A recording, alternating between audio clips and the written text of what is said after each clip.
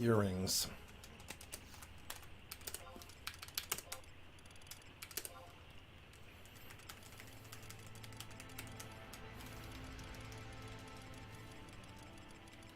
Look at all that.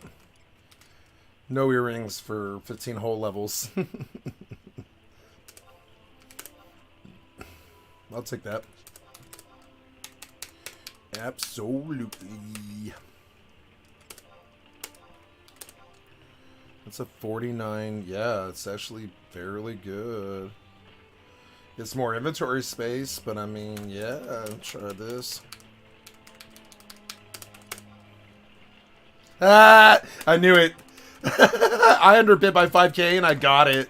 I knew it. I was like, he said, oh, are they rare? They're rare. Oh, well, that's okay. I mean, that's not the end of the world, you know? Yeah, I'll take that. Yeah, that's good. Harvest earring. Yeah, I'll take that. Works for me.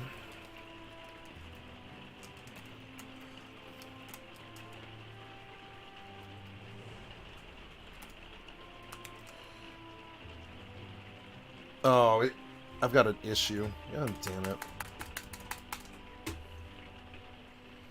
Oh, that's handy that...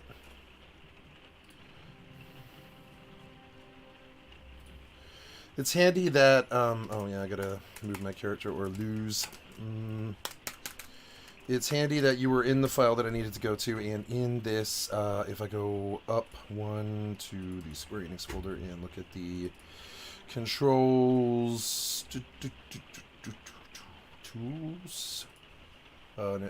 yeah, it is actually Tools US FFX iPad. I don't want the gamepad, and oh god, this whole DPI is bad for this screen, so I'm gonna see if I can fix it. The DPI 200, 150. There we go. Try that. That's better. I can actually fucking see. Okay. So, yeah. So, okay, but the problem is, did it fix the... Okay, you crashed that, you crashed the... You did, you crashed it. Okay, yeah. Whatever. It's bright in here.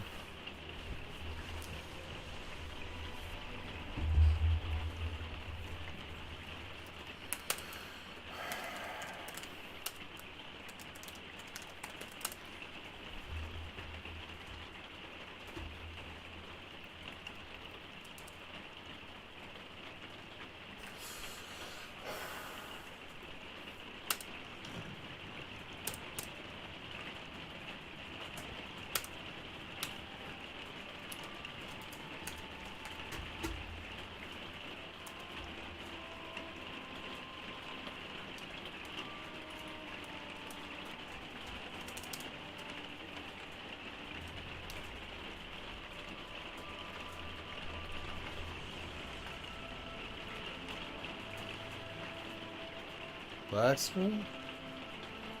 Fucking black screen, man.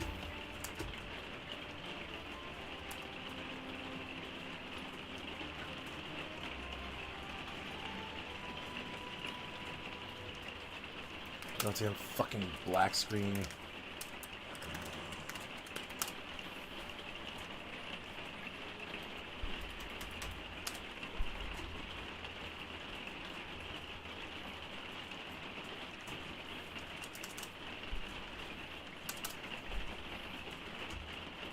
Unable to connect. Great.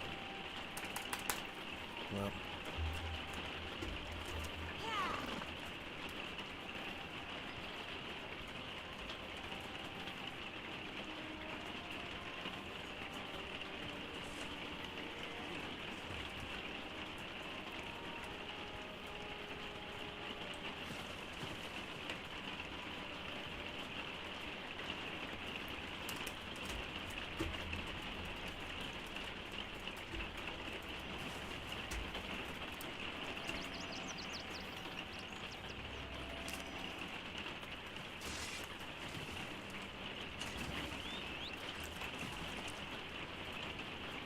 That should be an herb. Why is that not an herb? It looks exactly like a really good herb. If they made all their herbs look like this, it would have been so much better. So you could see them.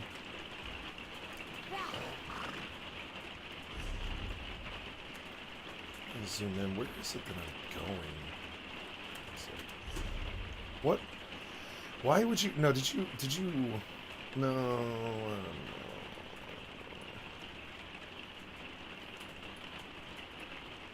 Huh.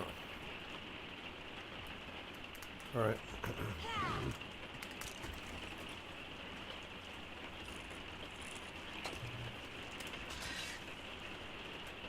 Yeah.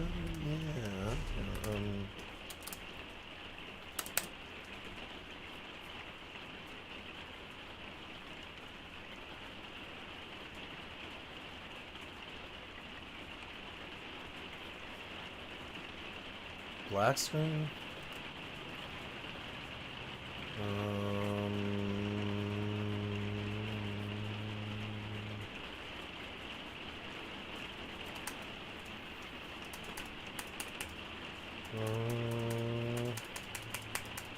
Why would this be black screening? Oh no. Try one last time.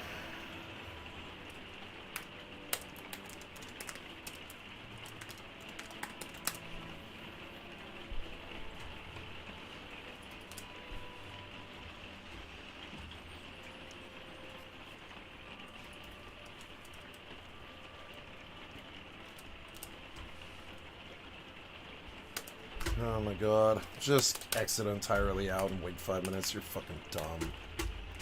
Oh my god. MMO problems. If something could go wrong, it will. You know, it no matter what. Over and over and over and over and over again. Every client, every game, doesn't matter. Private server, live, doesn't matter. Every single client I ever use, every single time, has an issue. Video gaming is entirely full of flaw. It's like flawed. It's extremely hard to get a consistent experience. It's, I would say, impossible. You can't get like a consistent experience in gaming, and I don't know why it's legal, you know? God damn it. Fucking master's too high now. See, like, the last time I logged in yesterday, my master was fine, you know? My master was fine. I don't know what the fuck that is. Does it hit both? No.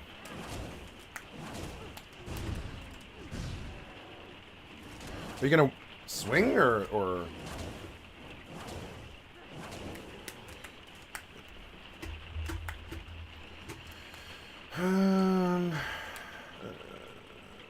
Alright, maybe it should be good now. Let's see.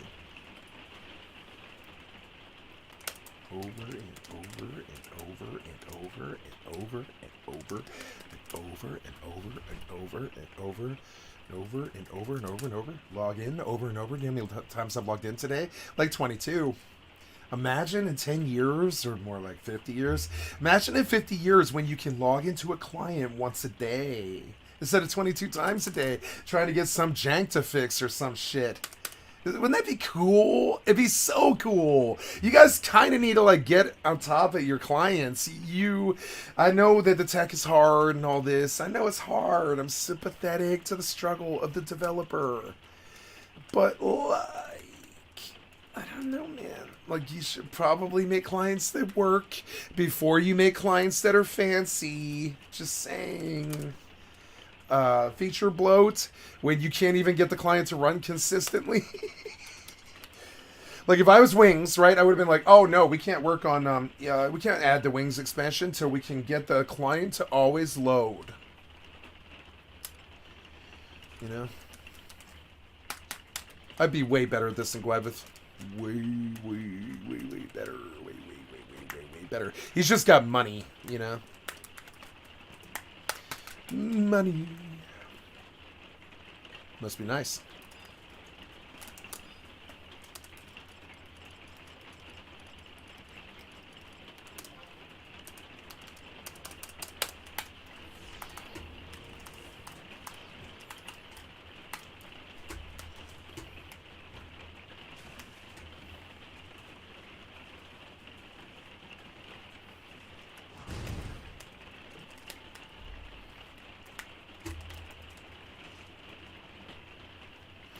I wish I could play music. Stupid ass YouTube and Facebook. Why can't you be cool like Twitch and just not fucking ban me? Fucking block me. I like video game music, but it's no singer for months on end.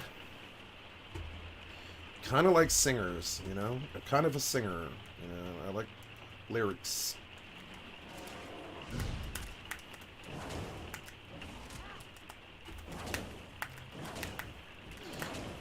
Wata. I like this weapon. It's like wata. It's like a booty clap. It's like booty clap. Booty clap. Really slow booty clap. It's like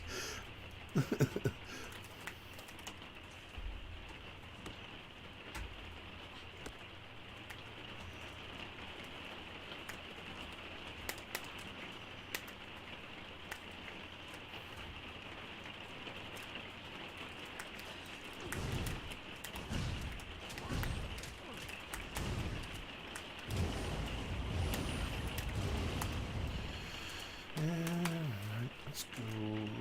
Oh, that fucking gob. Thank God I didn't get aggroed. What do you check now? Are you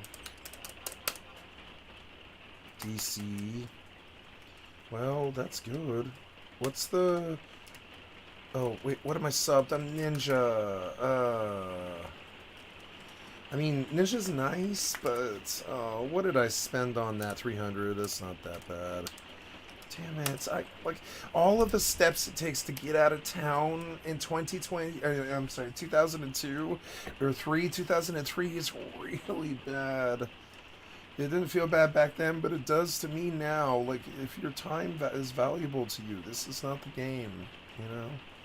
Imagine if I actually cared about Gear Swap like that idiot. How many more fucking thousands of hours I would have lost.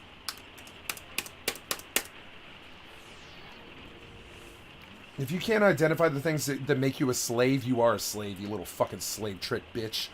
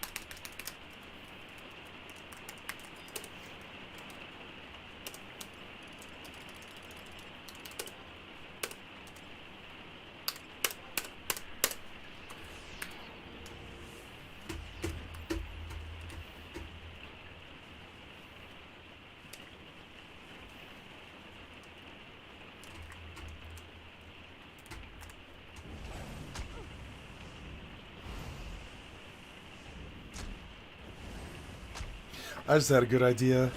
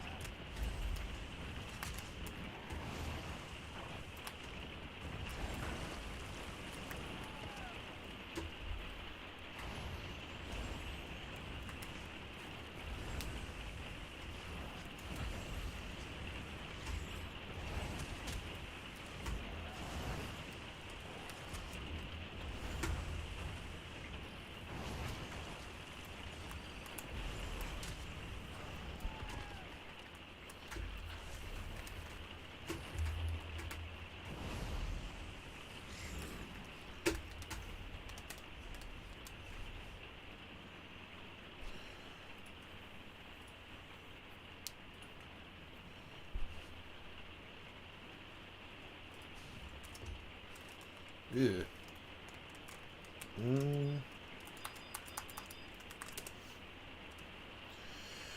If I for some reason die...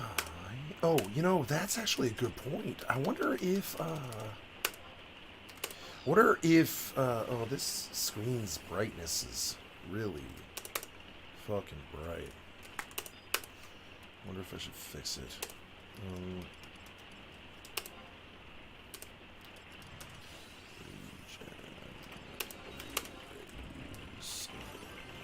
I think I want...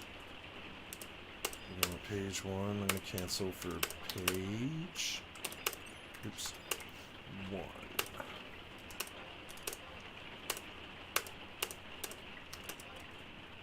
Sit on training. Oh, cool. Well, alright. Changed it right.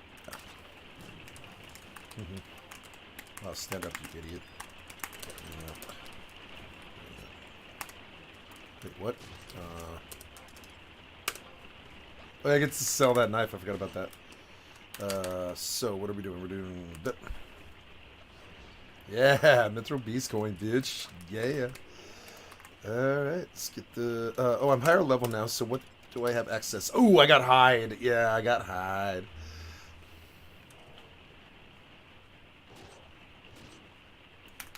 Okay.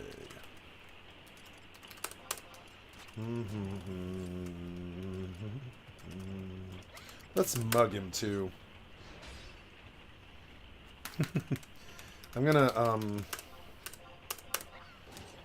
add something to my steel macro, which is like weights 0.5. Well, we better make it 1. And then job ability mug T. And we'll remember to do it. Actually, I better make a mug macro. I better make a mug macro. Fuck. Tassa, I want steel on something that...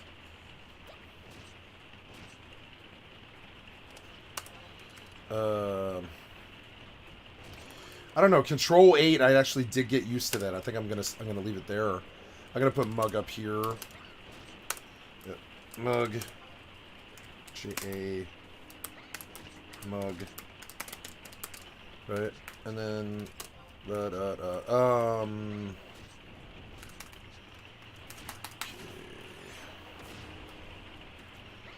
now I would like to sleep you. Oh, I didn't buy sleep bolts. Son of a bitch. Son of a bitch. Ooh, marksman skill. Ooh. Yeah.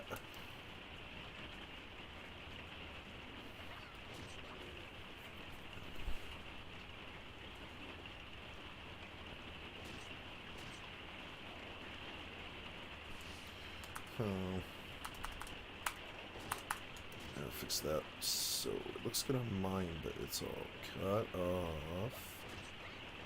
So we gotta go.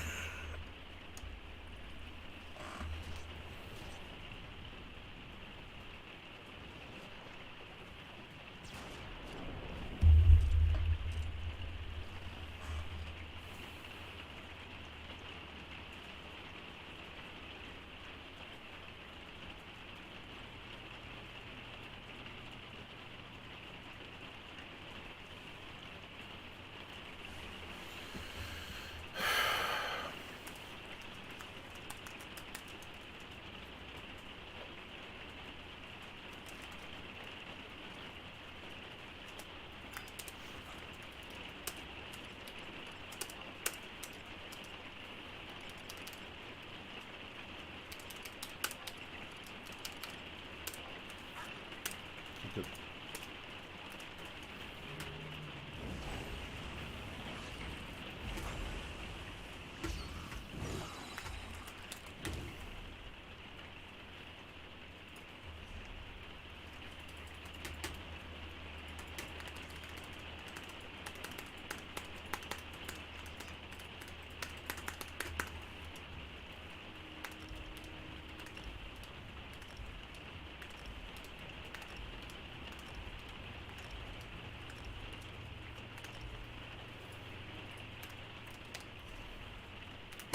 Two is good.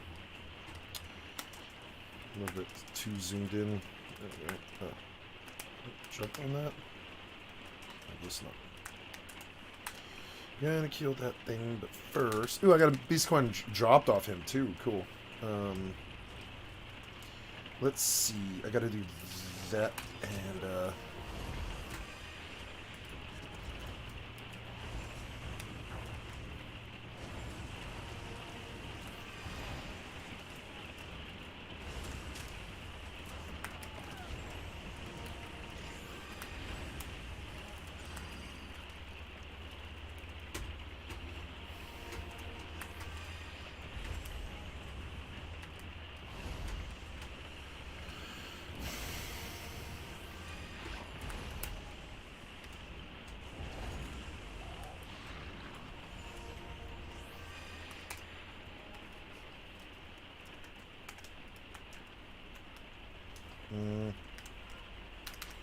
I'm re-examining my abilities here because everything's changed. We've got...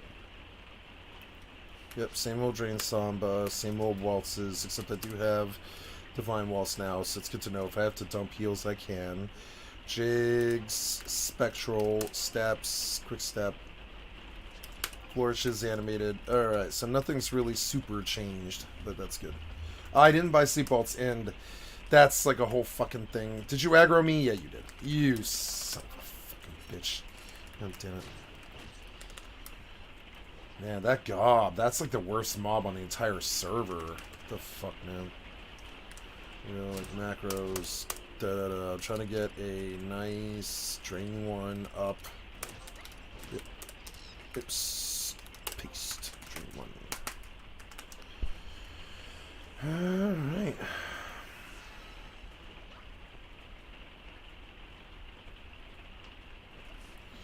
Alright, you fight him.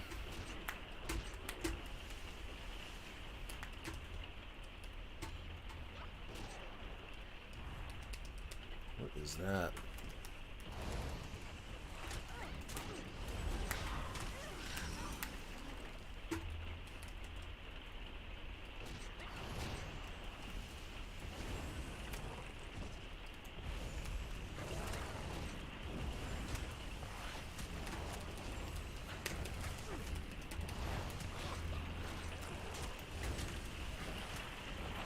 This is a dolmen? It is. Oh. I don't think I want to do this. I don't believe I can do any damage to that thing.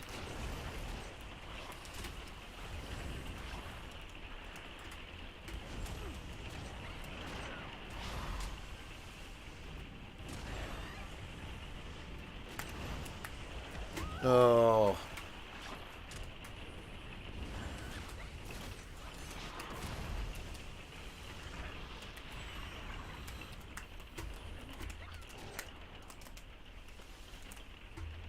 Fucking dolmen.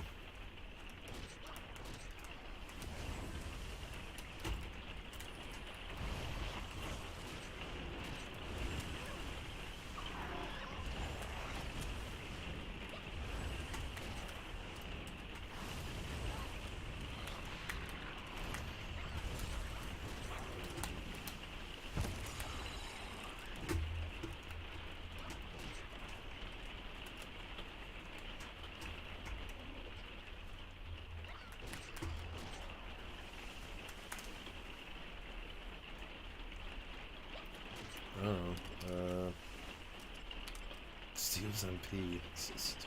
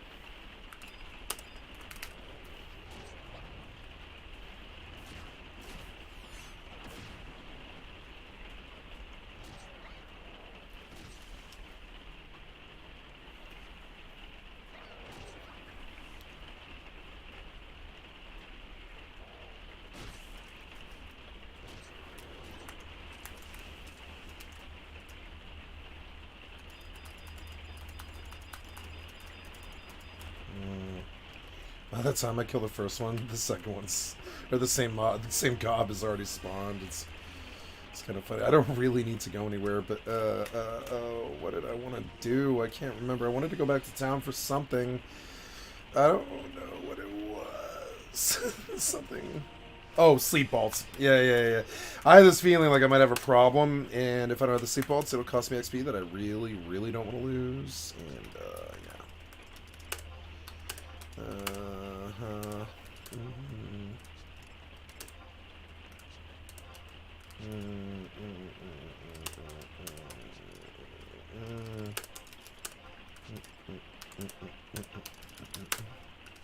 Okay.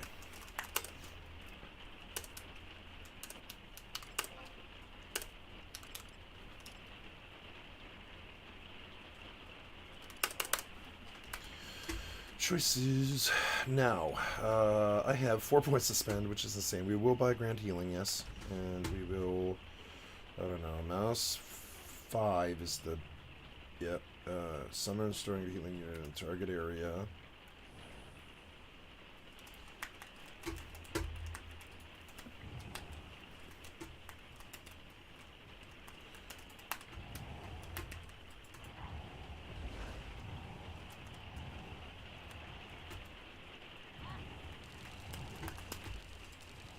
Wow. That's the easiest AoE puddle I've ever done.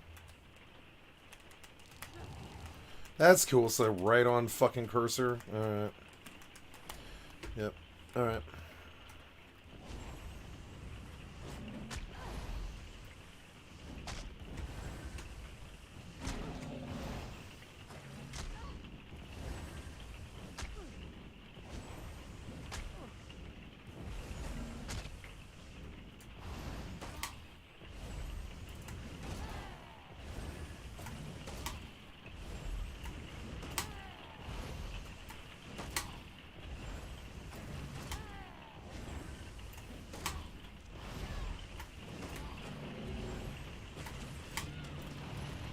What was that?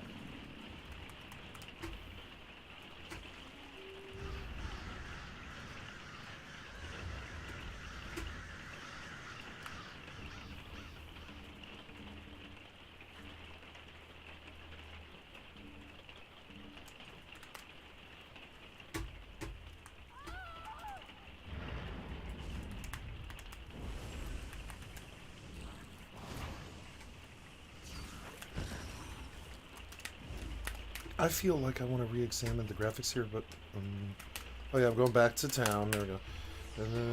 Let's take a look at the graphics here. Windowed on multi-threaded rendering. Just video DLSS. The texture quality is high. The FSR mode, because the quality performance the video sequence is enabled. I want ultra quality. Yeah, there you go. And then FSR mode, shadow high. Screen space high, planar reflection quality to the planar shown on the surface of water. Planar reflection enabled. Maximum particle systems, particle suppression distance, view distance, HBAO, LSAO. Oh yeah, that LS is more realistic, more expensive than HBO, which is more realistic, more expensive than SSAO. Screen space GI improves on this, but we can have additional bounces of light to help improve performance. Right now, I'm on HBAO, and my frames are 84, 83, which isn't that good for a game like this. I mean, actually, it is. But the FPS should be up around 200. I don't know why I could get 200 FPS on Overwatch 2, but not like fucking 200 FPS on ESO. Feels like it should be doing better. I don't know. Let's start at the bottom. Let's start at the bottom. Started at the bottom, now we're here. Started at the bottom, my whole crew's here.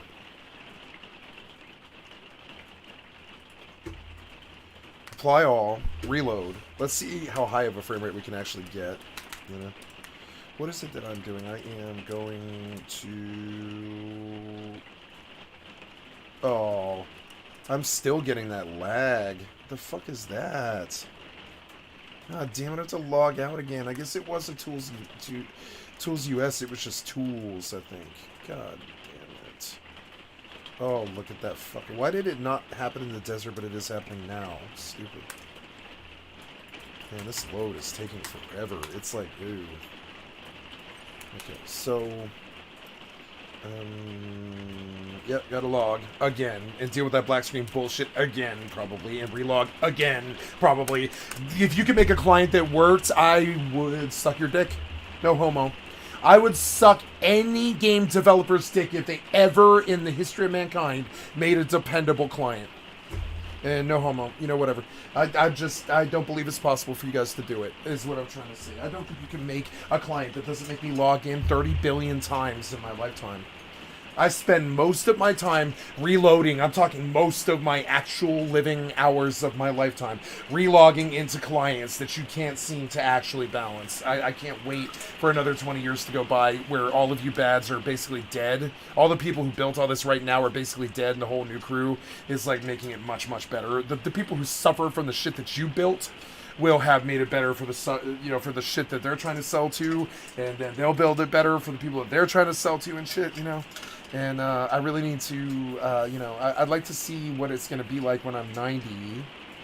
50 years from now, I want to see how good it is when I'm 90, you know, because it's like, you can't make a client that works. It's actually really... It's really weird. You can't make a client on in any reality known to mankind. You can't make a client that works. It's actually really weird. Like I most of the time I just bang my head against clients all day. That's like what my actual job is. They should pay me. They should pay video game streamers a lot, because what our actual job is dealing with your shit ass clients all day.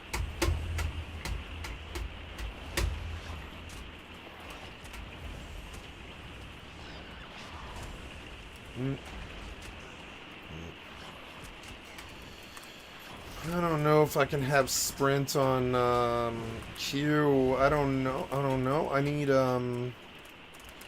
Oh, there was something else I was going to do too. There's so many things to do. I can't keep ahead of can't keep on top of all of it. Now I'm going to do a keybind mouse on my mouse. That'll actually... I mean, actually, what's the difference?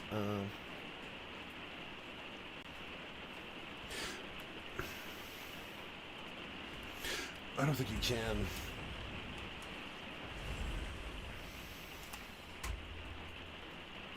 How much, can I track like a weapon oh yeah.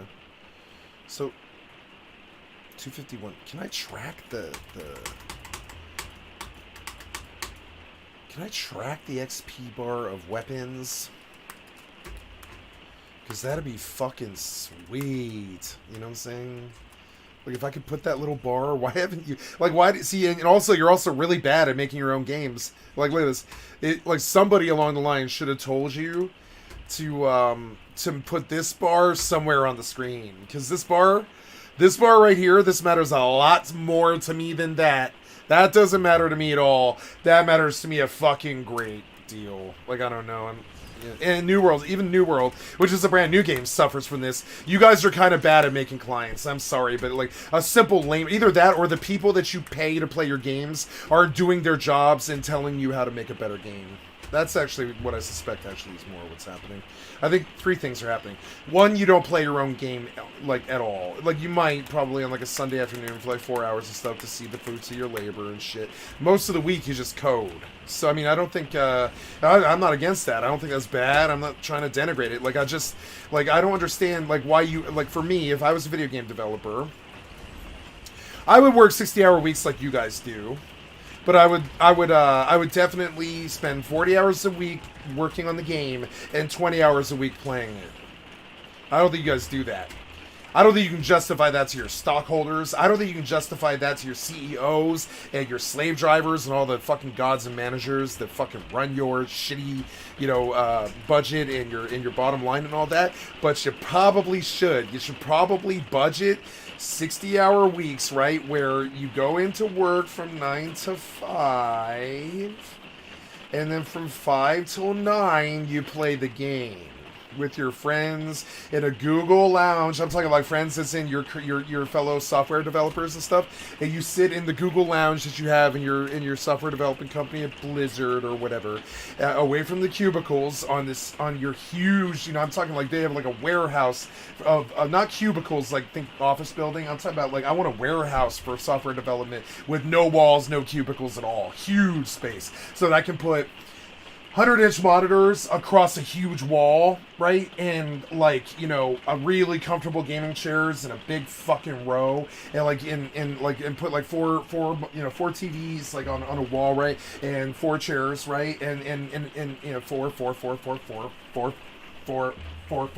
across a huge wall and shit. And I would pay my software developers, pay them time and a half. You guys are so stupid. I could do Blizzard so much better than fucking Bobby Kotick. I'm sick of watching you tank what I love into the fucking ground. You tank it into the ground all the time. I want to fire you and I want to prosecute you. I think it should be against the law. You should take something beautiful and slash it like a painting, Like fucking, you slash these paintings with your bottom lines. It's so fucking stupid. You forgot that this is artwork, and it's just some fucking profit margin to feed fucking kids. If you want to feed your kids, go to war. That's what most humans do to feed their kids. Go to fucking war, Like fucking don't like, don't sit around and like and make a bad product and shit and work in a slave 9-to-5 cubicle job and shit.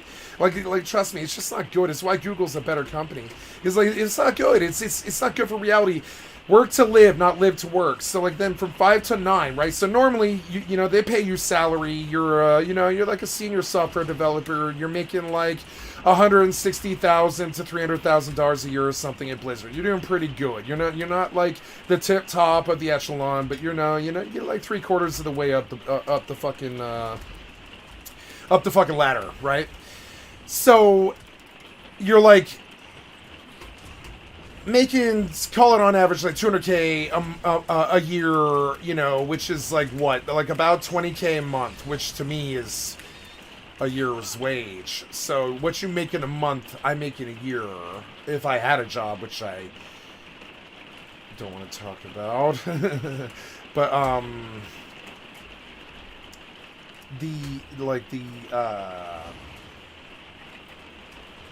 I would pay them time and a half, right? So if they're making each day, if they're making 20 grand a month, what's 20 grand divided by 30? Let's like do the math on this, right? So they're making $300,000 a year divided by 12. They're making $25,000 a month. $25,000 a month. Gotta keep focusing on what I was doing. Oh, cool. Did we close? Oh no, we closed the client because I have to go into the Yoshida client. Yeah, to not Tools US, but just probably Tools. Oops, no, that's not it.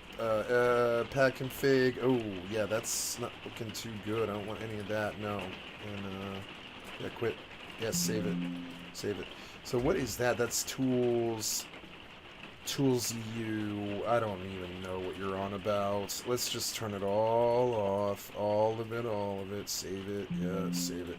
And then go into this and go to the Final Fantasy 11 config. I don't know. Do you understand how many? I think that is. Oh no, I want Tools US. Yeah, for pack config and config. So, pack config, you didn't save my settings, apparently. Is that what it was? Yeah, you didn't save my settings, and you fucked me on a 10-minute relog. Which is cute. I mean, like, if you could only get clients that... your client from 20 years ago is even worse. But clients from right now today are about as bad as they were 20 years ago. You might think you don't think you might need to work on optimization? Just saying. Like, also, there's this thing about... Okay, this shit that's on the screen right now, that's called... your UI, right? Your UI that's on the screen right now. Did you guys know that the UI eats up like 60% of your frames per second? If you turn off your... You'd be surprised how much more frame... You can't really see it that easy because the game sort of it's hard to do it in action. You got to like run around and get something done. It's hard to tell how many frames you're losing because you have a UI. But what video games actually are is this, This is what they actually are. They're like the UI is added on top of it, and the UI eats up like 60% of the frames. Why? You don't think you need it? You probably need to address that like real bad. You know what I'm saying? Like probably pretty bad. Like you probably really need to address that UIs eat up like 60% of the fucking frames. Like I don't know why you would do that. Like, at that point, you shouldn't have even released the game. And that's a recurring theme in the industry right now. You shouldn't have released the game if you know that the UI eats up 60% of the frames. Like that's fucking stupid. Later on, like you remember when you would chainsaw in Rust? Oh cool, am I stuck? Oh no, not yet. You remember when you would chainsaw in Rust? And it would roll the UI on the right side for all the wood that you were pulling in really fucking fast. And that UI roll, it would eat like 40 frames. And so eventually they just made it so it compiled into one little bar that ate up like 1/10 of the screen space and didn't eat up all the fucking frames, you know? And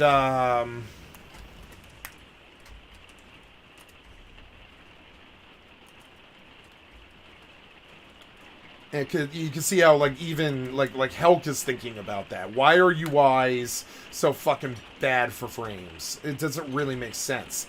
Now this particular UI I don't think is very bare. I think that's real. This UI is a beast. It's a boar. It's a bull just like in a china shop. This UI eats so many frames. It goes from like 200 down to 40. It's like this UI. Like I don't know why you would make it this fucking complicated and stupid. You could have just kept it like this. That's it. You could have just kept it like this. You don't have to have all of this on the screen at once. You don't need this thing on the top bar. You guys are so fucking bad at this. You're like kind of bad at this. You should force them to keybind things to open. All of this should be keybinds. All of it. It would not be here on this bar. You don't need, what's it called? The micro. You don't need, like WoW did it better with the micro bar, but it's still not amazing. It's better though. The micro bar is a lot fucking better than what this is. This eats up, this little box right here eats up like 100 frames. It's stupid. I can make a better game than you. I know better. Like I don't know what their limitations are. I don't know what they're working with, so I don't really know. And I realize that I'm talking out of my fucking ass. But I what I'm talking about is I'm not sure they're aware of this. I don't believe they're aware of it. They don't play their own games. They don't parse it. I'm sure they parse it when they're making the game, but they don't come back a year after the game's released and sit down and play their game after work from 5 till 9 p.m. for time and a half, right? Which is, by the way, something else I was talking about. So, say you're a senior software developer. You're like 3/4 of the way up the fucking ladder. You're not Bobby Kotick, but you're like 3/4 of the way up. You make $300,000 a year divided by 12. You make about $25,000 a month. Wait, actually, we have some other math to do first, right? So we have $300,000, right? I don't know why this matters to me, but it is kind of fun to do. It's like a mental experiment, right? $300,000 a month, salary. Let's call it that. I don't know what senior fucking video game developers make per year. We could go take a look at that. Let's see. How much money do senior video game developers make, you know? Never mind, it's a lot less than I thought it would be. I would pay them triple that. That is...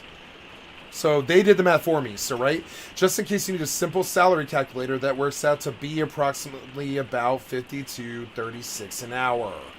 So time and a half would be, another $25 on top of that. So that senior software developer, God, this is what I consider that number. That's actually what I consider to be a living wage in America today. That is a living wage, because $50 an hour isn't that much. Okay, so 1/10 of that, well, more like 1/3 of that hour makes a meal. 1/3 of that hour makes for a tank of gas, and 1/3 of that hour makes for the power in your house or whatever. It's fucking crazy. So for the month, it starts to add up. I think America's become so fucking expensive that weird number is actually what I believe would constitute a living wage with the inflation and the grocery costs and the gasoline costs and all the fucking bullshit that the right wing party destroyed us with when Trump was in power. So this whole thing, when he let COVID kill 1 million Americans, he's worse than Hitler. So, but anyways, get back to it. Not worse than Hitler. Excuse me. About a sixth as dangerous as Hitler, which is a lot. You know, that's more than everybody else. He's like the second most dangerous man in history. He killed more people than everybody else except Hitler. And yeah, somebody's got to say it. You know. Ooh, Brendan Fraser. Oh no! Oh no!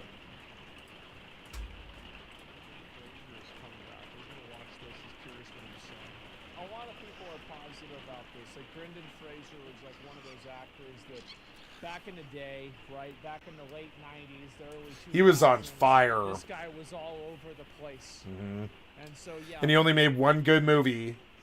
But, I mean, you know, he made 200 movies in his lifetime or something. So the other 199 we can forgive him for, but he did make one good movie, you know? People love to see this guy come back. I was never that far away. Is he gay? We'll see. You can't get rid of me that easy. I'm glad to be here. I wouldn't have it any other way. I always knew he was gay. I was like, yeah, that's good. Like, dude's gay. You can tell from the eyes. It's like, what?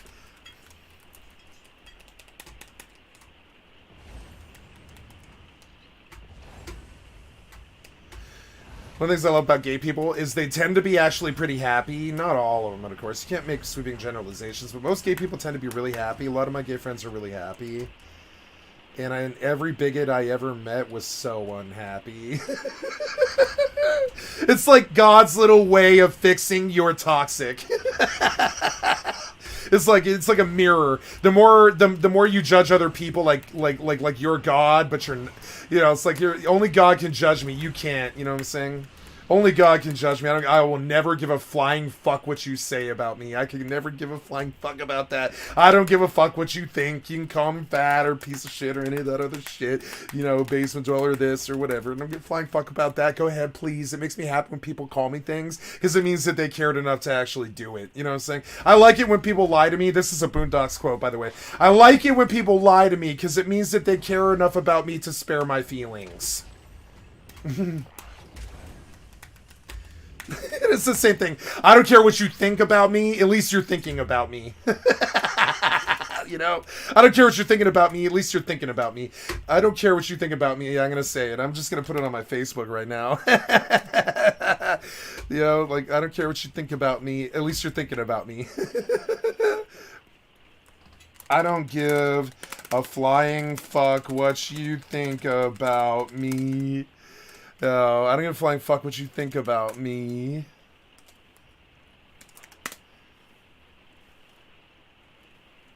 As long as you're, you know... I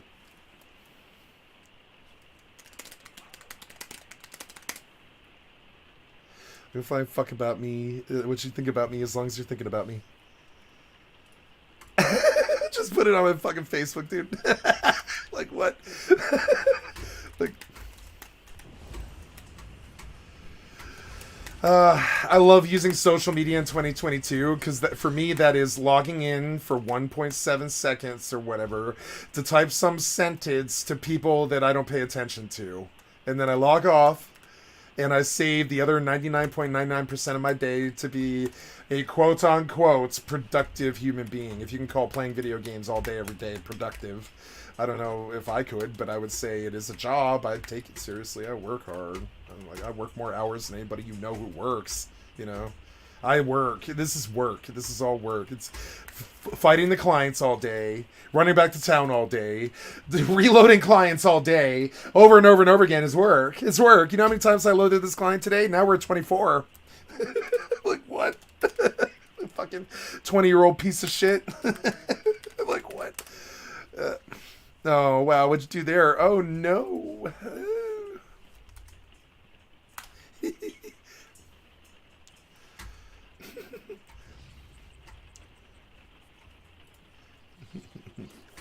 Oh.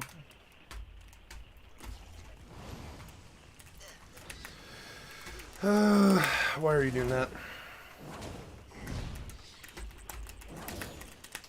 Mm-hmm. BRB.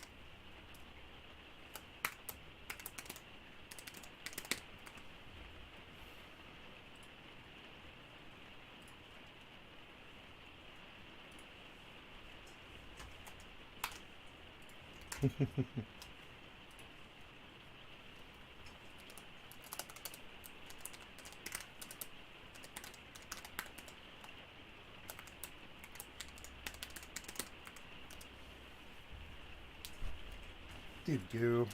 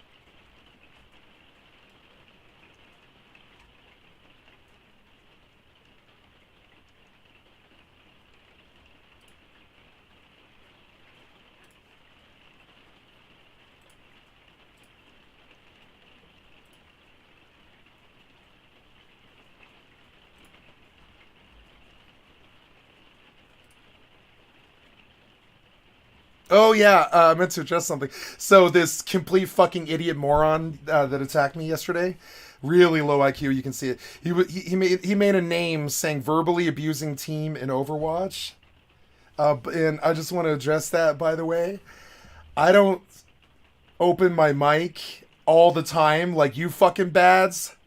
I use something called push to talk, and when I talk in a team chat in an Overwatch match, I'm gonna say maybe 4 to 10 words each match, which is Reaper on point, Reaper in the back line, Widow, it's a Widow, etc. All the other stuff you hear me yelling at them, you think I'm hot micing that to them? It's just your low IQ, dumb brain spinning up into the stratosphere, whatever you think is going on, but that's not the fucking reality. And that's a reoccurring theme here for your stupid ass, right? It's a real reoccurring theme here for your stupid ass. It's an endless infinity symbol of retardation with you. That's like literally what it is. You make assumptions about things. You make assumptions about me. You make assumptions that I'm talking to my teammates like that. But they see the difference is I'm not a toxic fucking cocksucker like you. You know what I'm saying? I actually don't speak to people directly like that. I say it to myself in my room, to my stream, that cocksucker can't get a kill, right? Like you can't get a kill. I can guarantee it. I know it when I see it. I know the type. You're compensating because you're all angry and attacky and shitty, you know. So you can tell you're small. You're compensating. You got a small PP, small PP. So like so I'm dealing with some bad like you who can't get a kill, right? And it makes bad decisions like gear swaps and shit like that. And yeah. And if you think I speak to okay, you haven't been stalking me long enough apparently to understand. I'm gonna hit you with something. Your toxic retard ass just couldn't struggle to smooth brain comprehend this, but I'm gonna hit you with a little bit of wisdom for somebody actually has been the world best, right? It's literally offensive to me that you're that stupid that you made up a name saying verbally abusing team in Overwatch. Do you think I opened my fucking microphone to abuse my team in Overwatch? You're really, like, even stupider than I fucking thought you were. You're really dumb, right? I'm gonna hit you with something that only a genius would ever say, right? Your win-loss ratio is directly proportional to how toxic you are to your team in combat. And I always have to repeat this. So, oh my god, why is my fucking client all like that? Whatever. What are you doing? Okay. You're like going behind me to sneak attack. It's like crazy. Like what? There you go. What was I gonna say?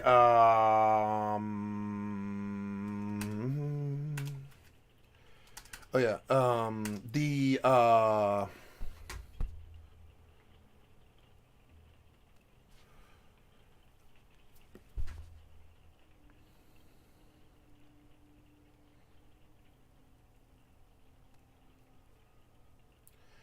The win-loss ratio, your win-loss ratio is directly proportional to how toxic you are to your team. Bads like you think I'm talking to them with my mic open because only bads keep their mic open, right? You hear it all the time. The younger they are, the more often they just don't have a push to talk, right? And the dumber they are like you, the less they use push to talk. But trust me, I will ban you out of my Discord if you don't use push to talk because I don't want to hear you eat and I don't want you talking to your team all bad and I don't like and whatever. So trust me, like I actually did run a 500-man guild and went to the top in the world, unlike you who did nothing and is an idiot. You know what I'm saying? So don't ever make names like verbally abusing your team in Overwatch when that is a direct fucking lie. It's just a made up in your fantasy retard head fucking fantasy that I talk to my team with my fucking mic open like that. Nobody talks to their fucking team with their mic open like that except assholes like you. You know what I'm saying? You fucking cocksucker. Don't be fucking hitting me with bullshit that you're dreaming up in your fucking retard head. Because it's just not the fucking case. Whatever you think is going on isn't going on. Trust me, I've got you beat on everything. So whatever.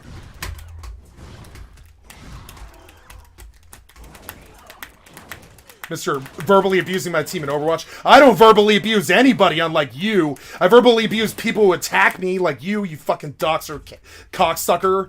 But like,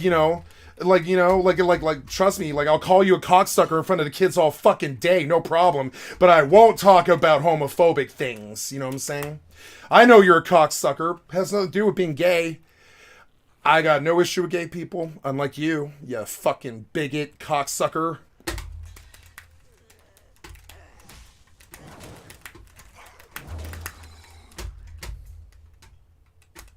And that's all I'd say about that. Fun, At this point, he's made 26 names and keeps following my channel. Thanks for the follows. Hey, welcome to my channel. Thanks for the 26 follows, you retard. There's 27. Yeah! 27. This cocksucker's been after me since February because he really wants to ride my dick. And, sorry.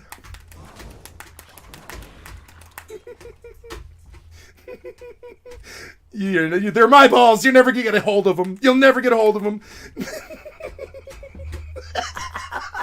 You can suck on my dick all day. You're never gonna get there. You're never gonna touch it. You're never gonna, I'm sorry. I know it's what you want. I know you're really obsessed with me. And I really love the attention. I'm not gonna lie. I really love the attention of you following me 30 times. If everybody followed me 30 times, I'd be the most famous streamer in the world. Cocksucker.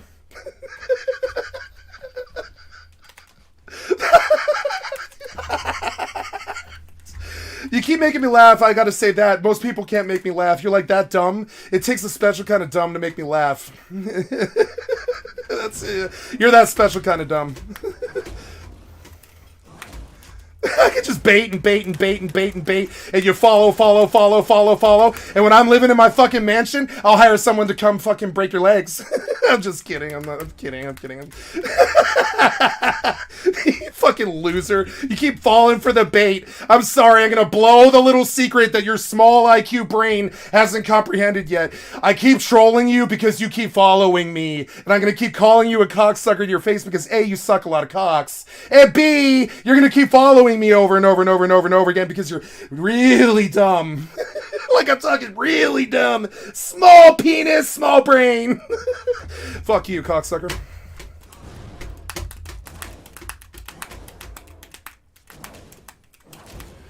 Anyway, now I came back here to buy sleep bolts. La, la, la, la. I love going on rants on my stream. It's actually one of my favorite things to do. Just watch the follows roll from one single guy.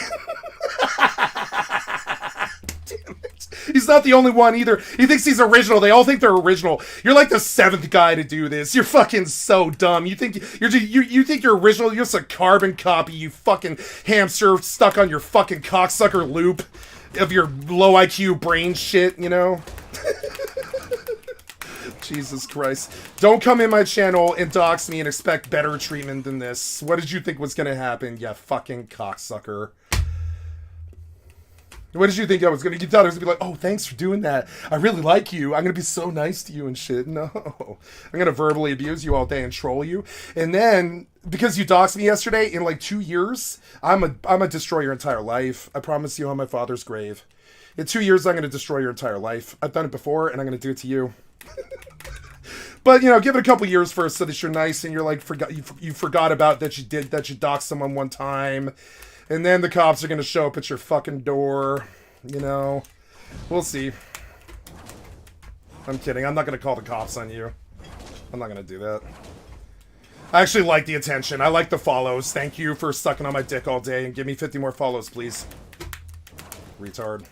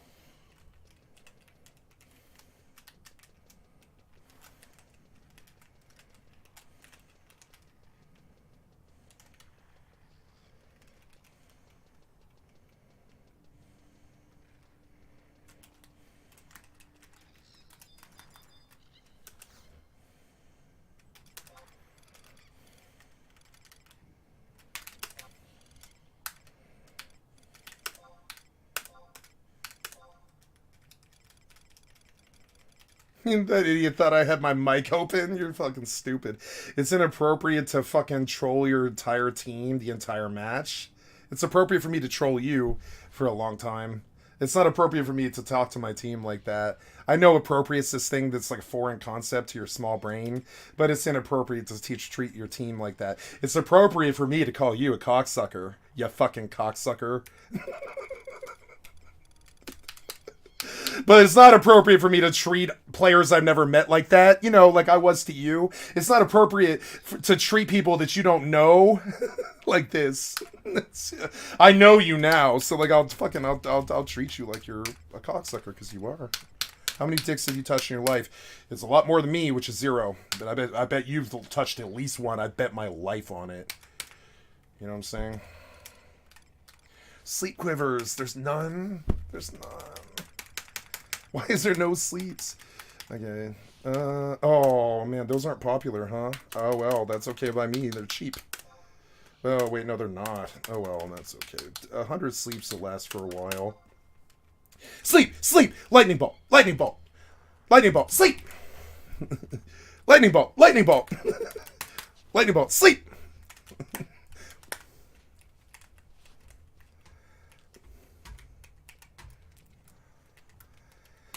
Okay, making fun of stupid people is my favorite thing to do. It's like my favorite thing to do. Right to their face. Like, I don't have to get the chance because I'm too respectful. I almost never do it unless they attack me. It's like, oh, man.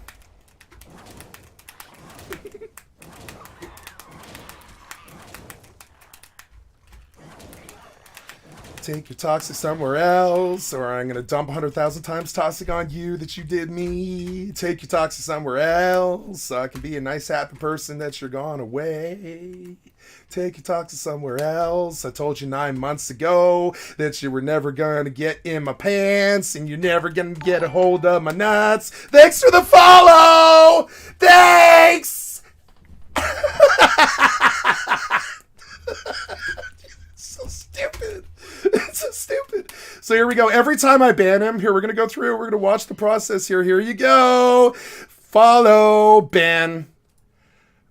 Ban. Follow, report, rant. Please do. You think I broke any rules or laws like you, Mr. Felon Doxer?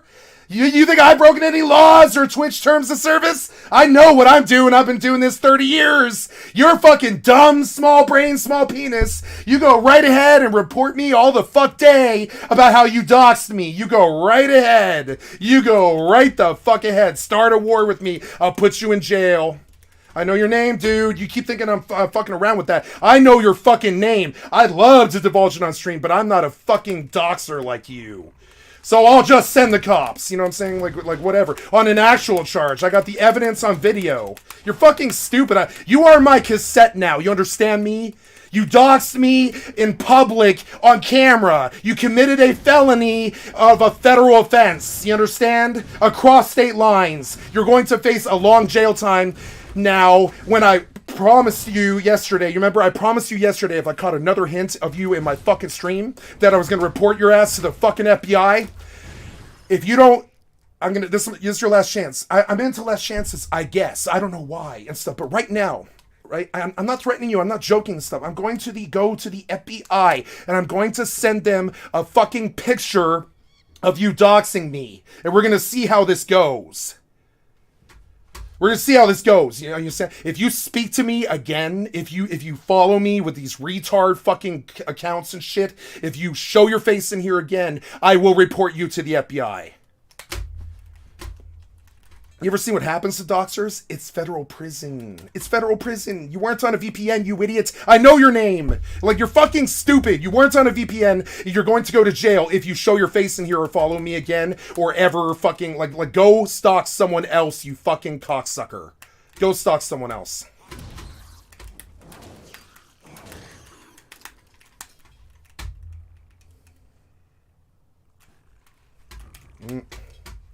Fucking Dolman.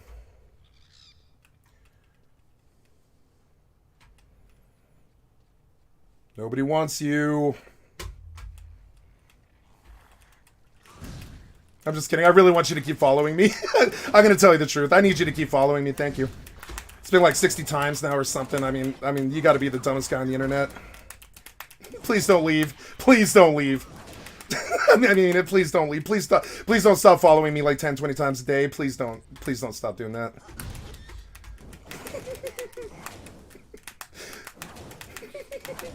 When I'll get famous off of it, I'll get rich and I'll sue you. I'll fucking sue you, dude. Like, straight up, like, please keep following me. I'm sorry. I'm sorry I told you to go away. I actually really don't mean that. You don't have to go away. Please stay. Please keep following me. I actually really need it, you know? I understand you don't really have a smart enough brain to understand how really counterproductive it is to keep following me, but, there you go. If you're, I'm gonna keep telling you till you get it through your dumb, slow brain that like following me over and over again is doing nothing but getting me closer to that Asmongold level. That's it. All you're doing is empowering me. I'm that much of an idiot that I'll fucking tell you how your battle strategy is actually fucking one-sided and dumb. You know what I'm saying? It's like one-sided as in like all you're doing is making me more powerful, and so I'm gonna let you know about it, so that you're very aware of the you know, of the actual like consequences of this. If I get famous, it'll be because you keep following me. You know what I'm saying? Idiots like you aren't the first one either. You're like the 7th one who's done this. Idiots do this. They're really low IQ. They're like you're low IQ. You're stupid. You're not thinking about what it is. You hate me apparently, or whatever the fuck. I don't know what your fixation is. I don't ever want to think about you again. I don't want to think about you past today, you know? I made a promise to you last night that I'll report you to the FBI for fucking doxing me. I don't know why I don't fucking keep that promise right now. I don't know why I don't keep this promise. Got your name, got your address and stuff. Let's see.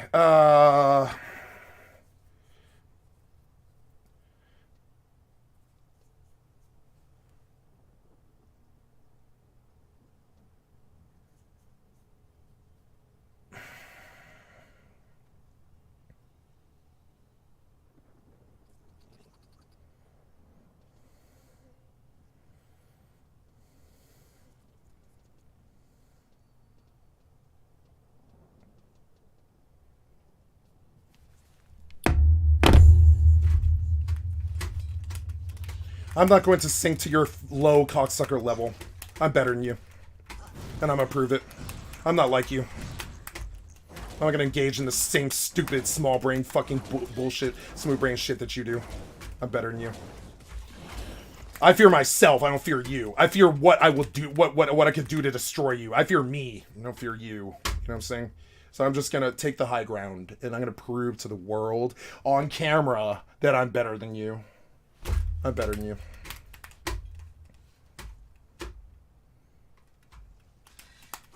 Go swap some more gear, idiot.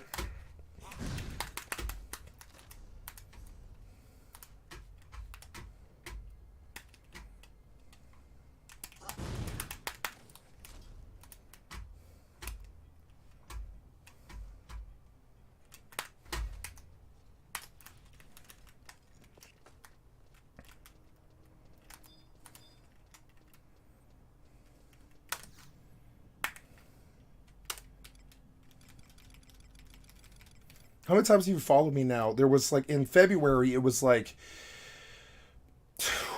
26 or something like that. And then I didn't see you for, I mean, I guess you didn't speak for like 5 or 6 months and stuff. I remember you used to come in my channel and you were like, you neckbeard weirdo, how dare you play a private server? It's shit, Yoshi P cocksucker this and all this. And I remember you used to spam me for playing on Final Fantasy, but it turns out you're blacklist. You're one of the worst retard idiots on the fucking Final Fantasy private server scene. You know what I'm saying? Turns out you're actually really hypocritical, really dumb. Turns out. You know, I should put it on, let's get your Wings account banned, huh? No, you quit Wings, huh? I don't know. Maybe I should talk to Prathan. Next time I see Prathan, I'm gonna see about this, you know?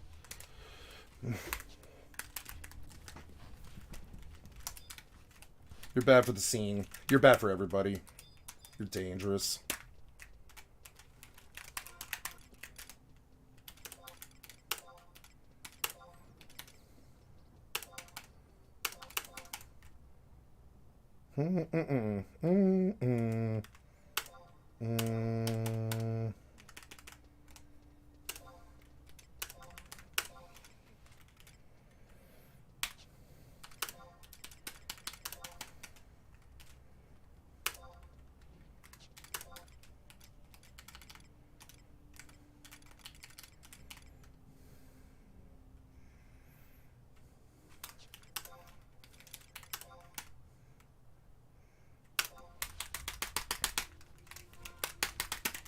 Do you use a Sheeta cast?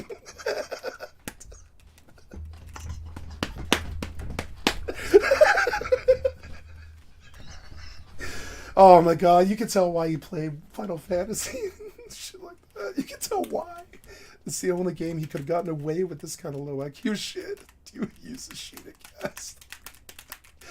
So stupid. Anyways.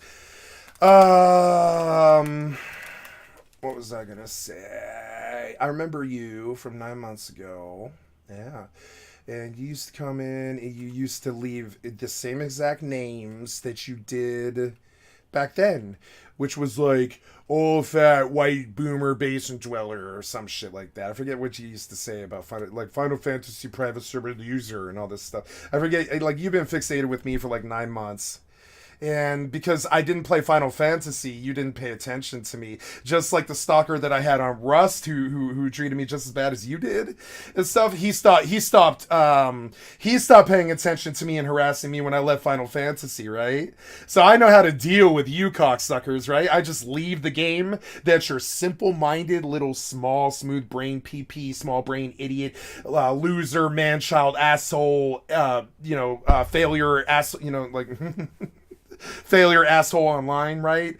Like your little small brain, I don't play 50 games reality or whatever, where you just sit on Final Fantasy all day or whatever your single title is that you think you're king of, but you're not. You're only the only king of is your girlfriend, your right hand. You know what I'm saying? So it's like, etc. So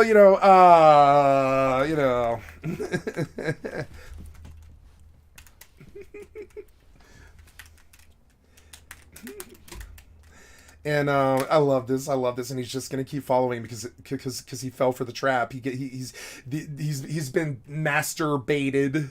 He's been masturbated. And he gave me like 65 follows. And back then it was like excessive. Every day he'd show up and he'd follow like 5 or 6 fucking times, and I ban, and I'd be like, take your toxic somewhere else, and I'd permaban him. And now I know who he actually is. He's blacklist. He's one of the worst private server retard smooth brains. Now I know who he actually is. It's like, I wondered about it, and he was like really angry that I was on Wings. It seemed to be a really he's a hacker. You can tell he's been kicked off Wings probably for hacking. Hey, Opaline, how's Opaline and stuff? Yeah. Hey, should I talk to Opaline guy about what you did yesterday? Should I tell him? Etc. Because etc. You fucking smooth brain. Like, god damn it, man. Like every choice that you've made in the unpleasant time that I've known you is really cringe. Every choice. I want you to think back about my poor choices. Have I made any? Now I want you to think about the fact that you follow me like 65 times and you hate me so much, but you follow me like 65 times. I banned you like 65 times. I know because I looked at my client last night. I banned you like 65 fucking times. You followed me like 65 fucking times. Of this fucking, if I'm successful, I want to say thank you because this number here above 1,000, that's you. That 51 follows, that's you. You know what I'm saying? Thank you. I want to say thank you for the follows. Thanks for the follows.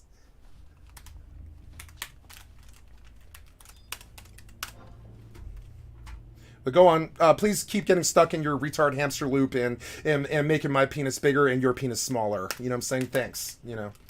Thanks.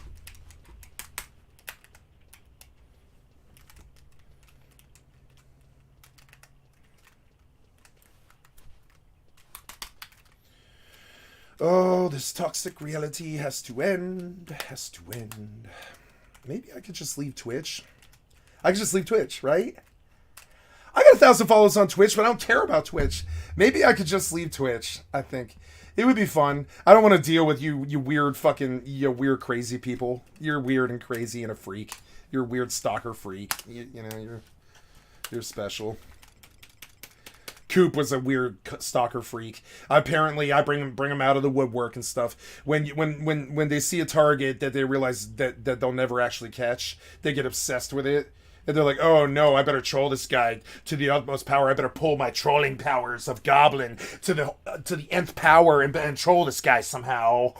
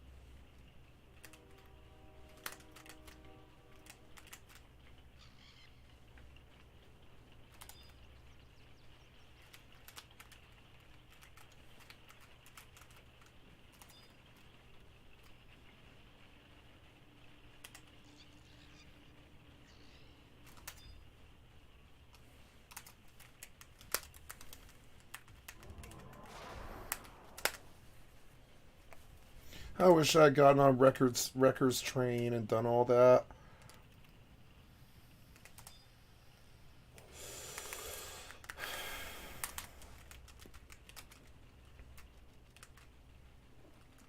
I don't know, rank missions in 2022. The only really dumb people were really dedicated single Final Fantasy server people. Or single servant Final Fantasy 11 people would do rank. I'll do rank if I have to, but I don't have to yet, so I'm not gonna.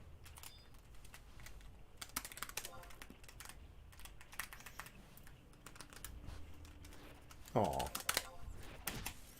Now, what are you calling? You're too weak. Will you pay?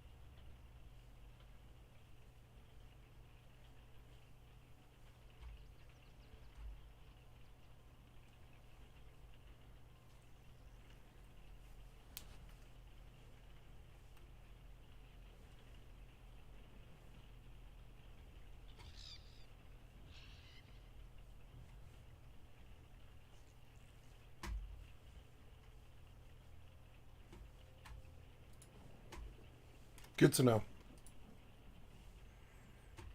If I hear from you again, I don't want to have this weird smooth brain low IQ reality that you're forcing on me, Blacklist. So I'm going to tell you right now, if I catch you in this channel again or any hints of you, I will report you to the FBI and show them the picture and your name and your address and stuff. It's the last line. I don't ever want to hear from you again. I'm dead serious now. I'm not. All jokes aside and stuff. If you show your face here in here again, I will immediately file a complaint on the stream in front of people.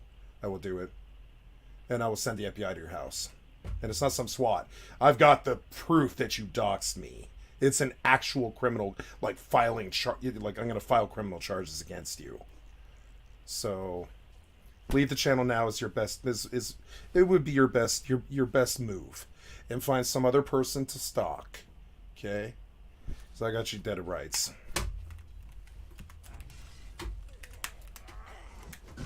I'm going to call some SWAT team and tell them that you killed or murdered some kid or something. I'm going to call the FBI. And I'm going to report you for doxing, and I'm going to tell them who you are.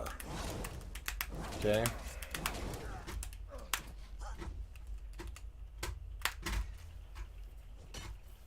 I don't want to hear or see or have you follow me again. Last warning. I promise.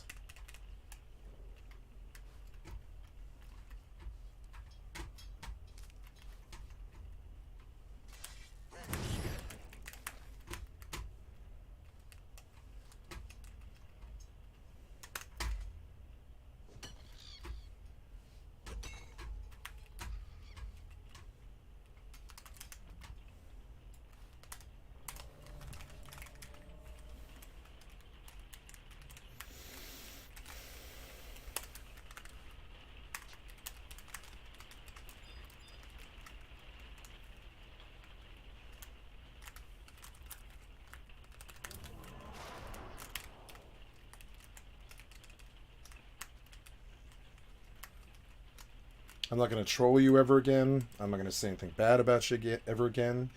If you want to keep, I'm going to make one last offer here. If you want to make peace and move on, we can let bygones be bygones and go find some other target. Or I will file charges against you, I promise.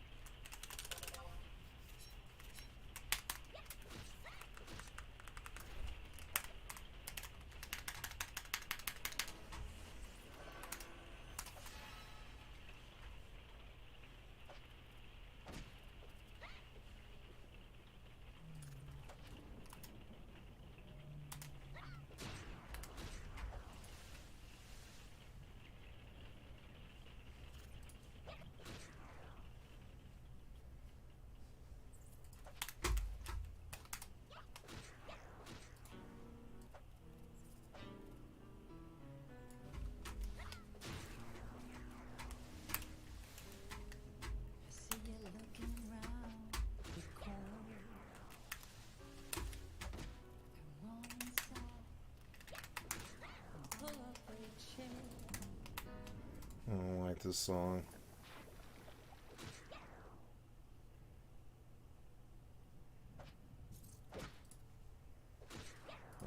I mean, blow up. Ha! Now that's what this wasteland needs. More women with spunk and explosives. So, hey, Penelope, what's the next stop on? Stupid human! Shut up now! You come with us now! Super mutants. The frying pan. I don't like this channel. It's supposed to be music, but you guys like did the entirety of their whole voice track thing stuff, which I get, but it sort of poisons the whole experience. You should have removed that part of it.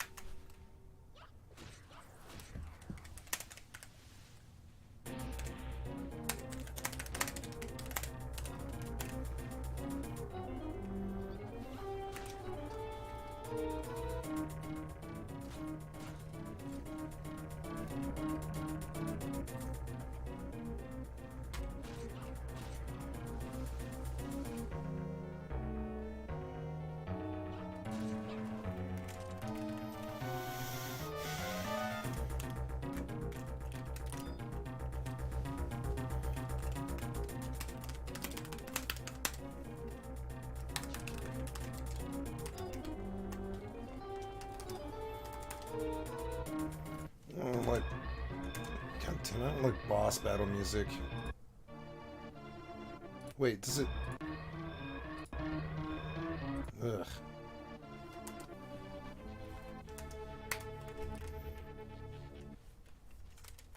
The last Metroid is in captivity. The galaxy is at peace.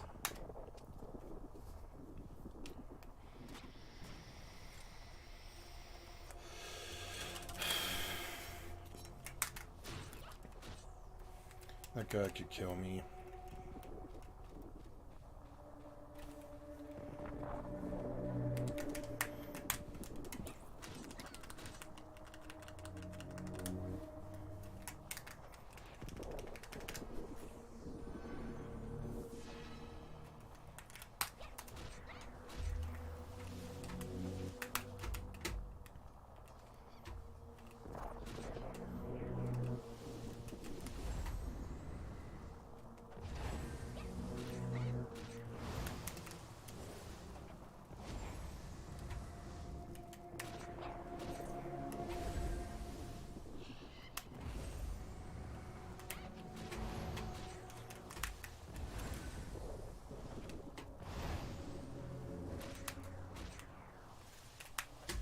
Ooh.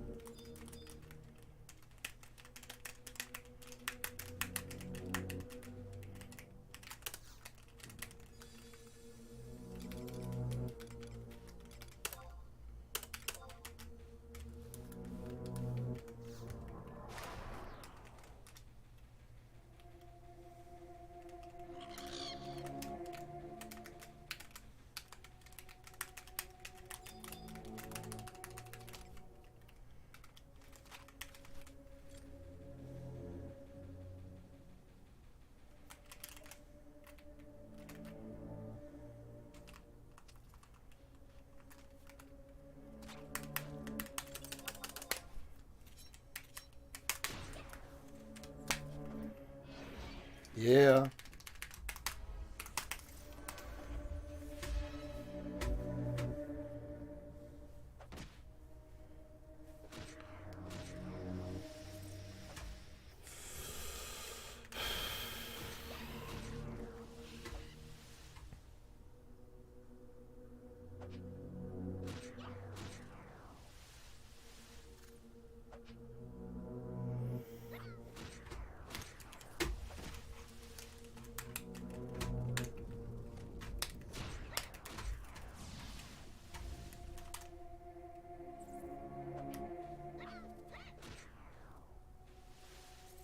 Oh, spiderweb. I was like, why does it sound like I just got a spell cast on me?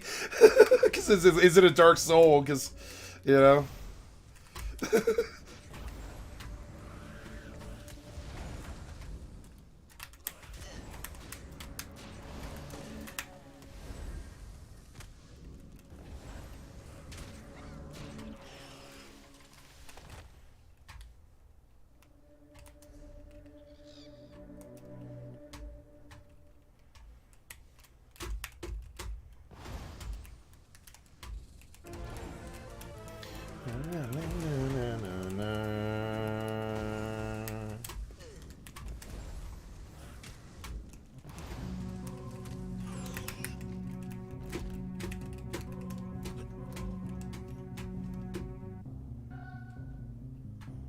You there!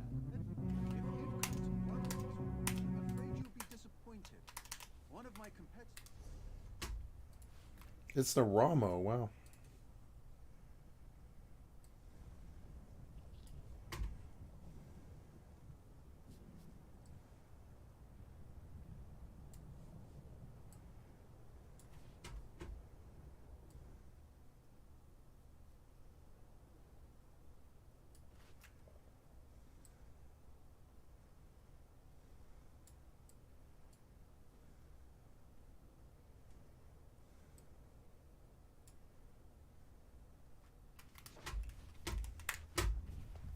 If you've come to plunder these ruins, I'm afraid you'll be disappointed. One of my competitors has really made a mess of things. We suffered a major setback at the hands of artisan Lenaman, a grave robber of exceptionally low breeding. He's looking for an artifact and thought he could use us to find it. I managed to escape, but left my Dwemer control rod behind. Low breeding is something you only ever hear about in a caste system. It's like... The heart of Lorcan, as if it even exists. The irony is that this ruin really does contain an item of power, a Dwemer relic called a Bathark Prism. If you help me rescue my aides, retrieve my rod, and obtain this prism, I'd happily compensate you. With the exception of capable bodyguards like Vimy Lacroix, finding competent assistance has proven difficult. Unfortunately, she and I were separated during our escape. I suggest you begin searching for Vimy at our camp inside the ruins. That's an excellent question. Scholarship on the subject leaves much to be desired. One of my less daring contemporaries believes it might function as a kind of codex, translating tonal patterns into legible script.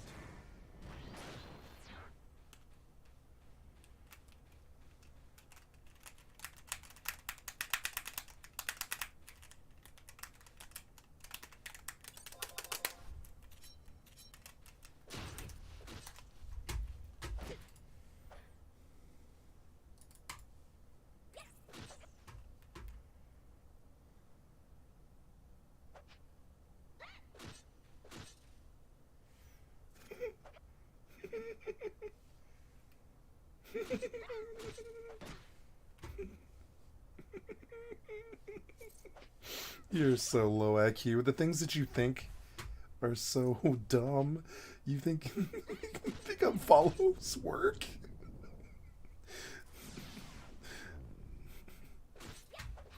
You're so dumb.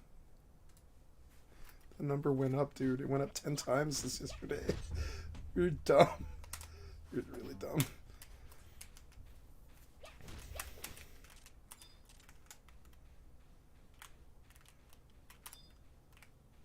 Anyways, I'm trying to get to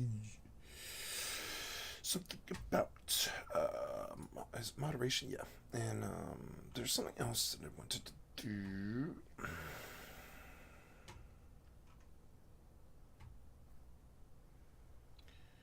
Oh, what was it? It was.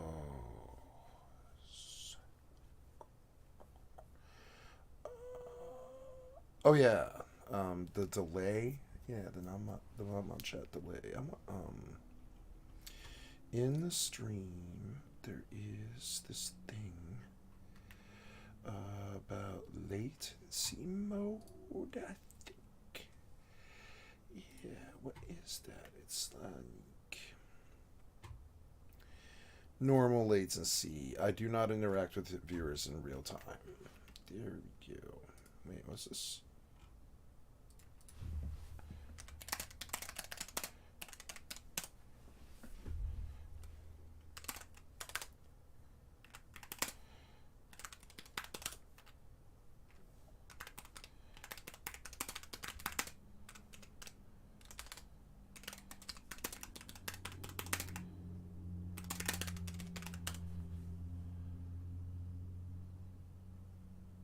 I'm so sorry, Dion. I am closing my chat.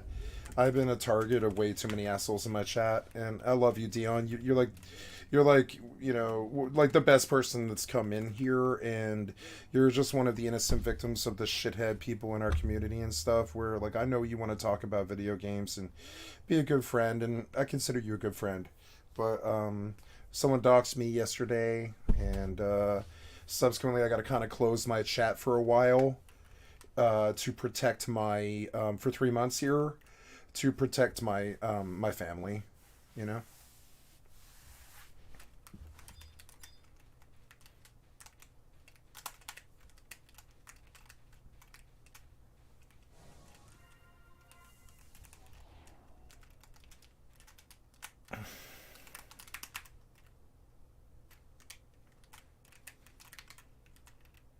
And it's unfortunate. I realize I'll probably lose your interest and you know, but I mean, this is cyberbullies. This is what they do. I got cyberbullied. I got attacked again. I've been hate rated, cyberbully. Maybe I'm a good streamer, I guess, because they keep targeting me. And I was doxxed yesterday and threatened, and you know, and all this, and all day today. And so I've closed my chat for the next 3 months. And you know, unfortunately. All right. Moisture or liquid detection? What are you talking about?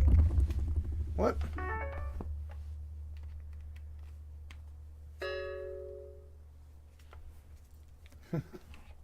Dude. Sorry. You can see the barrier just blocking me from even trying to speak to you. It's hilarious. But, yeah, I got doxxed yesterday, and it's to protect my family's safety and stuff, which I don't believe is a risk. But I'd rather dot my T's and cross my I's, because if this is... I've dealt with a 6 psycho killer before in my life and put a 6 psycho killer in jail. I'm like, you know, survivor of a horror movie, essentially. And I get that vibe off this weird, sick fucking cocksucker. So I'm just trying to protect my family. So for like 3 months here, I'm going to close my chat, Dion. And I realized that I would probably never see you again because of it, or any of the other people who have been loyally watching me for like 8 months and stuff. But these people are why the humanity can't have nice things. He had some power when he doxed me, you know? In the respect that my family's safety was at risk. So, you know, it is what it is. So now my chat's closed for the time being until I don't feel that I'm being harassed anymore. And we'll open it, you know, But that is why. No more chat for a bit. I'm just gonna provide content. I'm terribly sorry. I realize that it's yeah, it's kind of tragic. Like, I'm almost going to start crying here. I'm sorry that I can't provide the content for you that I want to provide, which is interaction with the public while I play old MMOs. You know, that's all I'm trying to do. But apparently this man has to threaten my family. So, for trying to provide content to 20 people. I'm such an asshole. He made a homophobic content, so I permabanned him. A homophobic comment, so I permabanned him because I don't want people your age seeing stuff like that. I don't want 14-year-olds seeing homophobic contents on my comment or content on my stream, because I don't know if you're straight or gay. That doesn't matter. I just don't want homophobic contents on my stream. Only toilets have that sort of atmosphere. You know what I'm saying? Only the right-wing party and Republicans have that sort of atmosphere, or the Nazis or the KKK. Only those sort of people have that sort of atmosphere. So, you know, I just, like, I'm sorry. To protect you, and protect my family, I have to shut down my chat here. And I realize it's dramatic and it's overblown and probably a dramatic response to something that happens every day to other streamers and stuff. But I am the victim of a horrible, violent attack in real life. And I have PTSD, and it has been 3 or 4 years. And rather than have this guy fixate, I'm just going to close the bandwidth and cease communication with the public, because apparently they wanna put my family's lives at risk. So it has nothing to do with you. Difficult to say. A tonal codex sounds almost too good to be true. But I don't have the luxury of dismissing such rumors out of hand, particularly when a scoundrel like Lenormand takes interest. If it helps any, Dion, you're like my best.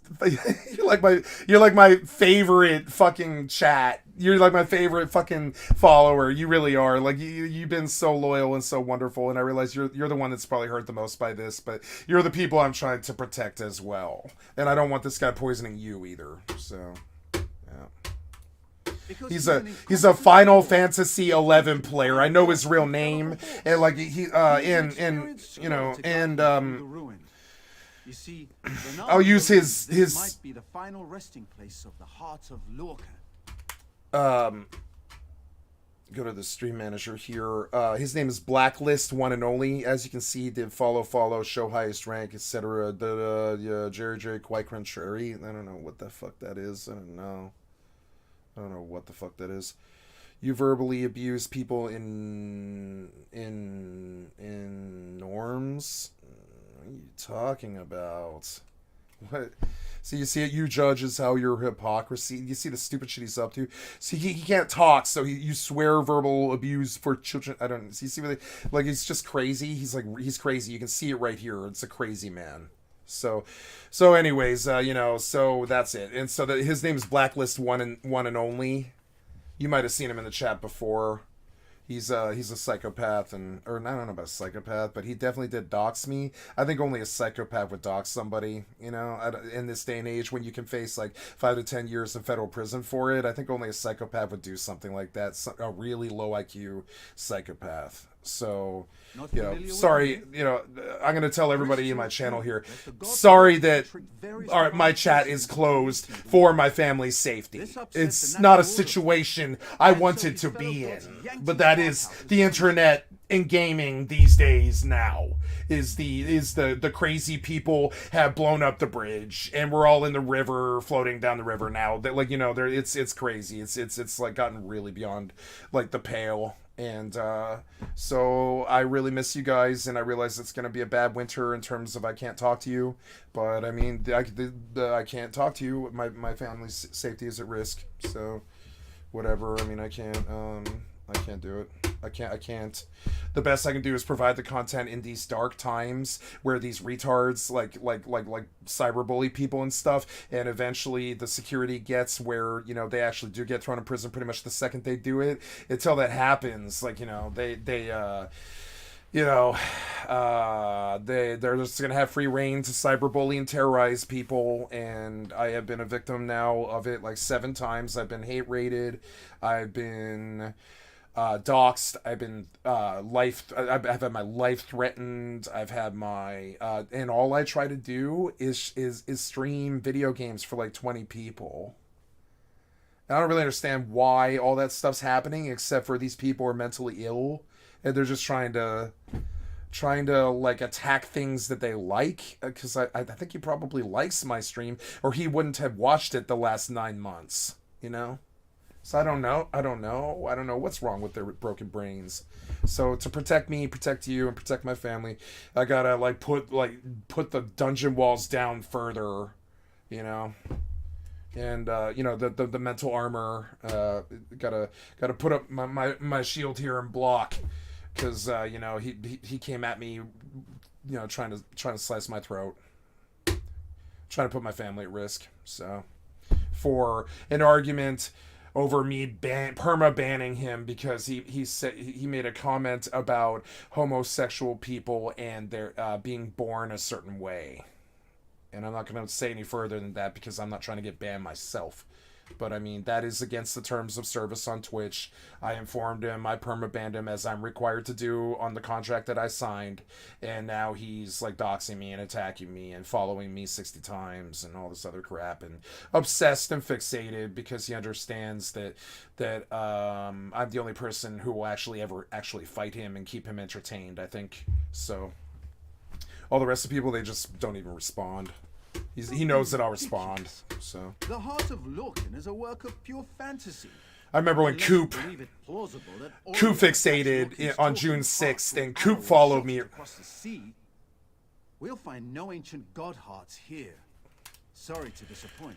Coop stalked me on like June 6th and it went all the way until September 9th. I counted the days because it was horrible. 18 hours a day he followed me and my crew around, harassing us, door camping us, verbally abusing and sexually harassing my co-op partner, banning us, chasing us across 13 different servers. I guess I have some element of my personality where I'm not a fucking pussy. Like I told him today, I'm not the kind of fucking, when the milk goes sour, I'm not the type of pussy to drink it, and I will say what I think about you to your fucking face. I'm not afraid of you, real life or otherwise. I'm not like all these little bitches on the internet. I think they're on some internet like flame war. It's not a flame war to me and stuff. Step to me in real life. I'm not scared of you. I'm not scared of you. You know what I'm saying?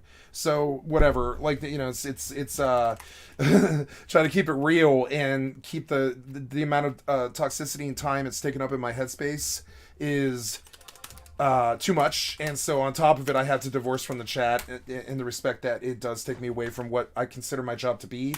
And I want to talk about this with you guys. I have a vision of what my career is going to be in this while I do this for the next like 50 years. And it is like running across from whatever's current game in the RPG and maybe like RPG shooter hybrid mix, looter shooter mixes of survival, mainly survival and Final Fantasy and such, and good single player games that I think are worthy of the stream. And like, for instance, I'm thinking about doing a Super Metroid playthrough. And I don't know if you guys have ever seen Super Metroid, but dude, I don't know if you've ever seen a Super Metroid playthrough, but it's pretty fucking good. It has a good sense of drama to it. The music's amazing. Boss fights are very tense, and it's just a wonderful, like, immersive game. So I thought I'd provide, a good, I think you can beat Super Metroid in like 5 hours or something like that. I think on Saturday of this next week, I will play Super Metroid from like 4 until 9 p.m. or something like that. Maybe like 5 till 10, so around there, maybe 4 to 9, I think. And I've beaten Super Metroid now. I think my current number is like 86 times or something like that. So I would not say I'm a speed runner, because I don't like speed running and I don't respect speed run. I'm sorry, let's put it this way. I don't respect or disrespect speed running. To me, it just shouldn't be there. You know, so I suppose that is disrespectful. I don't like speed running stuff, so I'm not proposing that I speed run Super Metroid, but I would like to do a playthrough, like a pretty completionist playthrough, not like finish every last thing in the game till you see her bikini. But I mean, I'm gonna do Super Metroid thing on Saturday as some kind of hope to keep some people around after this sick in the head doxer cocksucker fucked with me and got my chat shut down. So I'm hoping that's, you know, as a like an offering to my loyal people here who do like me, who do want to be with me and want to be my friend and not attack me and dox me and threaten my family and all this. I'm going to try and provide some good content that's outside the box here over the next couple of weeks. Super Metroid being one, WoW Dragonfly, I'm gonna play that to fucking cap. Amazon Games is coming with New Worlds free expansion. Brimstone Sands, gonna take that all the way to completionist, kind of. I mean, I'm gonna do all the quests and all the zones and stuff, and that starts, I think, November 5th or something like that. So that's coming up here. WoW Dragonflight is November 28th. That's coming up, and then there's another one coming. What is it? I can't think about.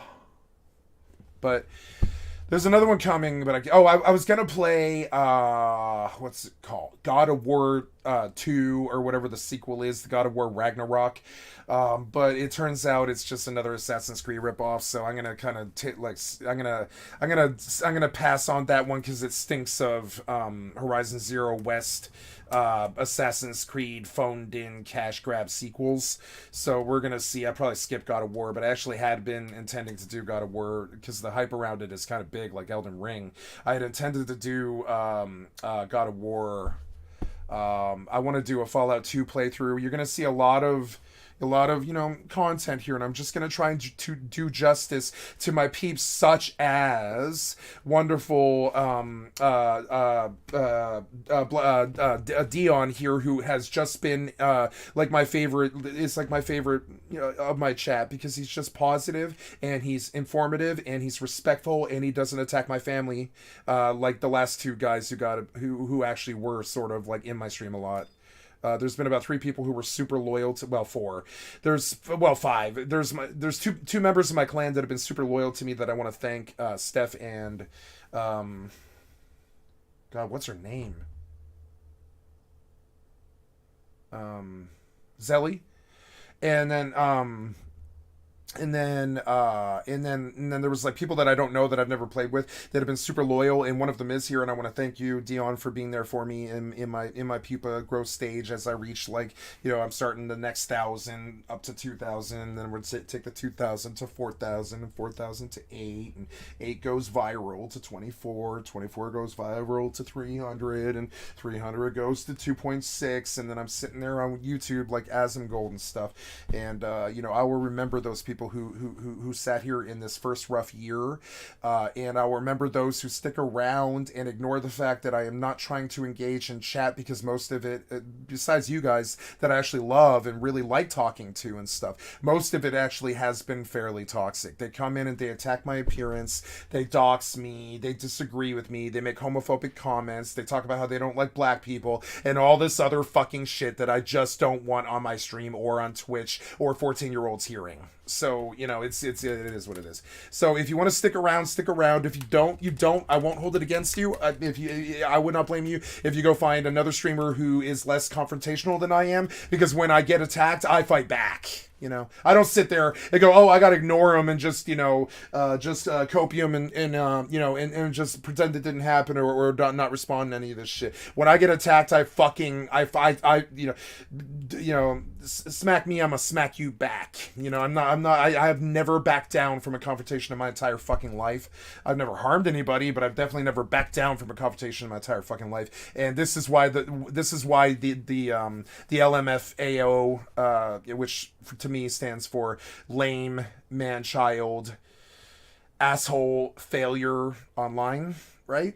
That's this LMFAO that's coming in here, that's doxing my family is like, one of those. So I tend to fight people like that. I've fought them my whole entire life. They're ruining my country, my planet, my community, and my peers. And so I don't stand back from I do not back down from these assholes. You know what I'm saying? I do, like, and that's why they fixate and they do stuff like threaten my family.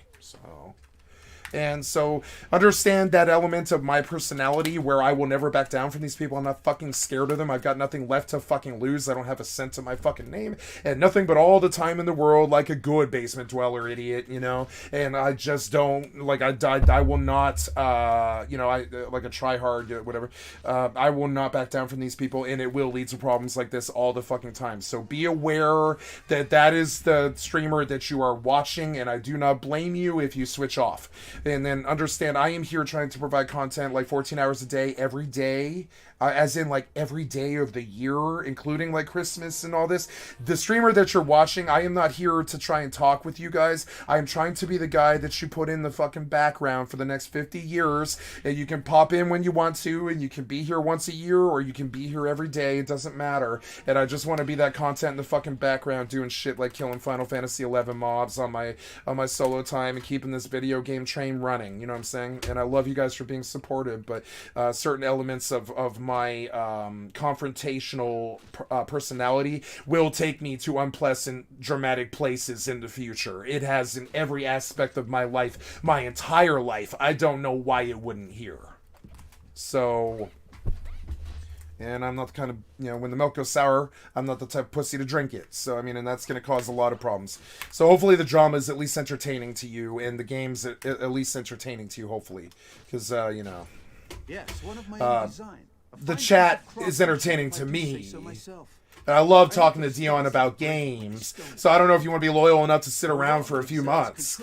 But I mean, I will turn my chat back on after I feel like this guy has gone to jail or ended up homeless on the streets or whatever his loser ass is getting up to. You know, I get the feeling life's gonna sort him out. I don't think this guy has the time or the inclination to actually sit around and harass me for the rest of my life. I think something bad will happen to him because of the karma of doxing me. You know. So we'll see. I came up with something really crazy to do to him yesterday that's totally legal and you know, would remove him from my life forever, but I don't want to sink to his level, so I'm not going to be punitive. I'm just going to talk about how bad it is what it is that he's doing. It's cyberbullying. It's a felony. It's a criminal. And these type of guys, they'll talk to you about how bad criminals are or how immoral criminals are and all this shit as they're committing as they're committing a fucking federal felony. You know, this is a criminal we're talking about. More so than me. I've never broken the law like this guy did yesterday. This guy's a federal fucking felon. You know what I'm saying? They tried to hit me with 7 fucking felonies in the state of Colorado. I beat all of them because none of them were legit. I've never actually really committed a felony, but this guy absolutely on camera, provenly you know, and I want to say his name, but I can't. Prove literally committed a fucking federal felony on camera. So, you know, I don't want to fucking send him to jail because he'll fixate even fucking worse than he already is, you know, and I don't want to act like him and be all doxy and fucking stupid. I'm just going to turn the other butt cheek and let you suck on my asshole, you cucksucker.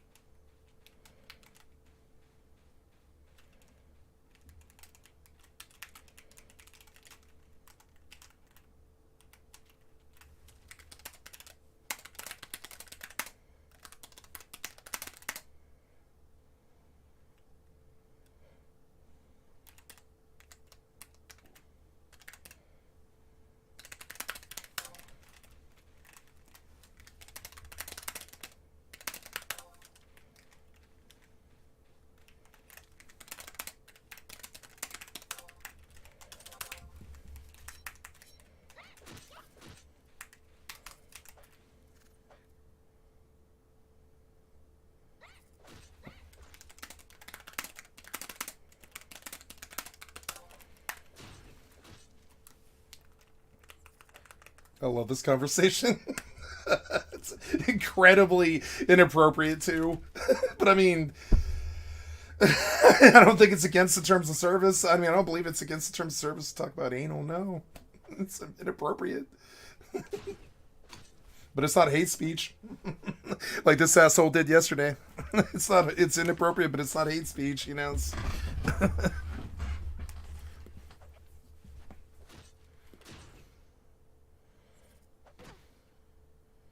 These horny morons are just sitting around talking about sex all day. It's so stupid.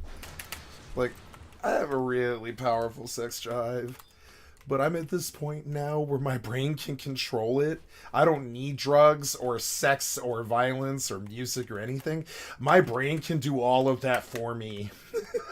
I can literally, I can like, I don't know how, but being gonzo for like 30 years and stuff, I can literally, I can almost give myself an orgasm. It's crazy when you actually work on it and stuff, when you do a lot of drugs and you really work with touching your like orgasm chi signal of dopamine, like pleasure signals to the fucking brain. I can literally do it to myself now. Isn't that amazing? And now I don't need drugs. I don't need girls. I don't need violence. And I do need music, but I can probably make my own. Not probably. I actually really have made a lot of my own music. I don't know. Like I make my own now, probably. You know, I have a flute. I've got, I've got some beatbox programs and stuff on the computer. I could probably make quite a bit of music, actually. I'm kind of into my own music now. I don't know. I like singing. Be the drugs in your brain, kids. Don't do drugs, kids. Have drugs be your brain. You know, like trust me. Don't be like me and do enough drugs where you can literally release.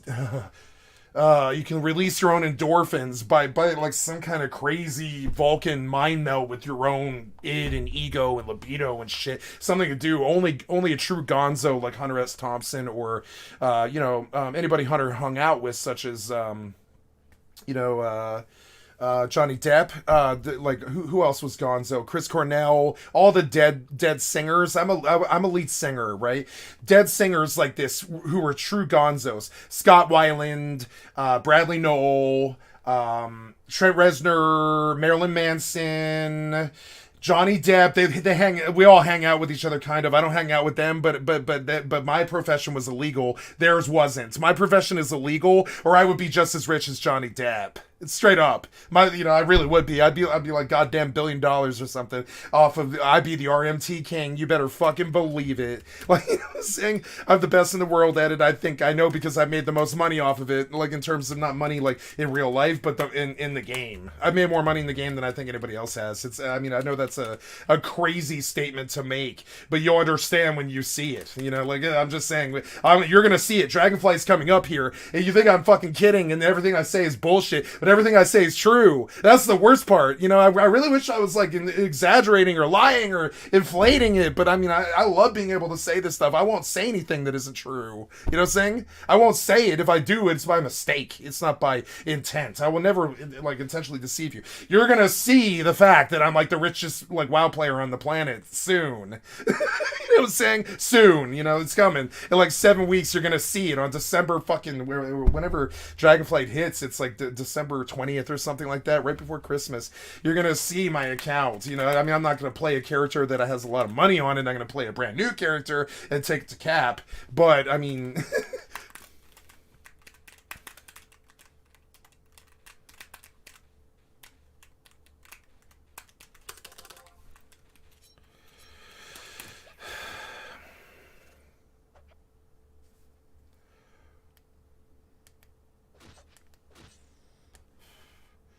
man, the fucking battery keeps dying. It's so annoying.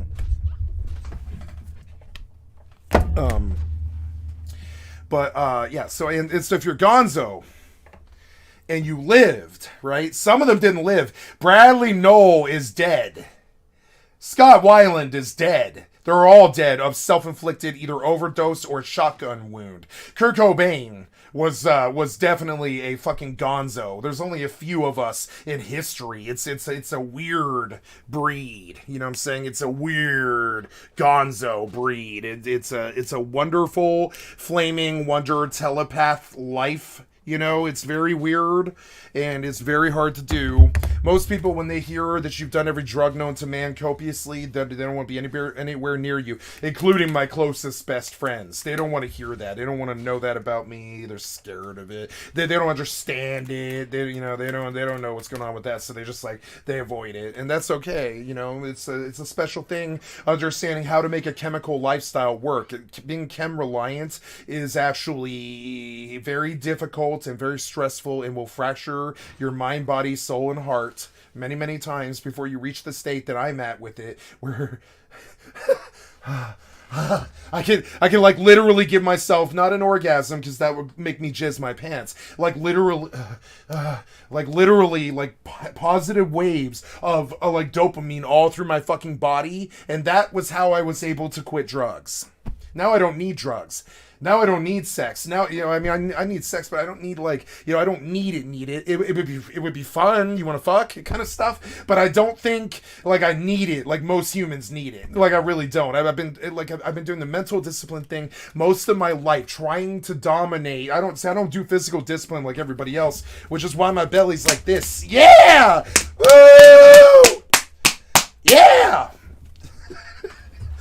And proud. I'm not fat and proud. I just have an MMO body, and I got it legit, you know, I got this legitimately, you know what I'm saying, like, I don't mind, I don't care, I understand you think you can get to me, but you can't, there's nothing you could ever say in the human language that actually gets me, except threatening my family, which is what you took it to, you know what I'm saying, I don't give a flying fuck what you think about me, I just want you thinking about me, I don't care what you think about me, I just want you thinking about me, I don't, you know, it's not good or bad, it's kind of like Trump doesn't care what you think about him, as long as you're thinking about him. It's like that. That's like how my life is. Not like Trump. That's a terrible fucking, that's a terrible fucking thing to say. That's like trying to be Hitler or something, but it is the case. What's the timer on it? Okay. Did we log out here? No. Yes, and I'm sure he's using it to great effect. The rod can deactivate some of the machines. Far too powerful a device for the likes of Lenormand. When you face him, make sure you retrieve that rod.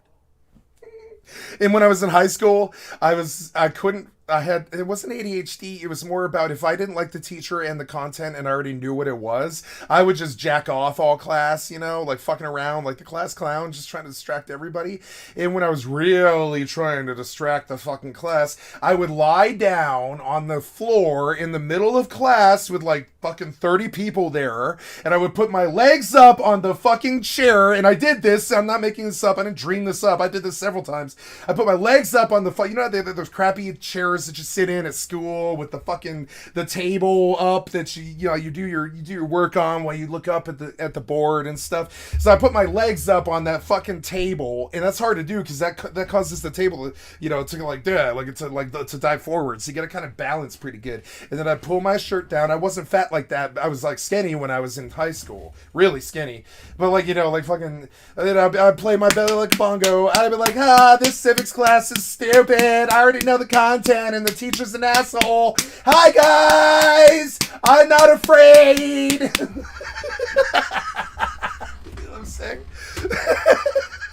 Like, it's an interesting thing being truly crazy. You know what I'm saying? It's like, actually, really, it's not too fun. It's fun, but it's sort of weird. It's a weird thing. Hey, a public dungeon. This will be fun. Yeah, 6 viewers. I hope my 6 viewers loved my fat ass belly. Yeah, you guys like fat belly?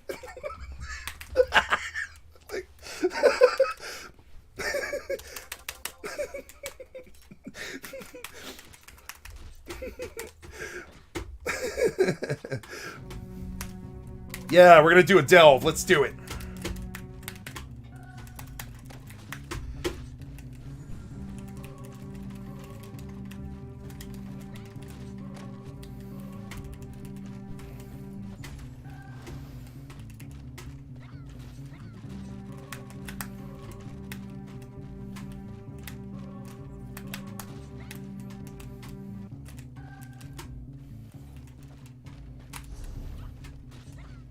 West is the first dead end. I guess for delves, you would always just follow the right wall.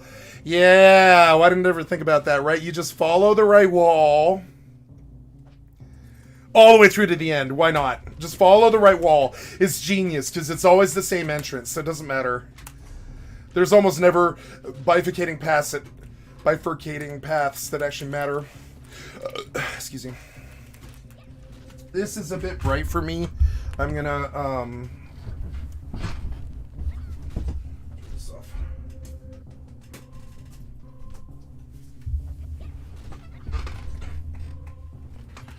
When you've been beaten by the world, you've been the world's rape victim, your careers are illegal, people try to kill you, people try to dox you, people threaten your family, you have no political party that represents you, you got nothing that you believe in, you don't believe in God, you don't believe in anything except that there's a bunch of toxic assholes on this planet destroying everything and all this, and you have no faith in anything at all except yourself and stuff.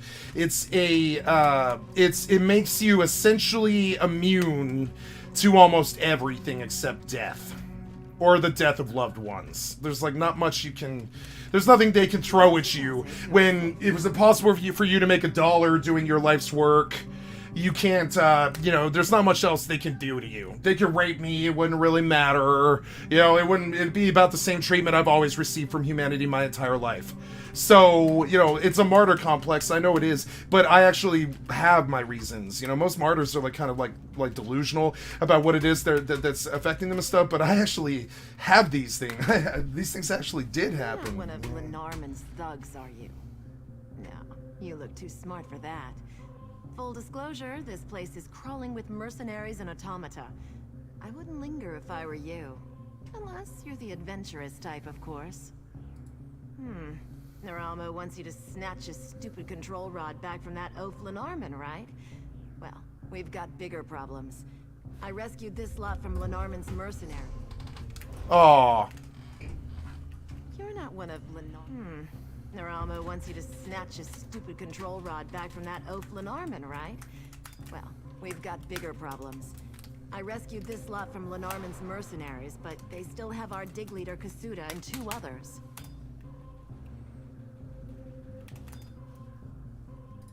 Well, if you're feeling spry, you could try to track down some information about this Bethark prism Naramo keeps yammering about. I was ready to cut and run, but with your help, we might still be able to turn a profit on this disaster.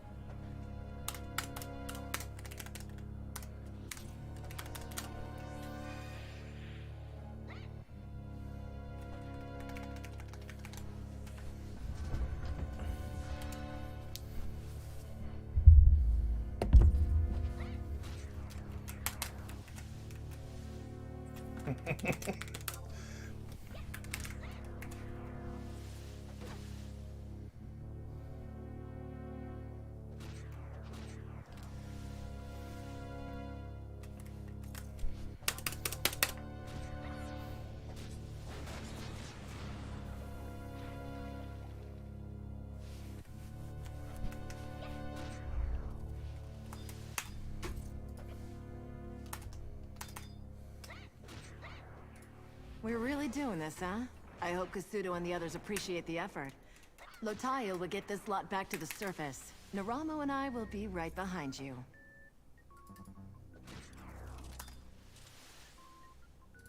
Like I said before, Naramo hired Kasuda to lead the dig.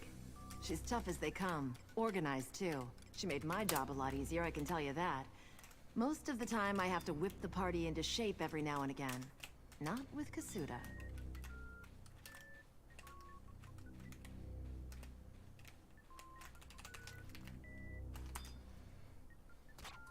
Right, Tholador and Tyrnia. Tholador's a sharp-eyed wood elf. We brought him on to look for traps. Tyrnia's a sellsword like Lodail. Unfortunately, they're both mouthy as aelets. I hope they haven't made Lenormand mad enough to kill them. Hey, I just work here. If Naramo says the heart isn't here, that's good enough for me. My only concern is rescuing our diggers and keeping them safe. Of course, finding some loot sure wouldn't hurt. Yeah.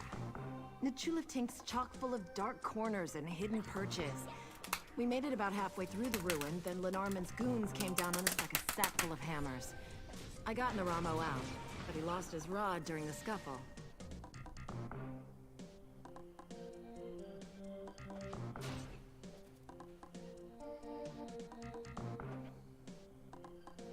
Look how long that swing cycle was. It was like 20 seconds. That's a really bad thing that happens on private servers. You just stare at your character, you're like, you missed your swing cycle about 13 seconds ago. What's going on here? And you wait. You're like, oh, wow, it would have been 4 weapon swing cycles by now, and finally they swing. And you're like, oh, okay. 20-second weapon swing cycle? I could have sworn that the delay was 183. Not, 10 times that. At 1,000. This is something about private servers that a lot of people don't think about, but the delays on private servers are absolutely fictionally messed up and fucked compared to retail. Retail, you won't miss a swing like that.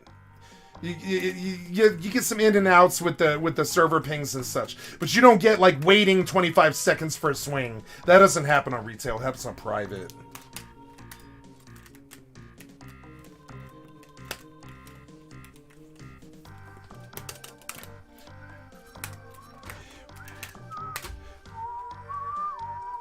I did. Pulling Duran and Varain out wasn't too hard, but Loda Eel was anxious to dole out some justice along the way. Ended up stabbing and hacking our way out. We really stirred up the hornet's nest. Now Lenarman's thugs are on high alert.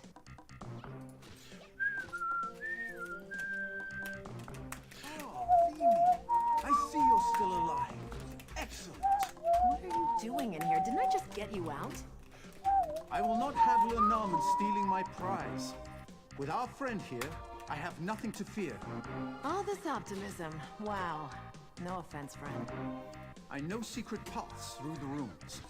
We will shadow our intrepid assistant and help as opportunities present themselves.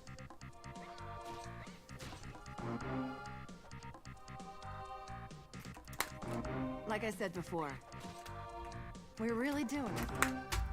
I hope you're suitably prepared. Nachulif Tink promises to be quite a challenge. You can rest easy knowing that Vimy and I will be right behind you. Well, a good distance behind you. But you can count on me for moral support. Well, I'm certain we can aid you with the constructs and traps. Even without my control rod, I'm a capable dungeoneer.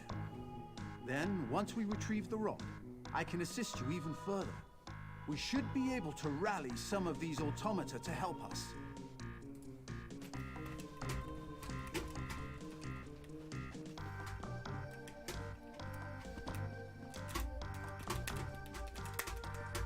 My brother and I signed on with Naramo because we needed the money.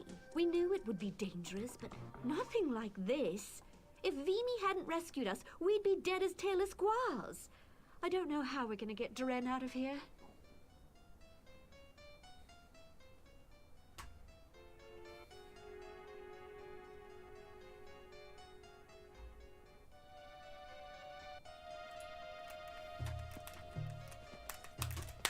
We're really doing this, huh? I erect the spine of... Ooh. I erect the spine of warning, stranger. Do not seek to harm those I protect, and I will not seek to harm you. I'll erect a spine of warning too, dude. So I fell down. This place is a lot worse than I thought it was. I fell down, I guess. I don't know. I don't know what's going on here. It's alarming though. But I don't know which way. I'm gonna go. You say, oh, that's the entrance. I see. So I fell that last time, and then I climbed back up. They say go down there. Okay.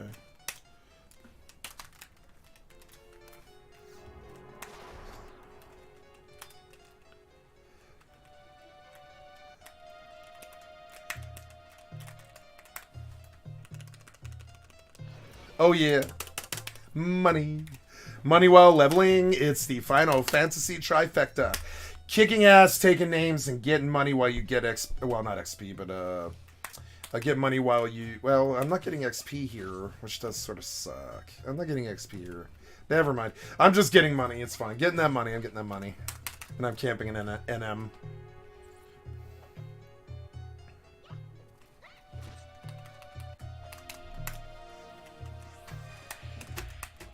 Oh, content-wise, I'm also going to start a new server as the Premier Bard for Final Fantasy XI, and I'm going to do like a 40-hour series of Final Fantasy XI from, as far as I can get, probably 1 to 60 or something in 40 hours. I don't know what it'll be, but it'll be longer than that. It'll be like probably like 100 hours, something like that. But I'm gonna put 100 hours. I'm gonna record video, and I'm gonna do an RP session of Final Fantasy XI and try to do for Final Fantasy XI private server what this guy did, Recon did for see, I'm good for the Final Fantasy community. I'm good for the future of Final Fantasy XI because I'm going to try and save it. The rest of these guys are just toxic and they want to treat other Final Fantasy XI players like shit and dox their family, I guess. I don't know.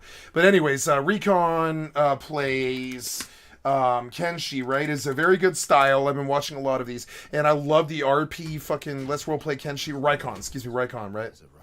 I'm not going to do it as deep as he's doing it here. I'm just going to, like, talk, I'm going to do a playthrough of Final Fantasy XI on the new server Horizon or whatever, and then I'm going to quit the server forever.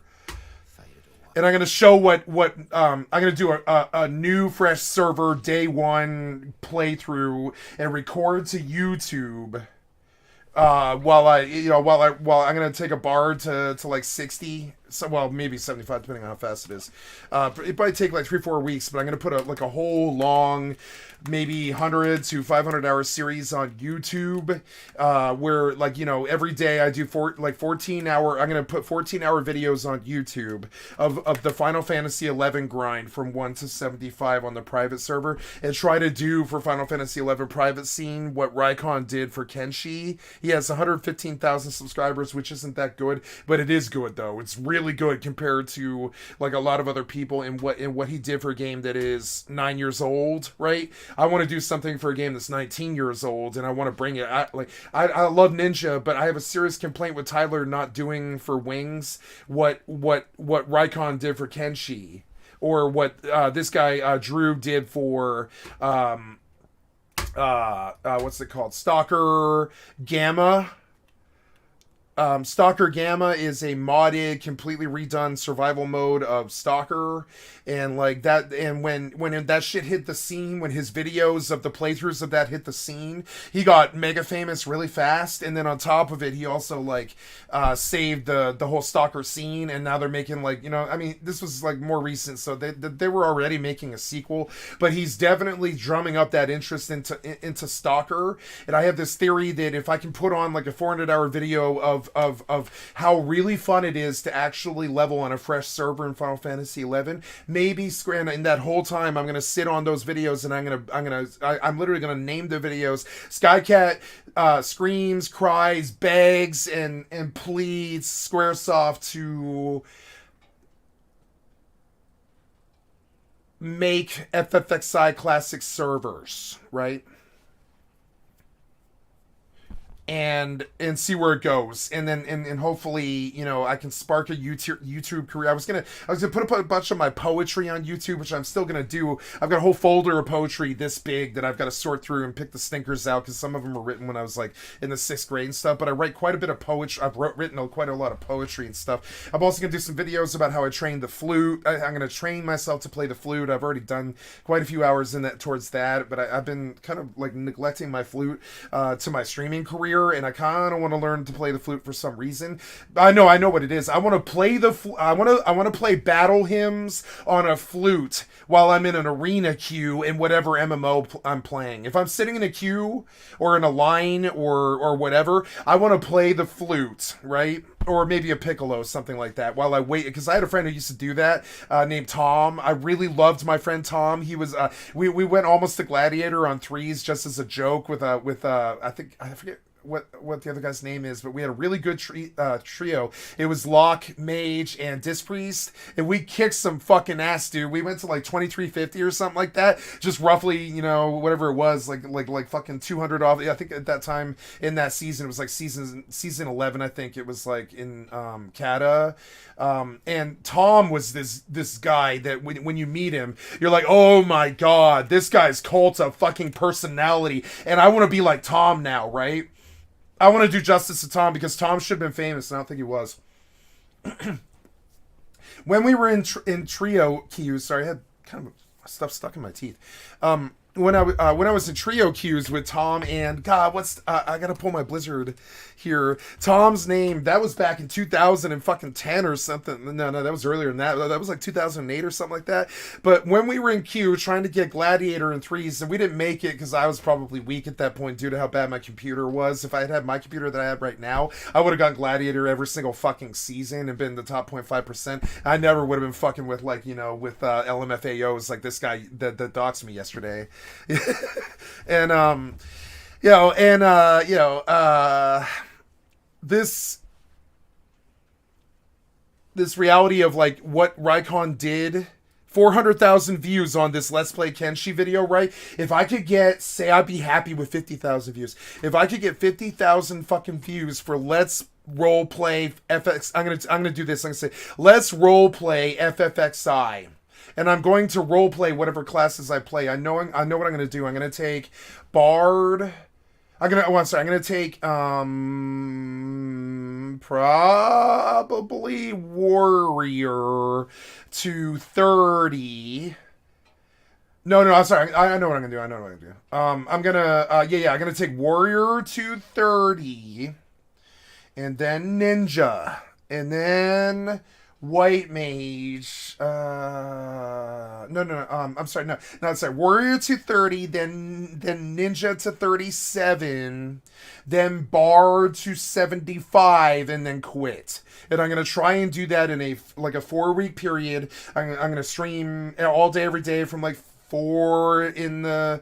4 in the afternoon until like roughly like 6 in the morning or something like that, and then sleep. And probably about like 4 in the afternoon until 6 a.m. in the morning. And I'm gonna sit with the Horizon crew that sits there. I've got some people in my link shell that are even gonna go over there, I think. And I don't want to be the Final Fantasy XI private server Andy. I don't want to. I'm going to spend that whole time while I'm on that private server that'll eventually die because it's not wings. But it'll be hot at the start, it'll be really fun to have a fresh start. And I'm going to show them what it's like to have to level goldsmithing or some craft at the base level of like level 15 or whatever to even be able to fucking pay for to pay for like your ammo or your like basic like shield, sword, or whatever, your great axe or whatever. And so, I'm gonna take goldsmithing as far as I can go. Probably like 30 or something, just enough so I can do, I don't know, some kind of money-making thing. Maybe it'll just be, rather than leveling goldsmithing, I'll take the thief to 51 like I just did here, right? I'll take thief to 51 where I can reliably grind these giant spiders, and then I'll fucking like while I'm AFK and stuff, and I will and I'm gonna do a whole I'm gonna make my YouTube career debut, like all this, like this cocksucker who doxed me yesterday. He thinks he has control over my life and stuff, but you're just a little fucking side note in the background that's gonna fade into obscurity forever, you lame man-child asshole online. LMAO, you're an LMAO, you're a lame man-child asshole online. Like literally, and I will immortalize what you did yesterday to me by putting my family at risk.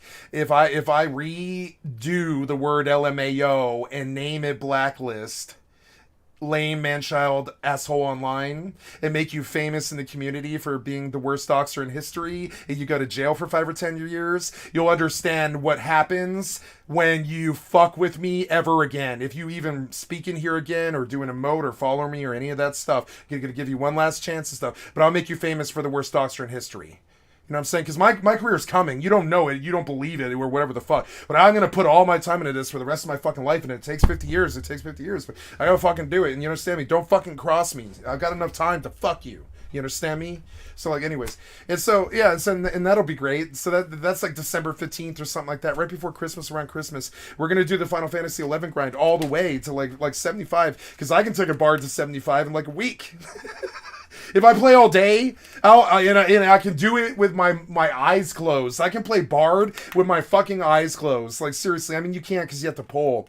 But, I mean, I know everything that there is to know about Bard. I know all the fights, all the gear, all the macros, all the gear swap, how to be the best in the fucking world, because I was the best in the fucking world. And I'm going to show idiots like this asshole who he's fucking with. You know what I'm saying? And I'm gonna show him. And yeah. And that'll be fun. And I'm going to definitely be there, you know. And I'm going to exclude him from my parties. It's the only revenge I can get. You know, I know he's a Final Fantasy loser. He's proven it repeatedly. He's been yelling at me about playing Final Fantasy on private servers for so fucking long. Like, it's so stupid. But he himself is the worst private server, like, sweaty ball sack. LMAO. So I'm gonna do a Raycon Let's Roleplay Final Fantasy 11. It's gonna be so fun. I can't even fucking wait. You know, it's gonna be so fucking. It's gonna be so good.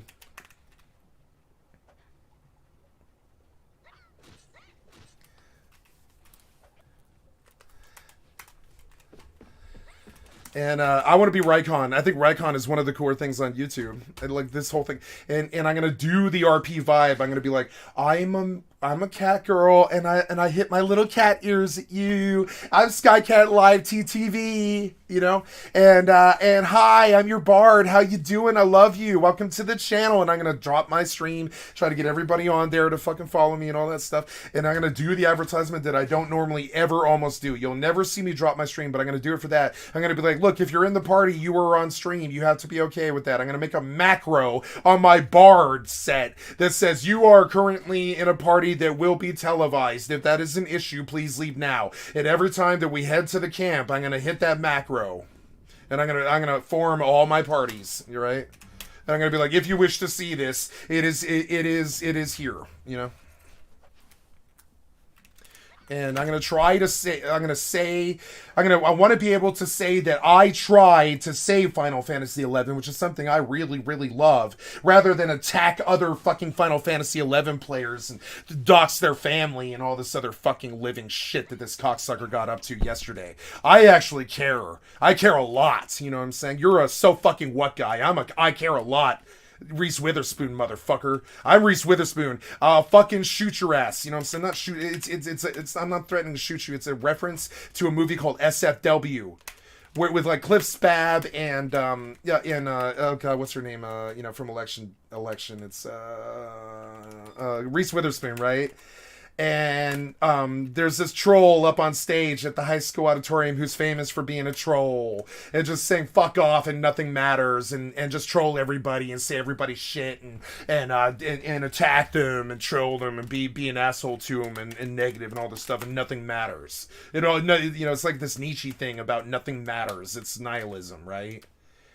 As she shoots his ass and screams the words, "Everything matters!"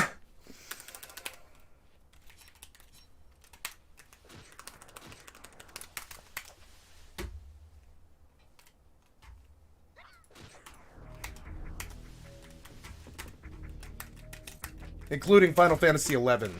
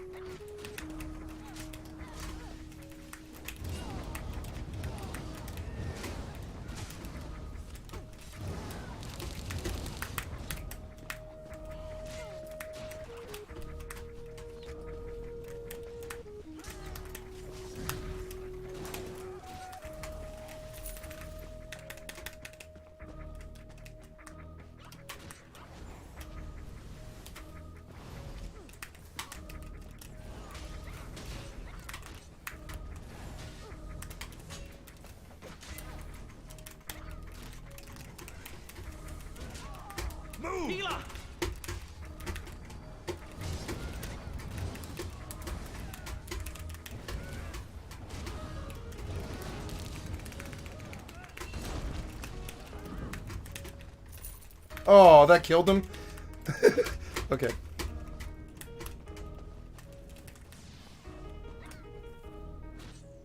Volunteer dark malt. Alright. Dark malt. I wish I could talk to him. He looks badass. Hey, he's a Khajiit.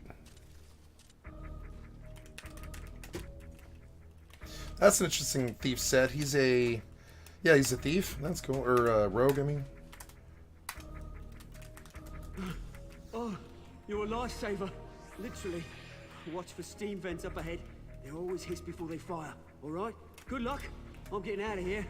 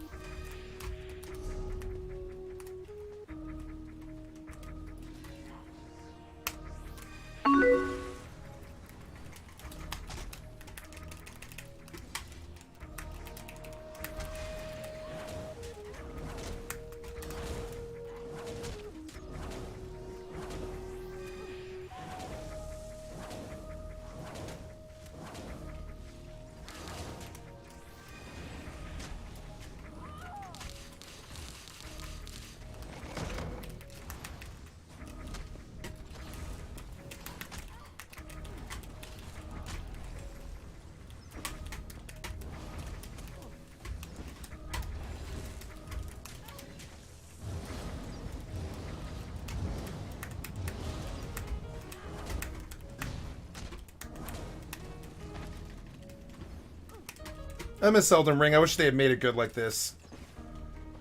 I think Elden Ring was so much better than this.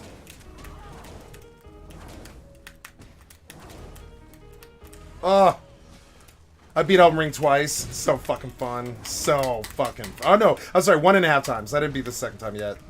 I need to, but... Yeah. Somebody said my name. Somebody said my name. I'm sorry. Sorry, missiles. Didn't mean to ignore you.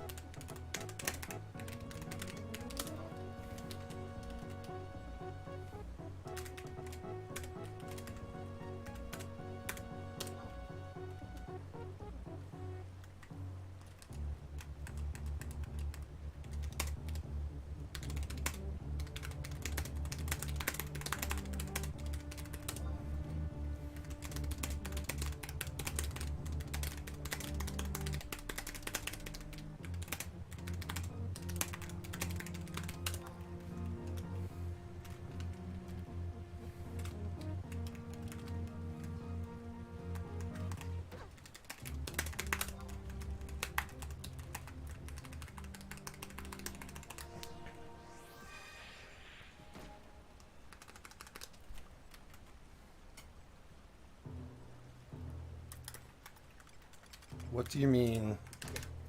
What do you mean the appropriate quip? Okay.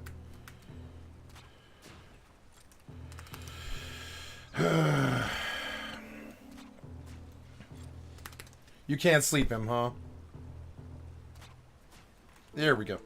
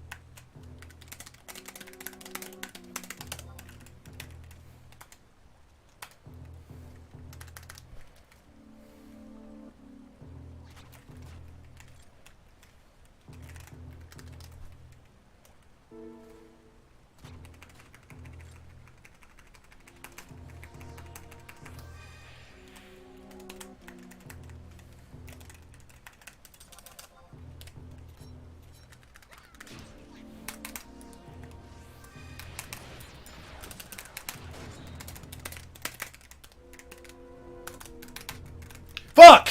Oh, he did it so fast. The first hit, his first hit was 1K needles. He melee twice and 1K needled. What? Oh, come on, whatever. I knew it was coming. I was waiting to flee it, but I'm trying to do 7 things at once. 7 things at once. Whatever. You win, you dirty fucking catchwar. You win. I knew the dirty game I was playing.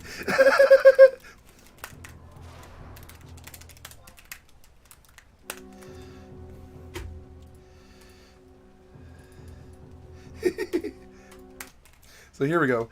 So, not roleplay. I'm going to play this video because I really love this video. It just works. It just works.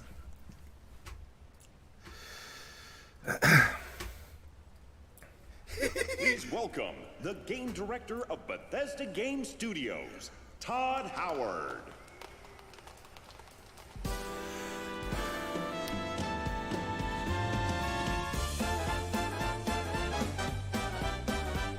I love this song.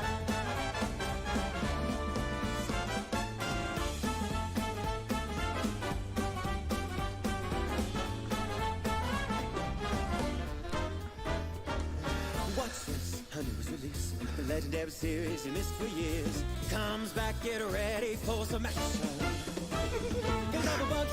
Some broken screen right there. It's all you care. Right throughout my island sections. Doing pretty nylon bag. On a swag. Money back. That money on the way. Wacky track. Well, better have your money on back. Better your drag. Bring your money back. It just works. It just works. It just works. It just works. It just works. It just works. It just works. It just works. It just works.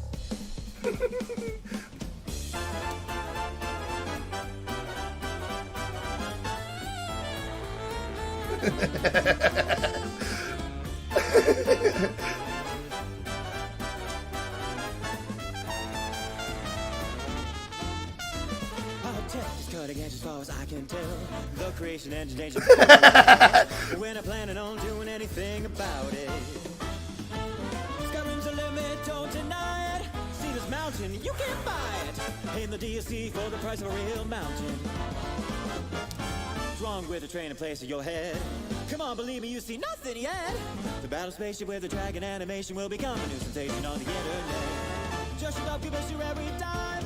Buying an armored horse is not a crime. Ideas can either shadow me will last over Skyrim one more time in time. It just works, little light signing shows people buy money flows. It just works, overpriced, open world, earnings rights, take my word.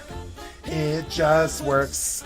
It just works. It just works. We want your endless shit. Ah, the game we need. Sick of looting useless junk. A Mathix making our eyes bleed. We don't want your endless shit. Ah, the game we need. Sick of looting useless junk. Mathix making our eyes bleed. Now listen up. Welcome to the place washed by E-like waves. There's 2.5 peasants with the same ugly face. Small towns check out big-ass planes. 50 times the size of Skyrim, twice as many corners caves. You see, we in Bethesda know exactly what you want. Hardware gamers inspired us to improve shopping a lot. Now we stock what must be bought for an actual 10 spot. And saving now with the pay bond for just 20 a slot. We're never getting bored with infinite quests. So every vagabond will put you to the test. Maybe richly awarded with infinite chests full of rusty swords and use pregnancy tests. We got old and lame. We need a leveling system and a role-playing game. I don't know. Kill and save one more nation. No more levels and skills, only degradation. It just works. It just works. It just works.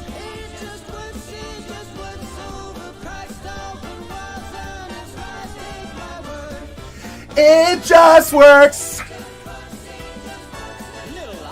Stunning shows. Many flows. It just works. It just works. It just works. It just works. It just works. Okay. So, who's laughing now?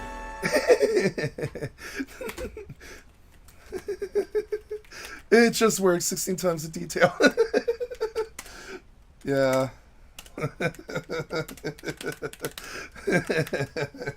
Never fails to make me giggle. You guys keep asking me to react to this video, so I thought, okay, Anyways, yeah.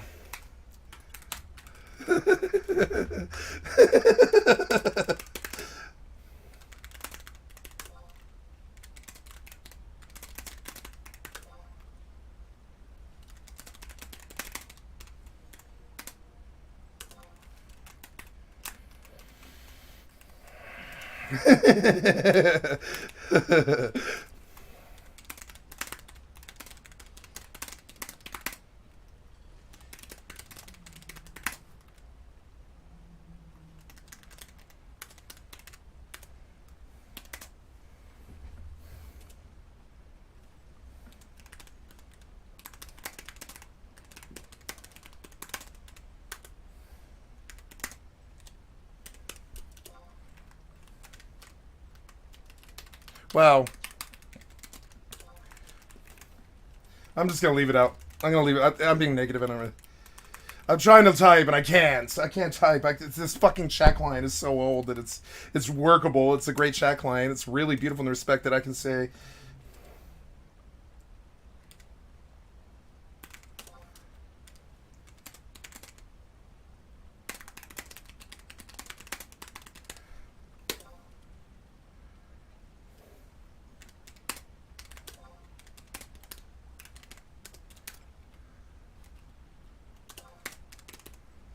Oh.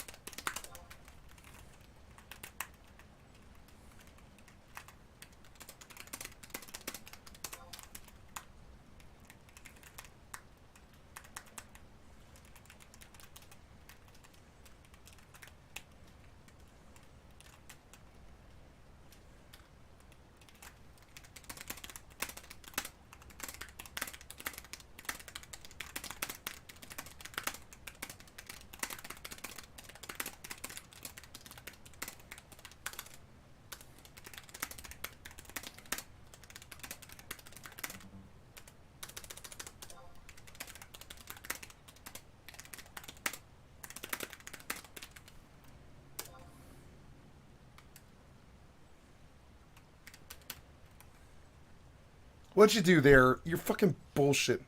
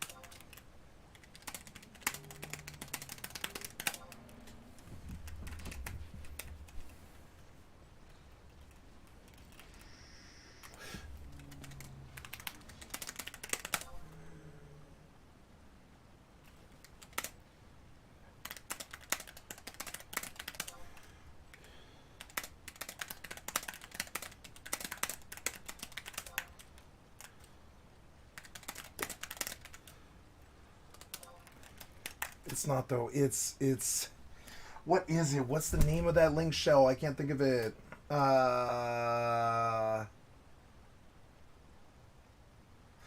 It might be in my chat history.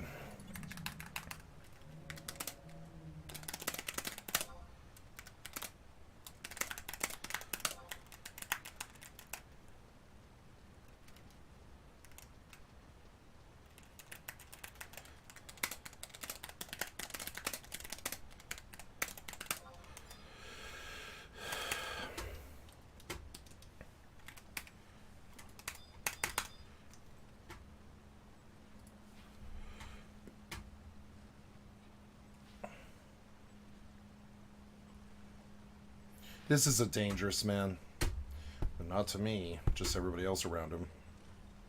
Trying to see if we can get, I can't see my history. There's no history? No, I don't know. History's gone.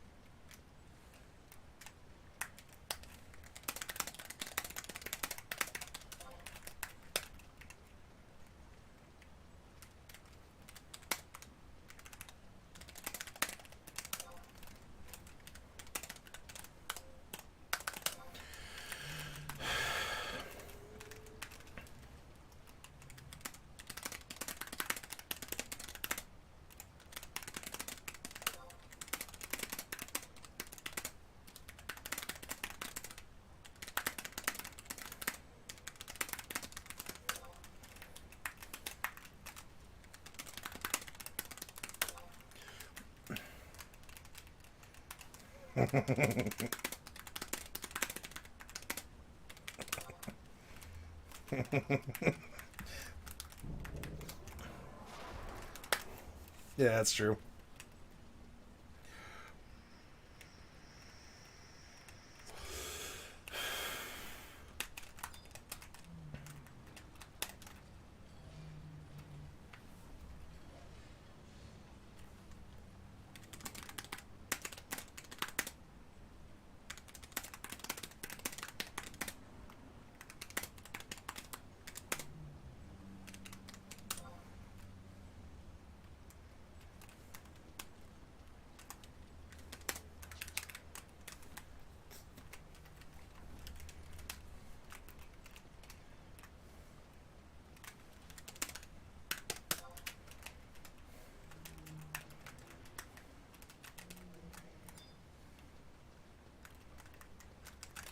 Yeah, I'm standing around town too much. I gotta get back out there.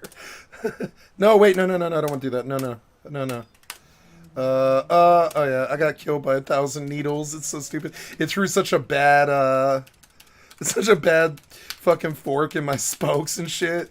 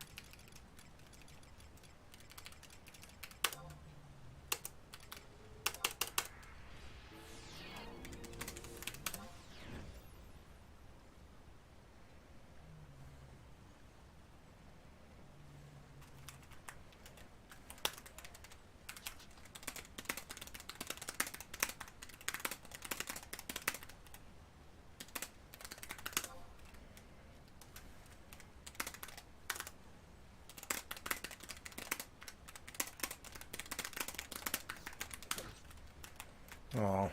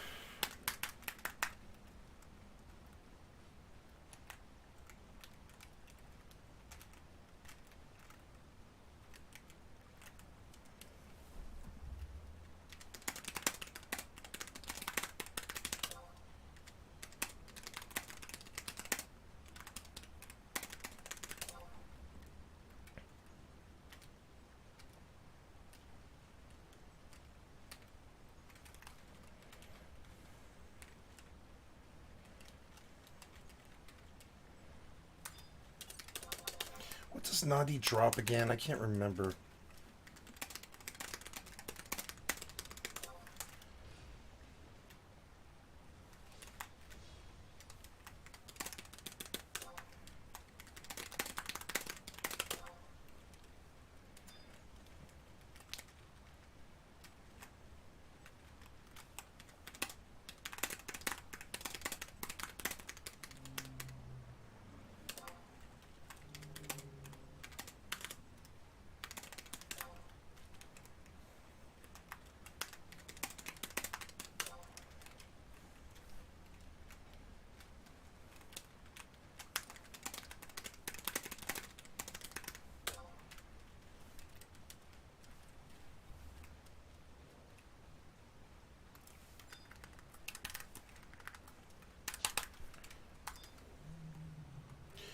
I wonder if the Doom Widow popped, but I don't know.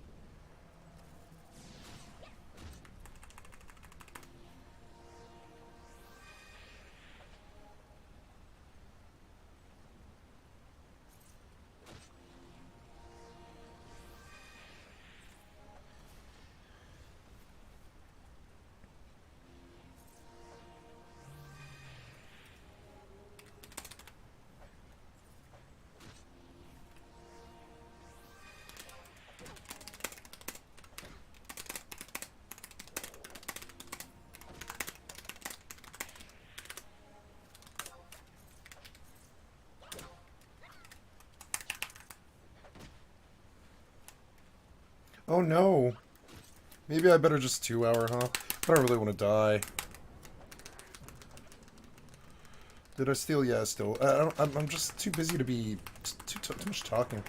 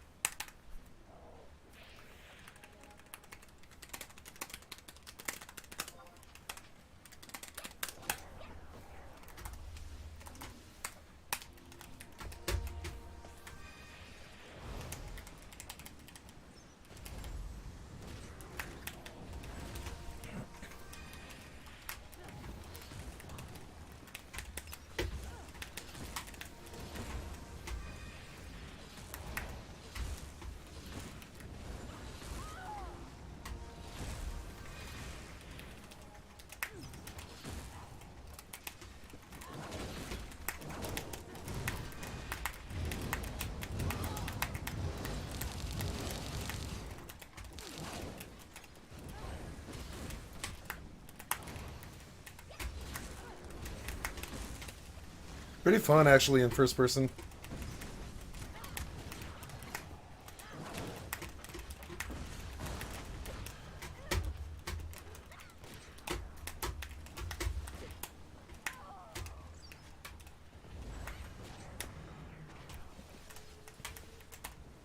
What the hell, man? What are you doing? Fucking cast.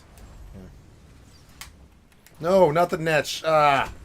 Stupid Netch wandered in front of me. Fuck this here. Fucking...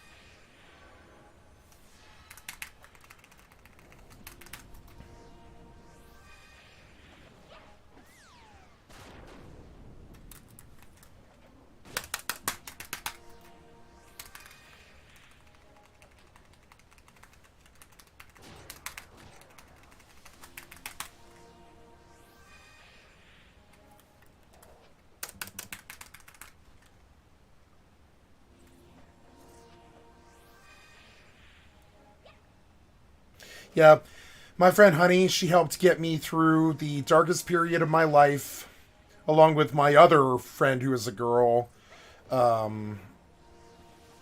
my old roommate, best friend.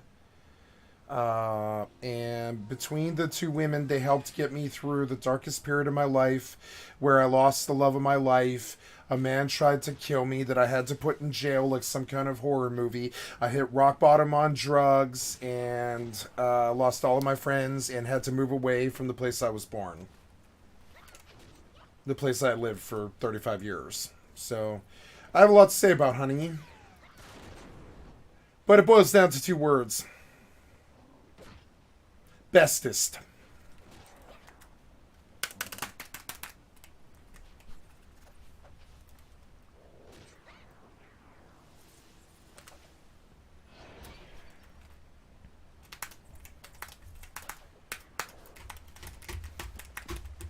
That damn glass is like right on my mouse. Get this away.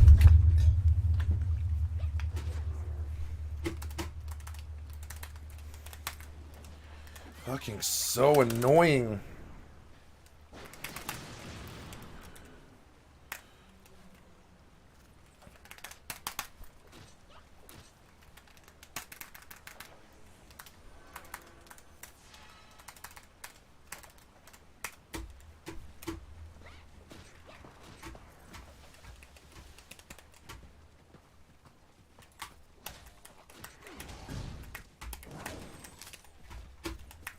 Ooh, that looks good. What is that?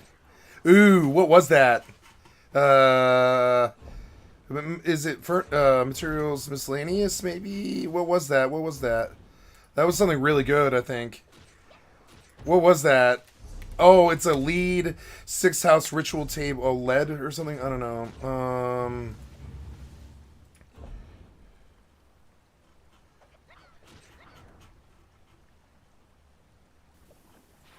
Maul of Endurance, a two-handed... God damn, have you killed this fucking spider yet? There we go. There we go. Magic damage restores 993 health. Life Drain, huh? Infused weapon damage affected by... That's a pretty nice fucking weapon. I think we're gonna run it. We're gonna run it on him. Wait, this is... Yeah, two-hand. Okay, there we go. Cool. Yeah, I like the system in this game. There's good stuff. What's she look like? I don't remember... Oh, yeah. Oh, yeah? Cool. Can we enchant it? Why am I killing the pet after I killed the goblin? Stupid.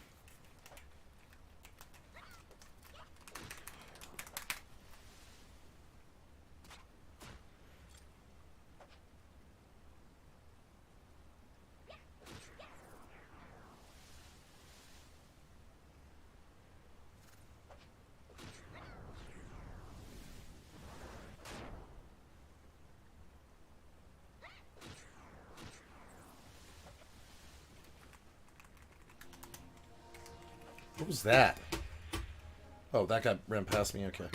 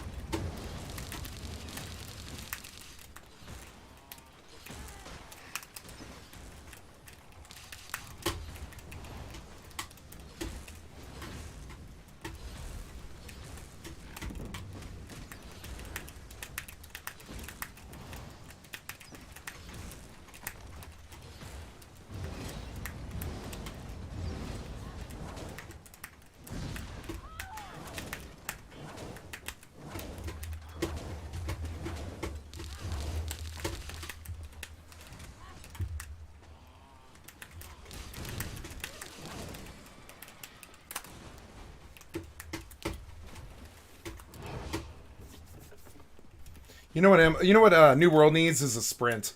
I should really like having a fucking sprint. You know.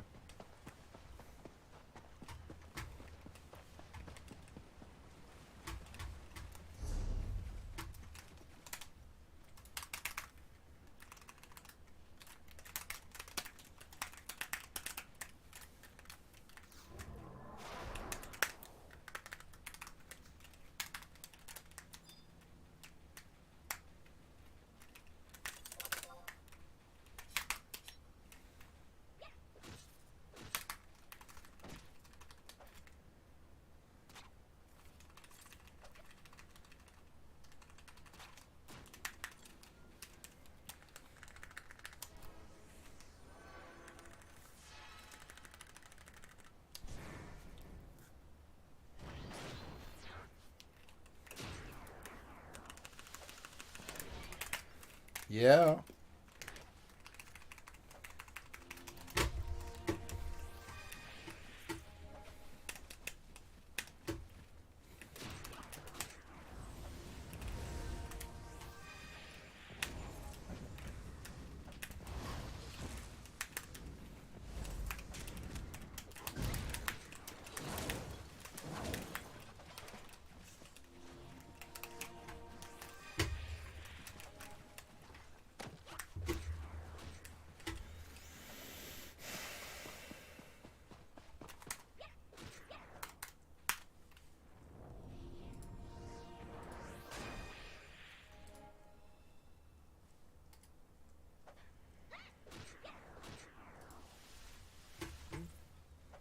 And we're going to see if we can lead the hungry bandits through the town. It's a little risky. We're going to see if we can pull it off.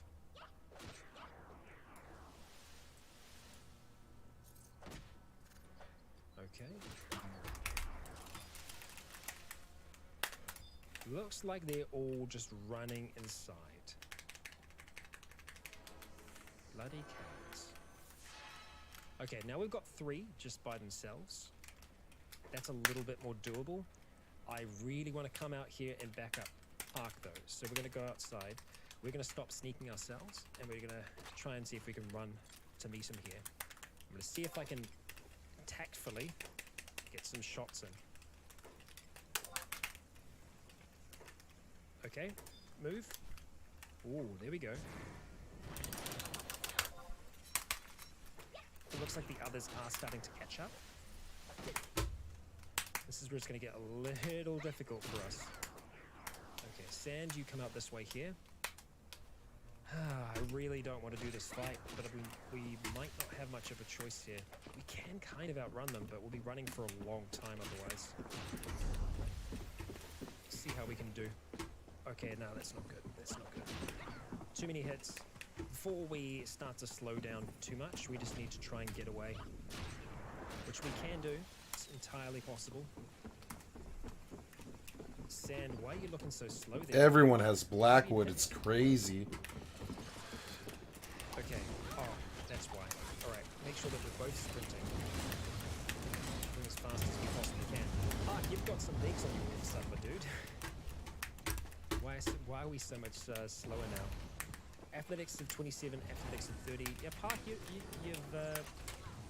been picking up some athletics, my friend. We're going to try and just run as far as we can. We're going to try and split a little bit here. So we split the group. Okay. Just keep running. There is a chance that... Now, I don't know what their swim skills will be. There's a chance you might be able to outswim them. It is a big ask, though. Let's see what we can do. Let's see if it's possible. I wanted to go south anyway. I wanted to spend some more time here, but I don't think it's going to happen now. You know what? The river raptors might even be able to help us out here, potentially. Because, I don't know, no, they're not going to see the pistol. Okay, they're all going for sand now. Into the water, my guy. Okay, okay. They're giving up. The river was enough to do it. Okay, well, let's get us swimming up while we're here, right?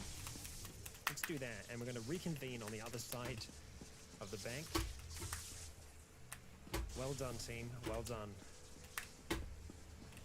We survived a little bit more, Park.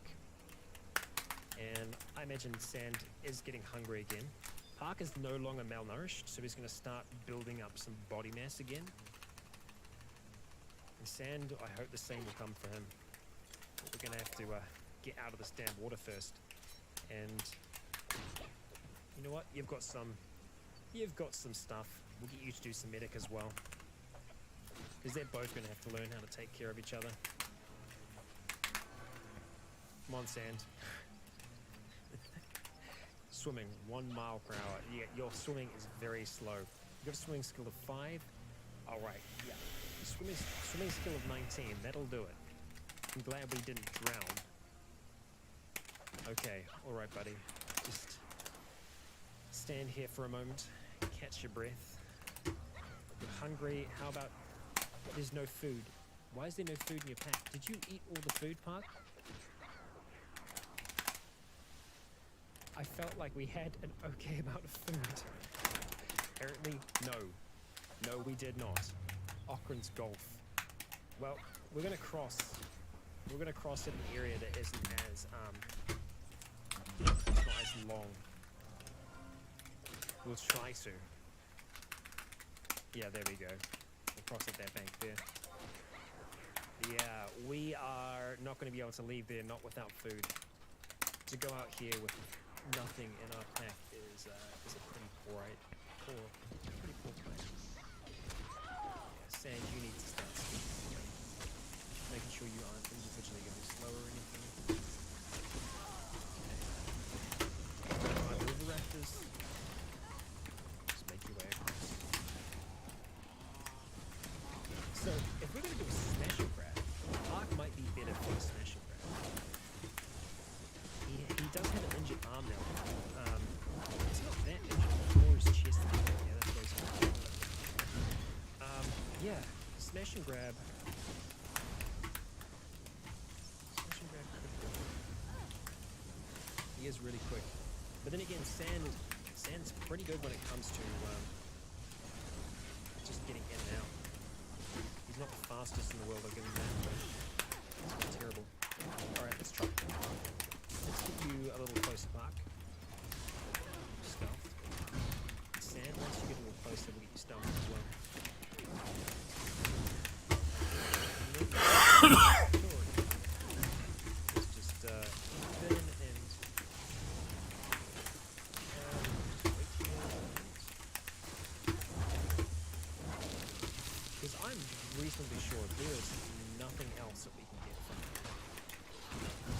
unless... No, nothing else has appeared. Grog's a drink. Which we cannot sustain ourselves with. You know what, if there was a cook stove, we would be able to make some noise. I don't think it is an actual stove. Look at our little sculpture of stove. Yeah, this ain't so good. I'm hoping for a lot more food here. There is a well, so we Whoever can get you are, water. thank you. Lenarman went deeper into the ruin. There's nowhere really You to can catch him if process you any of hurry. these things. They don't have any of the granaries. I have to get back to the expedition. Water tanks empty. Don't go easy on these brutes, all right? Park, you could come and rest here for a time. You know what? Let's try that. Go ahead and sleep on the camp bed. The thing with sleeping though is you need to be very, very aware, because you can get grabbed. That's not good for no one. Yeah, they don't seem to mind us right now. That's good. I can live with that. What I can't live without though is food. So I'm not 100% sure what we're gonna do here.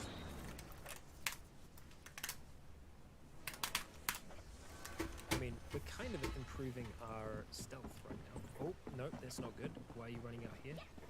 Who are you running for? Following leader. You're just following your leader. Okay, that's good. Yeah, Park, you go sit down. You have a little bit of lie down, have a bit of a rest. Sand could theoretically do the same. We could just run around here for a bit, like this. I know it sounds a little crazy, a little wild, but we are improving our stealth while doing it. Are you running for Park? You're following the leader. Just want to make sure my friend is safe. So, reasonably sure that there is no one here that we can talk to. He's a wandering trader, but yeah, I can't communicate with him. And it's probably more than likely because we are an escaped slave.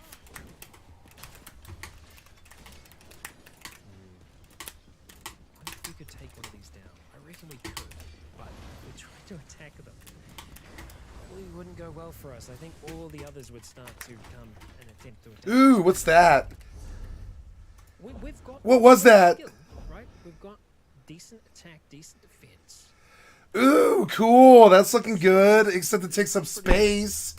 But yeah. Pretty good also. So I don't know where I stand on that. Yeah, what was that one plan? There was like a plan that I picked up. Where is it? Food in our bodies. We're making our way slowly through. What was that about a plan? I don't know. A place within sight now. A place named Stack. That might be a name that rings a bell to Park. And oh damn, we've just got a whole troop show up here. We're just gonna start sneaking, because that's not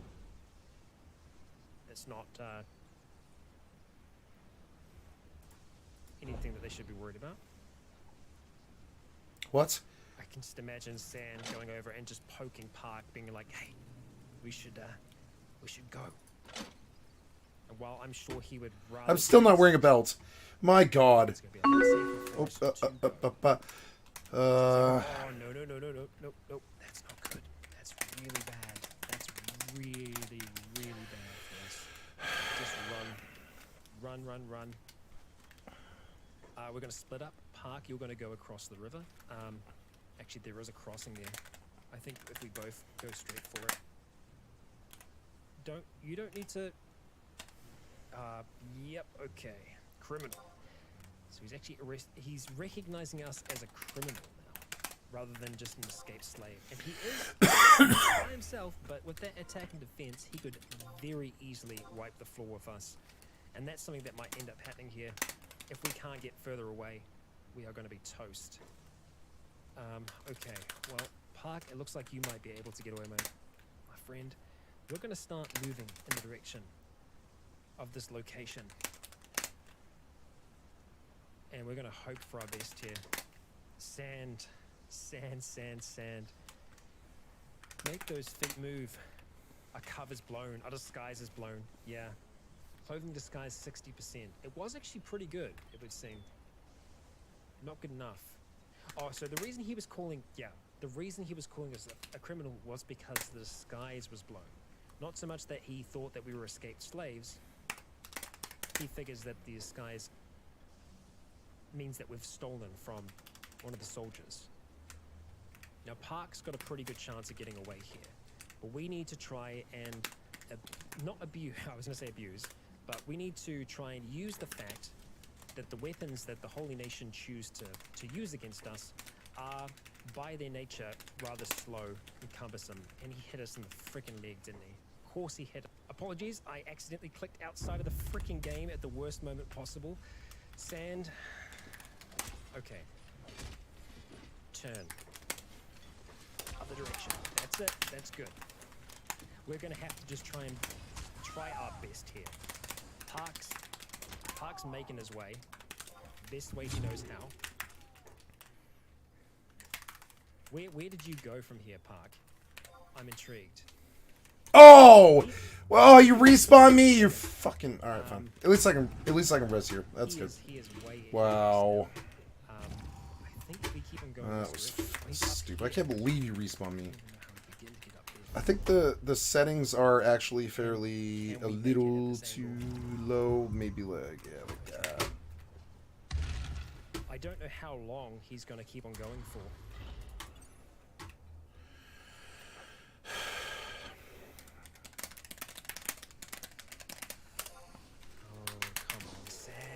Give up.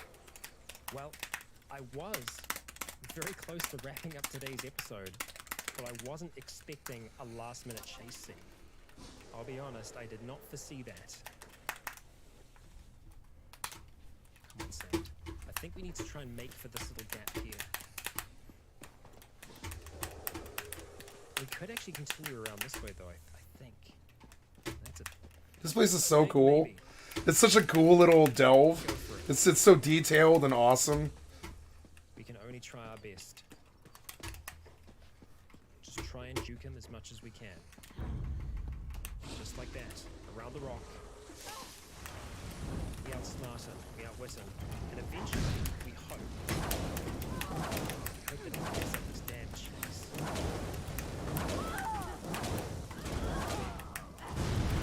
I need healing! It's both good and bad. There is a herd of bone dogs moving through here. We might be able to try and lure him closer to it. His attention, but then they will also get their attention from us, which that's also good. I'm gonna wait for the new system. Here it is, just fully load up. It's gonna take a little while for it to do it. Okay, I think we're good. Let's start turning up that way. I need healing! Okay. We're gonna have to go right past it here, unfortunately. And it looks like we are going to be running into some Okay, Bone Dog's going for him. We need to start running around.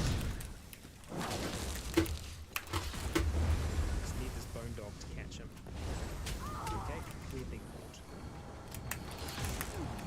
Alright, Bone Dogs have given up. I'm gonna keep dodging and leading the best I can. There we go. Bone Dogs on. Okay. I don't know if I'll be able to stealth with this, but I'm gonna try.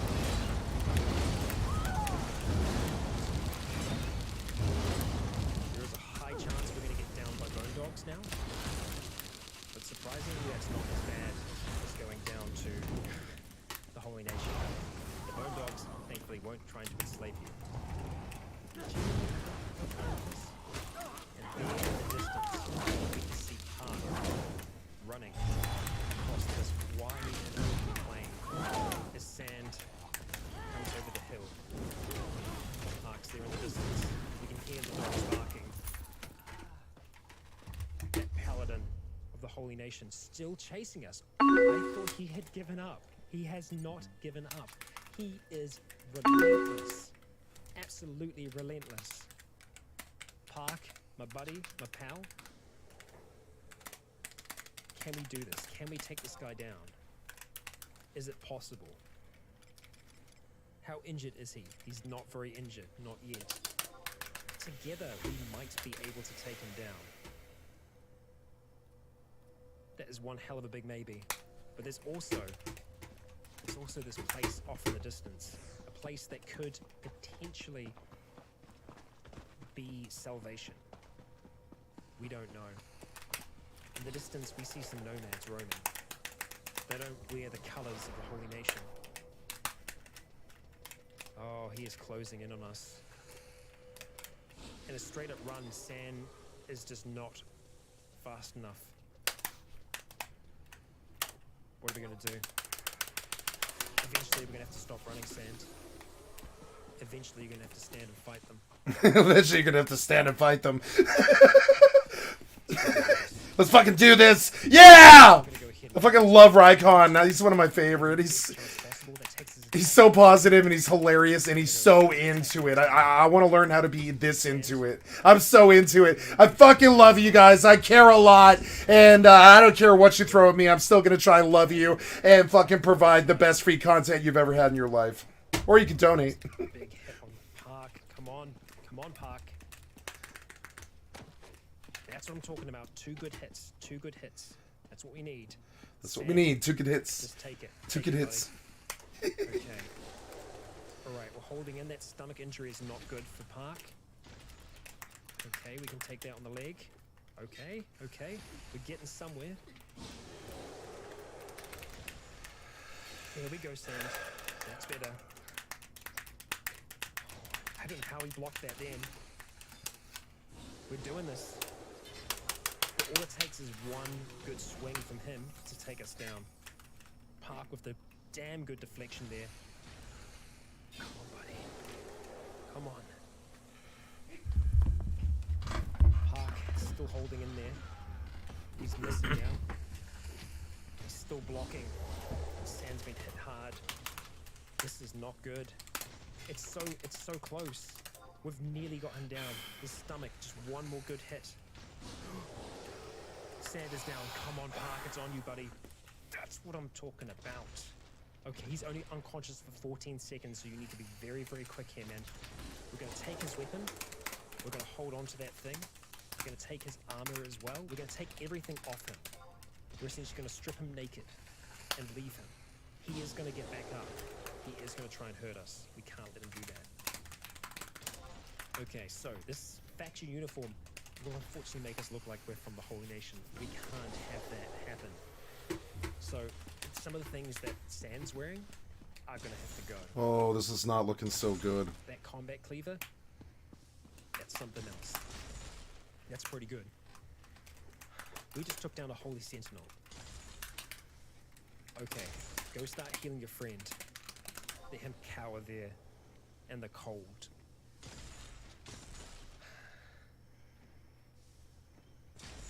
Well, we survived against one of them. And even though he went down, Sand eventually will grow stronger through these defeats. Because every single time we get knocked down, we get stronger. Now, I'm reasonably sure that he is playing dead now. Indeed he is. And I just heard a bone dog howling, so... Why is that way the fuck over there? The fuck?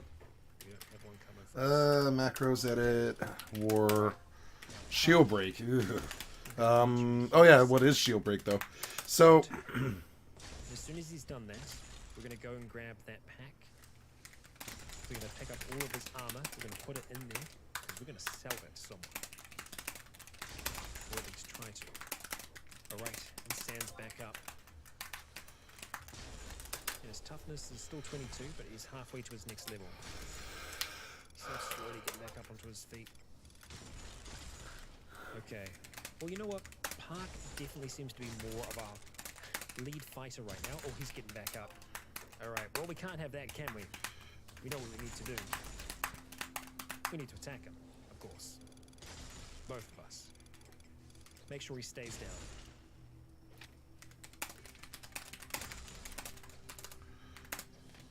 He's not going to be able to put up much of a fight. Surprisingly, he is still taking a fair bit of damage.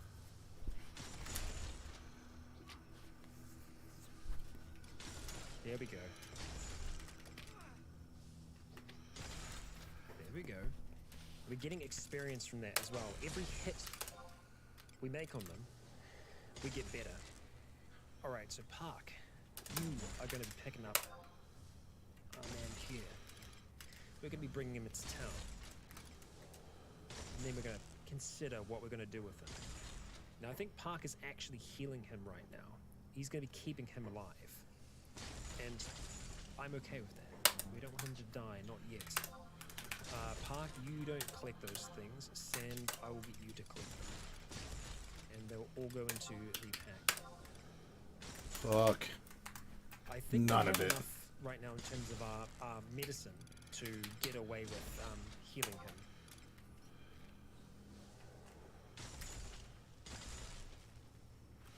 Bone Subhar. See how much more he needs. Oh, I can recharge my band. That's good. Now he's unconscious. Oh, I'm the sync though, but that's okay. 44 out of 60. That's not bad. We could Put put him back down on these. the ground and start beating him up again. We're going to carry him towards whatever this next town is. And we're I gonna think decide what we're gonna I'd rather log here since I'm not going to be playing for a bit. There could be enemies. We saw some nomads. Yeah, I'm gonna. Yeah, quit now. It's fine. At the very least, that's well, maybe they're not all that bad. Okay. We'll find out in the next. Thank you all for joining. I've been Rycon. You have all been awesome. And until next time, stay tuned.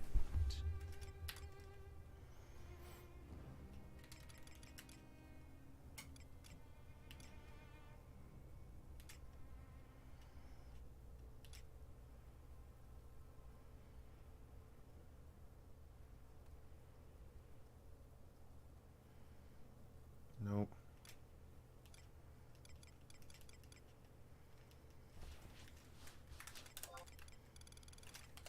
Attack is 7. Yeah, attack Wait, what? stays at 7. No, you skipped me all the way. No, I want to hear I like Rycon. I love Kiwis. I love their I think the Kiwi accent is the best on the planet. It's the most refined on the planet. I think it's this special mix of not British but not, I don't know, so it's like Asian British. It's so good. Kind of like Australian, but more sort of like oceanic defined. So that's all it takes then. A little bit of a feed and I need. Oh, yeah, that's good, but I don't know. yeah. For now. What about that place? What's that gonna be to us? Stay close. Don't stare. You might make it. Well, that sounds okay. I can do that. I got your back, Park. I love Rycon. Let's go. Shoulder, guys, gals, and legionnaires. Rycon here, and welcome back to Let's Roleplay Kenshi. So, we're back after a very tense episode 2. Park and Sand standing out the front of a city that they can see in the distance, and hopefully, fingers crossed, the game itself should be running a little bit better in this episode. I have it on my SSD now, and I've changed the recording software that I use with it. Instead of using Shadowplay, I have gone to OBS. Shadowplay is usually very, very good. However, in Kenshi, what ends up happening whenever we start loading into a new area, it actually holds the recording for a moment, which throws the sync out massively. So, yeah, it's a bit of an issue, but using OBS, it should be able to essentially rectify that issue for us, and hopefully it's going to allow us to have a little bit better of a fragrance as well. Yeah, Kenshi can be a little bit of a unruly beast to get working. So, we have Park, we have Sand, and Park, unfortunately, is a little bit more injured than Sand in terms of his legs. So I actually want him to drop this guy here, this Holy Sentinel that we defeated in the last. And is he going to? Yep, he's going to stay down. He is actually conscious right now, but he's playing dead. We're going to go ahead and pick him up. We're going to keep hold of him for the time being. Next, something that we are going to need to do is get rid of this disguise. So it's this monk robe currently that's making us look disguised. So we're going to take that off, and we're going to have a look at any other gear that we have. So this is also stolen from the Holy Nation. I really don't want to be running around with no pants on, but we might not have a huge choice in the matter. We don't want to be mistaken for being a part of the Holy Nation. So unfortunately, not having any pants is going to make us look a little bit like a slave. Isn't too much we can do about that at this stage. Right now, we don't look like we belong to the Holy Nation, but also, we're pantsless as well. I honestly, I think it's going to be for the better. Running across the fields in bare feet isn't going to be easy, but hey, Park's been doing it so far, and he's been doing a good job. Now, he's not wearing anything from the Holy Nation. He only has this cleaver here. What we're going to do is we're going to go over towards all of his gear in this direction, Park included. We'll go pickle this stuff up. But I think, yes, scavenger's basket. I want you to go ahead and pick that back up, buddy.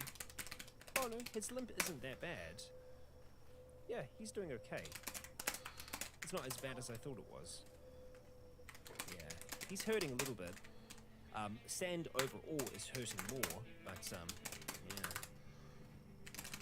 Go ahead and grab all of these. Might just make a small adjustment to our music here.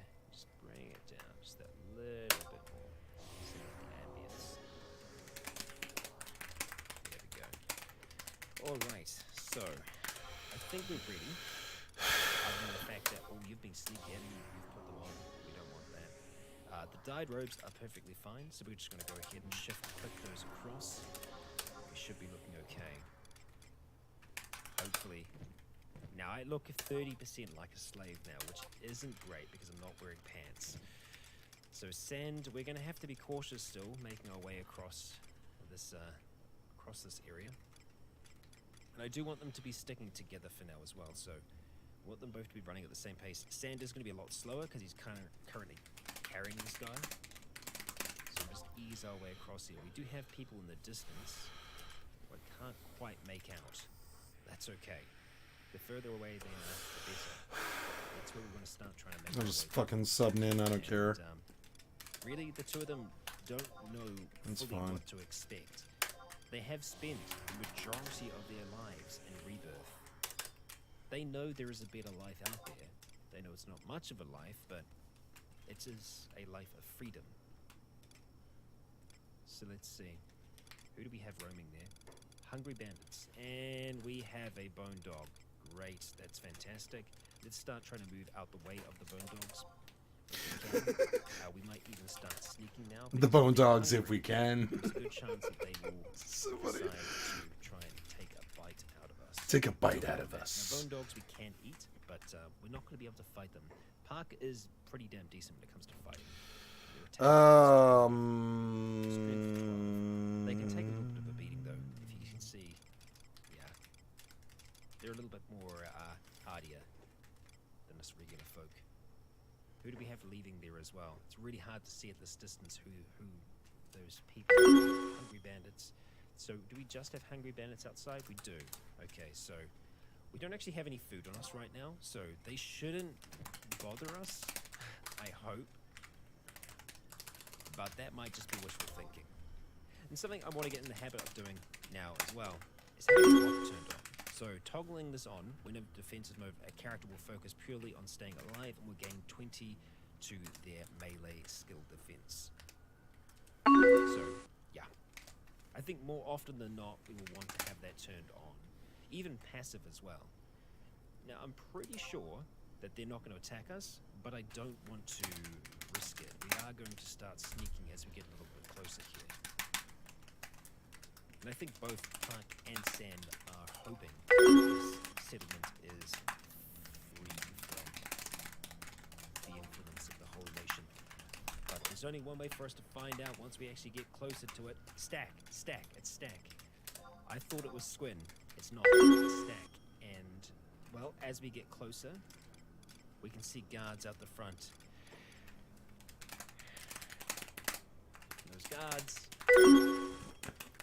Those guards have armor. Oh, god damn it. That is not a good sight for the two of them. I think seeing that in the distance, they hoped it was going to be some form of salvation. However, it is not.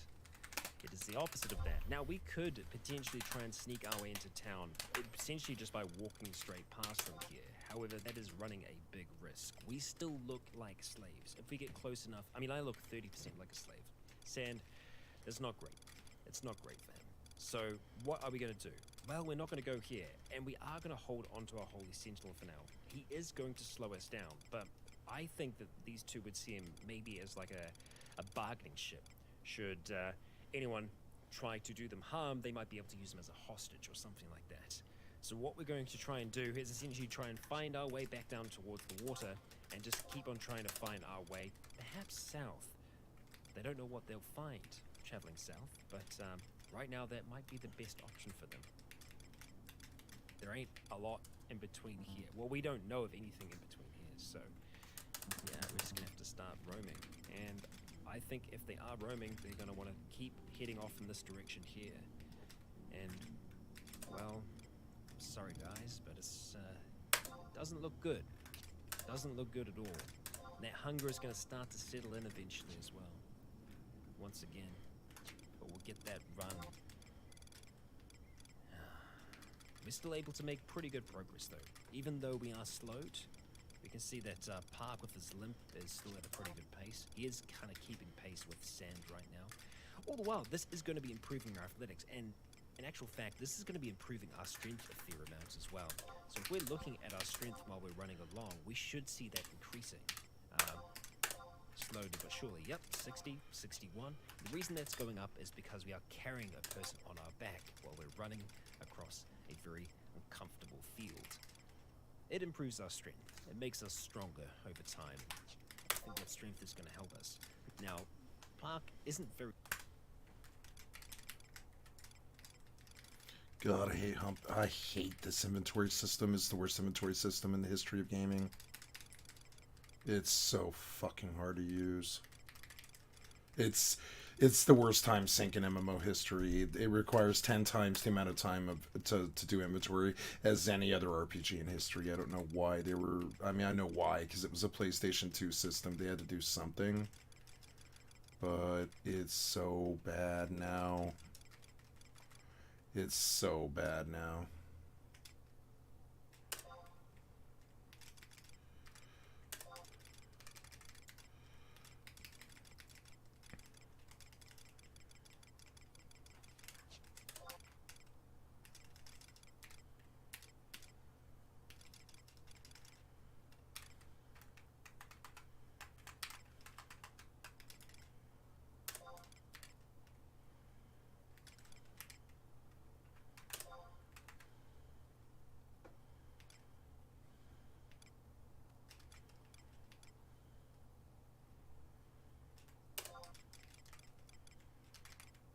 No, that's Divine Rain, huh?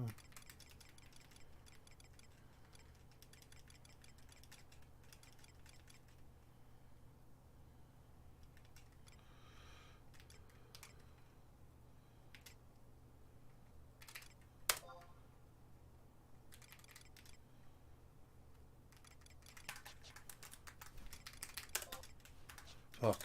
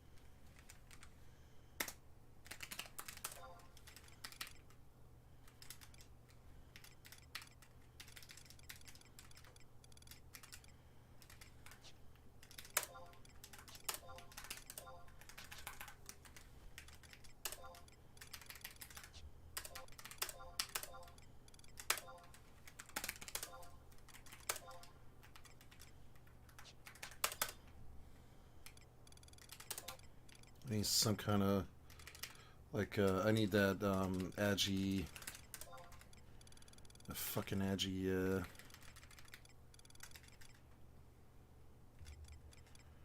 fucking Agi helmet. I don't know where to find it. It should be Legionnaires cap. No.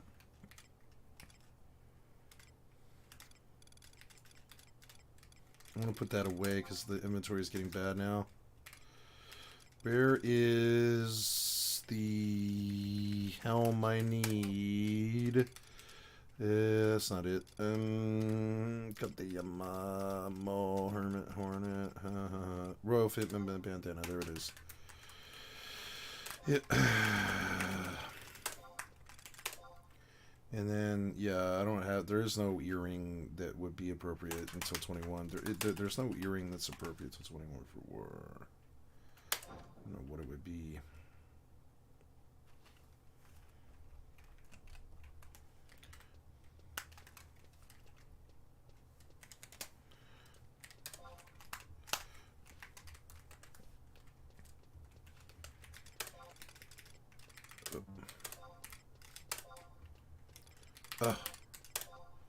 What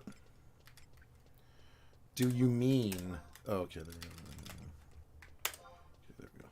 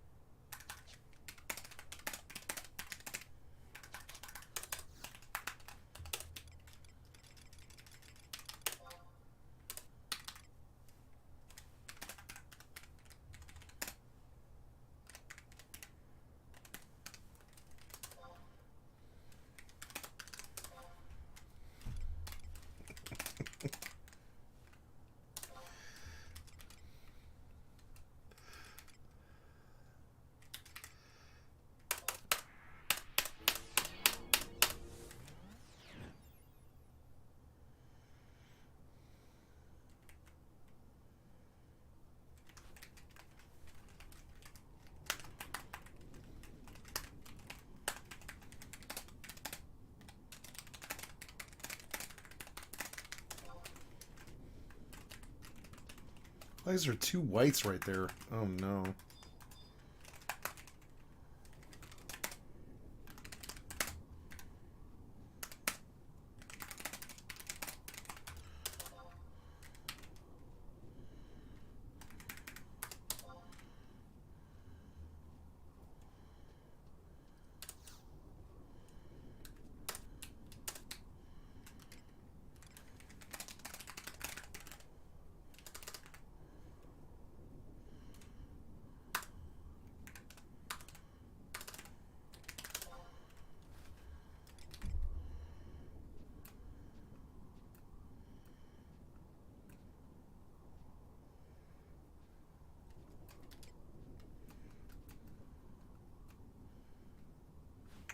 No, I'm trying to go to the...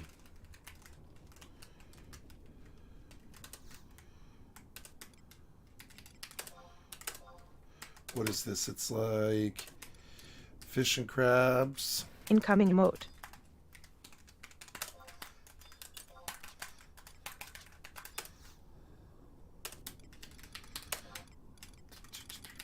Fish and crabs. It's not that. It's what, 2?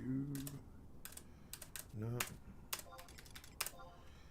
They made these pages so dumb. 7 greater pugils, 3 clippers.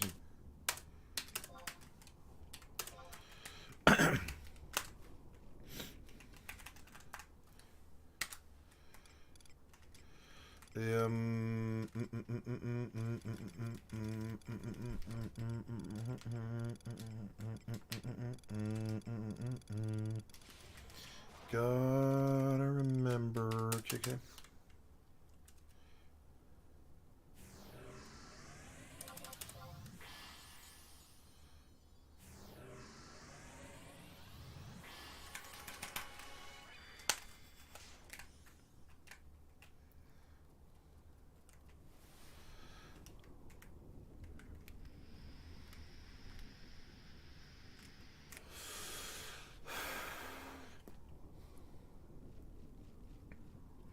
I keep forgetting I have Chocobo Jig on Dancer. That's true.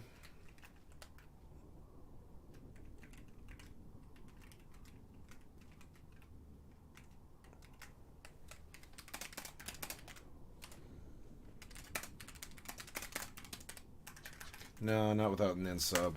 Get me killed.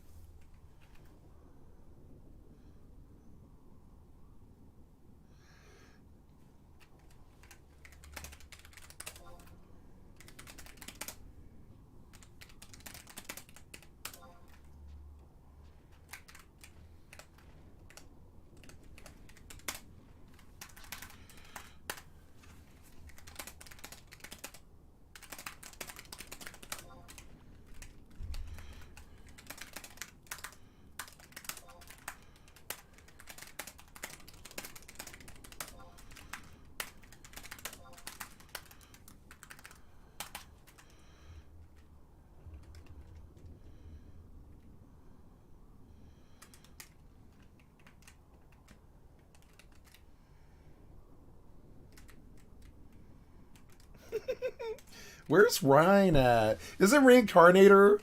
Do I have Ryan's spot? Is he on? I saw him here. Do I have Ryan's spot? No, Ryan went to bed. Okay. I was like, I thought Reincarnator was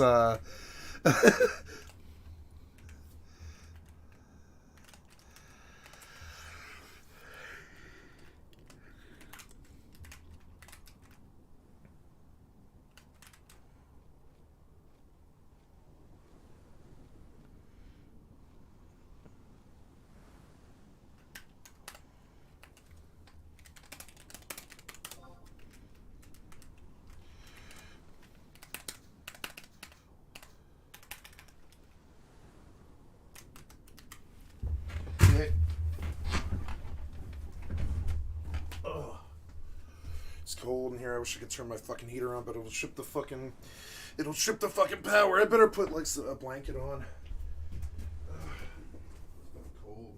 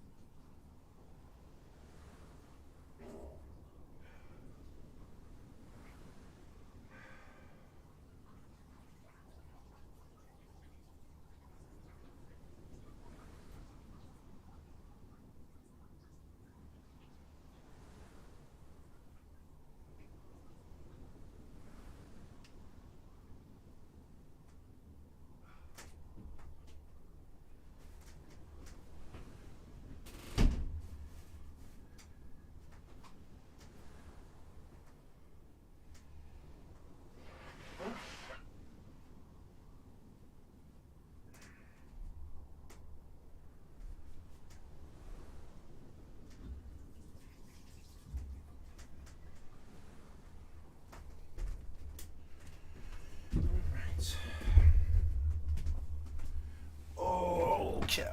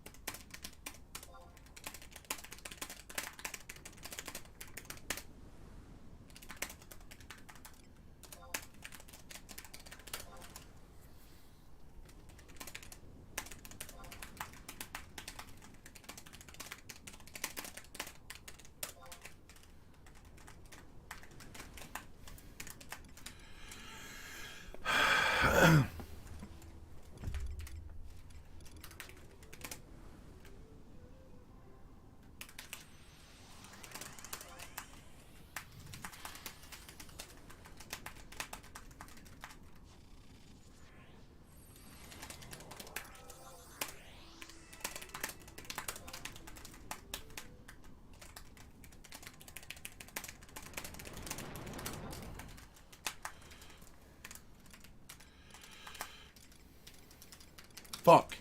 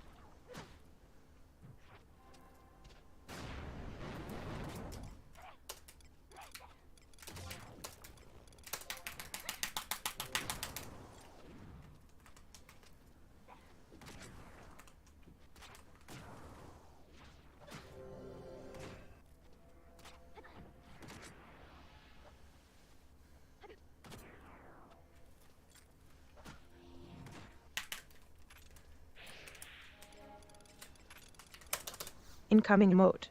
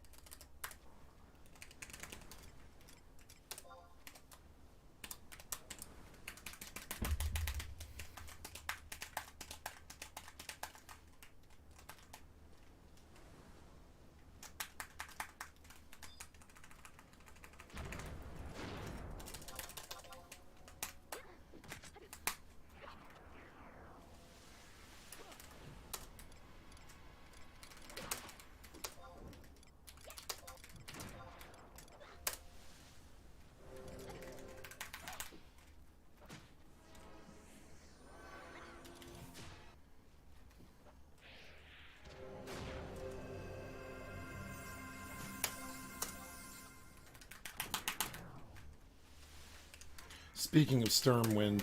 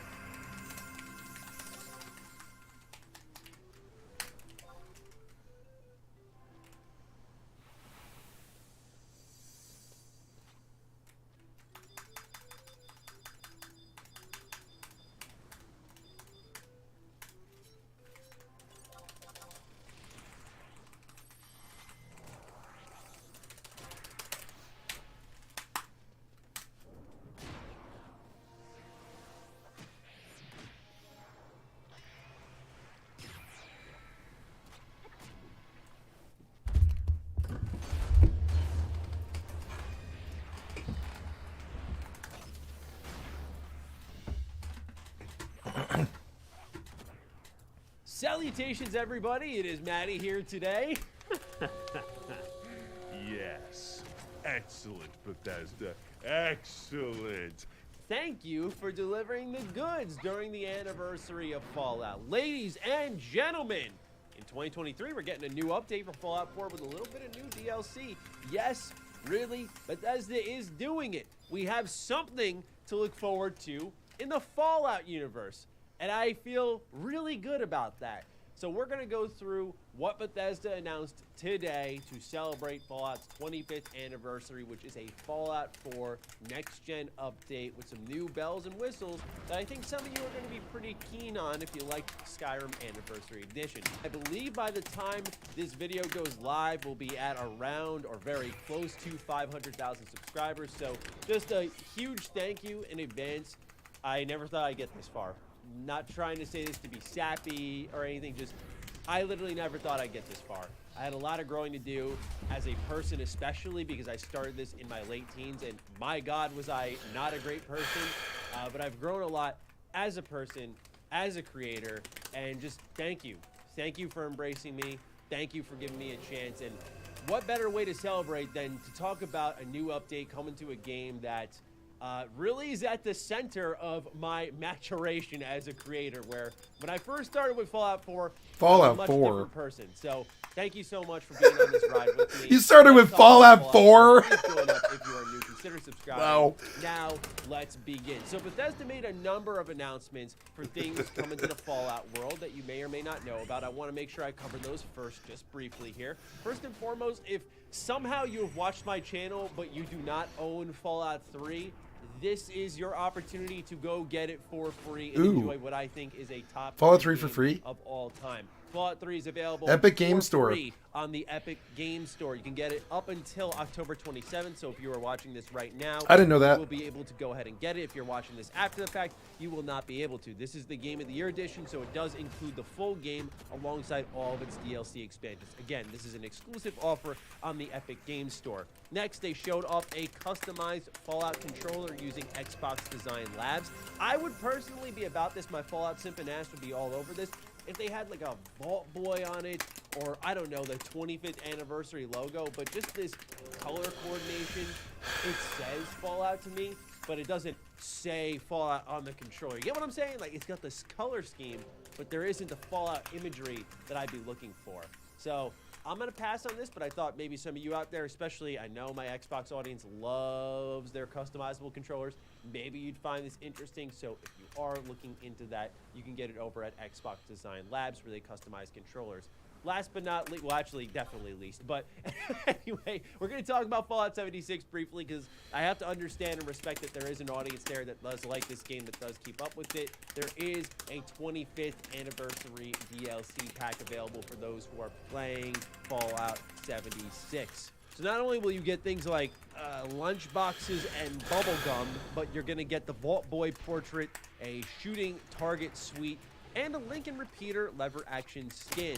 Xbox fans who are active Game Pass subscribers can also pick up the 25th Anniversary Edition bundle for themselves with the Game Pass perks beginning on October 27th all the way up until December 27th. I don't know why a game like 76 is staggering out perks for a game that desperately needs more relevance, but I digress. That is available for those of you who are interested. For me, and many of you out there, what we're interested in is Fallout 4. So we had Fallout 4 60 FPS via FPS boost here on Xbox platforms, and we thought that would pretty much be it moving forward, but Bethesda is deciding to take a step in the right direction, I think, by supporting PlayStation fans as well and getting a next-gen update available for Fallout 4 in 2023. Now, we don't have a necessary time window for any of this. We just know it's next year at some point, and we'll talk about what this means maybe for Starfield, if anything at all. But first, let's read. Prepare for the future. A next-gen update is coming to Fallout 4. Coming in 2023, this free update will be available for Xbox Series X and S, PlayStation 5, and Windows PC systems, including performance mode, features for high frame rates, quality features for 4K resolution gameplay, bug fixes, and even bonus Creation Club content. Now, they don't go all out with the details here, but we can pick this apart a little bit and discuss deeper. First and foremost, this is great news primarily for PlayStation fans. If you were already on Xbox platforms, you have FPS boost, you had that higher frame rate available to you. But PlayStation fans, historically speaking, have aged pretty poorly when it comes to Bethesda Game Studios games, dating back to things like Skyrim with the horrible state of that launch, or even Fallout 3. Remember the video I posted about the 10-penny tower curse? That is still a thing for Fallout 3 on PS3, but I suffered through all that so I could get the Platinum Trophy. I digress. Fallout and PlayStation don't get along too well, so I think a next-gen update is the least Bethesda could provide for PlayStation fans to continue to enjoy this. Now, we don't know if this means that there will be like a separate trophy list or anything like that for a next-gen version of Fallout, because I know some people look into those types of things to give themselves an excuse to replay the game. Certainly, I'm guilty of that. But personally, I wouldn't expect it. Just based off the way Bethesda wrote about it and the way they took this at not the top but the bottom of the article, I imagine this is just an update that's going to lay over the top of the current Fallout 4 package. Perhaps what's most interesting for folks is the free Creation Club content. Now, I'm going to be very transparent here, as always, and I don't want to hurt any of my modder friends' feelings here, but when I look at Fallout 4's Creation Club content compared to Skyrim's Creation Club content, yep. it's night and day. I don't think it's even close. I am not a fan of really any of the Creation Club content, but as we saw with the Anniversary Edition, Skyrim managed to add new dungeons, some new ripples to the game in the terms of fishing, and given that we don't know what this bonus Creation Club content is, it's possible that Fallout 4 will get some new features and some new quests. But even in the gameplay you're watching in the background right now, you can see I'm doing the quest, and I put quests in very loose quotes, to get the Chinese stealth suit that you remember from Fallout 3. And going to get it is as simple as wiping out a couple of raiders and looting a chest. That is what a lot of the new items in Creation Club boil down to, is go here, kill this, get that, and it's over and done with. Pretty fitting for Fallout 4's quest structure, which oftentimes boils down to a shooting gallery, so I guess it's not too surprising. But at least in Skyrim, you got some pretty expansive dungeons, some longer storylines. You really felt like some additional meat was put on your game. Where here with Fallout 4, that's not the case. In fact, as I signed on to Fallout 4, you can see the Creation Club content here.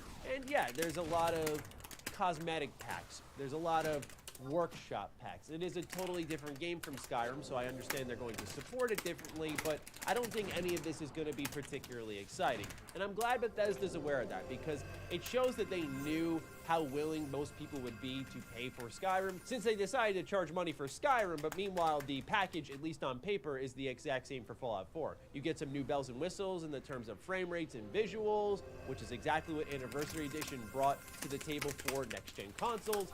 Oh, and you also got some Creation Club content. Cool. So all in all, I mean, it's exciting to see that Fallout 4 is getting support. I think a next-gen update is a really smart move by Bethesda, but it's not, in the terms of Creation Club content, when I look at it, anything that is going to really excite you. It may be enough to push you over the edge to get you into a new playthrough, because this is a bit timely. Right now, we know 2023, at least the first half, apparently, is the time for Starfield.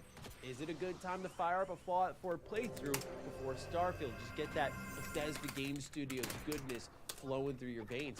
Perhaps. Now, I think the bigger question beyond, are they putting this out in 2023, perhaps early 2023, so that Starfield could get pushed back to the second half? I think that's a fair conversation to have. I've said it multiple times that I think you need to get Starfield right. If that means pushing it back one more time to the second half of 2023 to give it all the polish and shine that it needs, great, good. I'm totally for that. And if that means that Fallout 4's next-gen update serves as a bit of a stopgap for us to distract us a bit and let us remind ourselves of how great BGS worlds are, then sure, I'm all for it. But I don't know if this next-gen update really indicates that that's something on the way. I do think it's possible.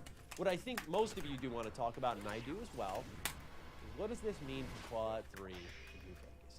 What does this mean for our lovely Fallout games that we feel have gone... Oh, really? Son of a I don't fucking think it means bitch. anything, sadly, because strangely, Bethesda held these announcements until the end of the month, and I don't really get why they chose this cadence of weekly announcements for the anniversary, especially because they never teased it was amounting to something big. If they were teasing it was amounting to something like we're going to have new announcements this month, then you get people talking.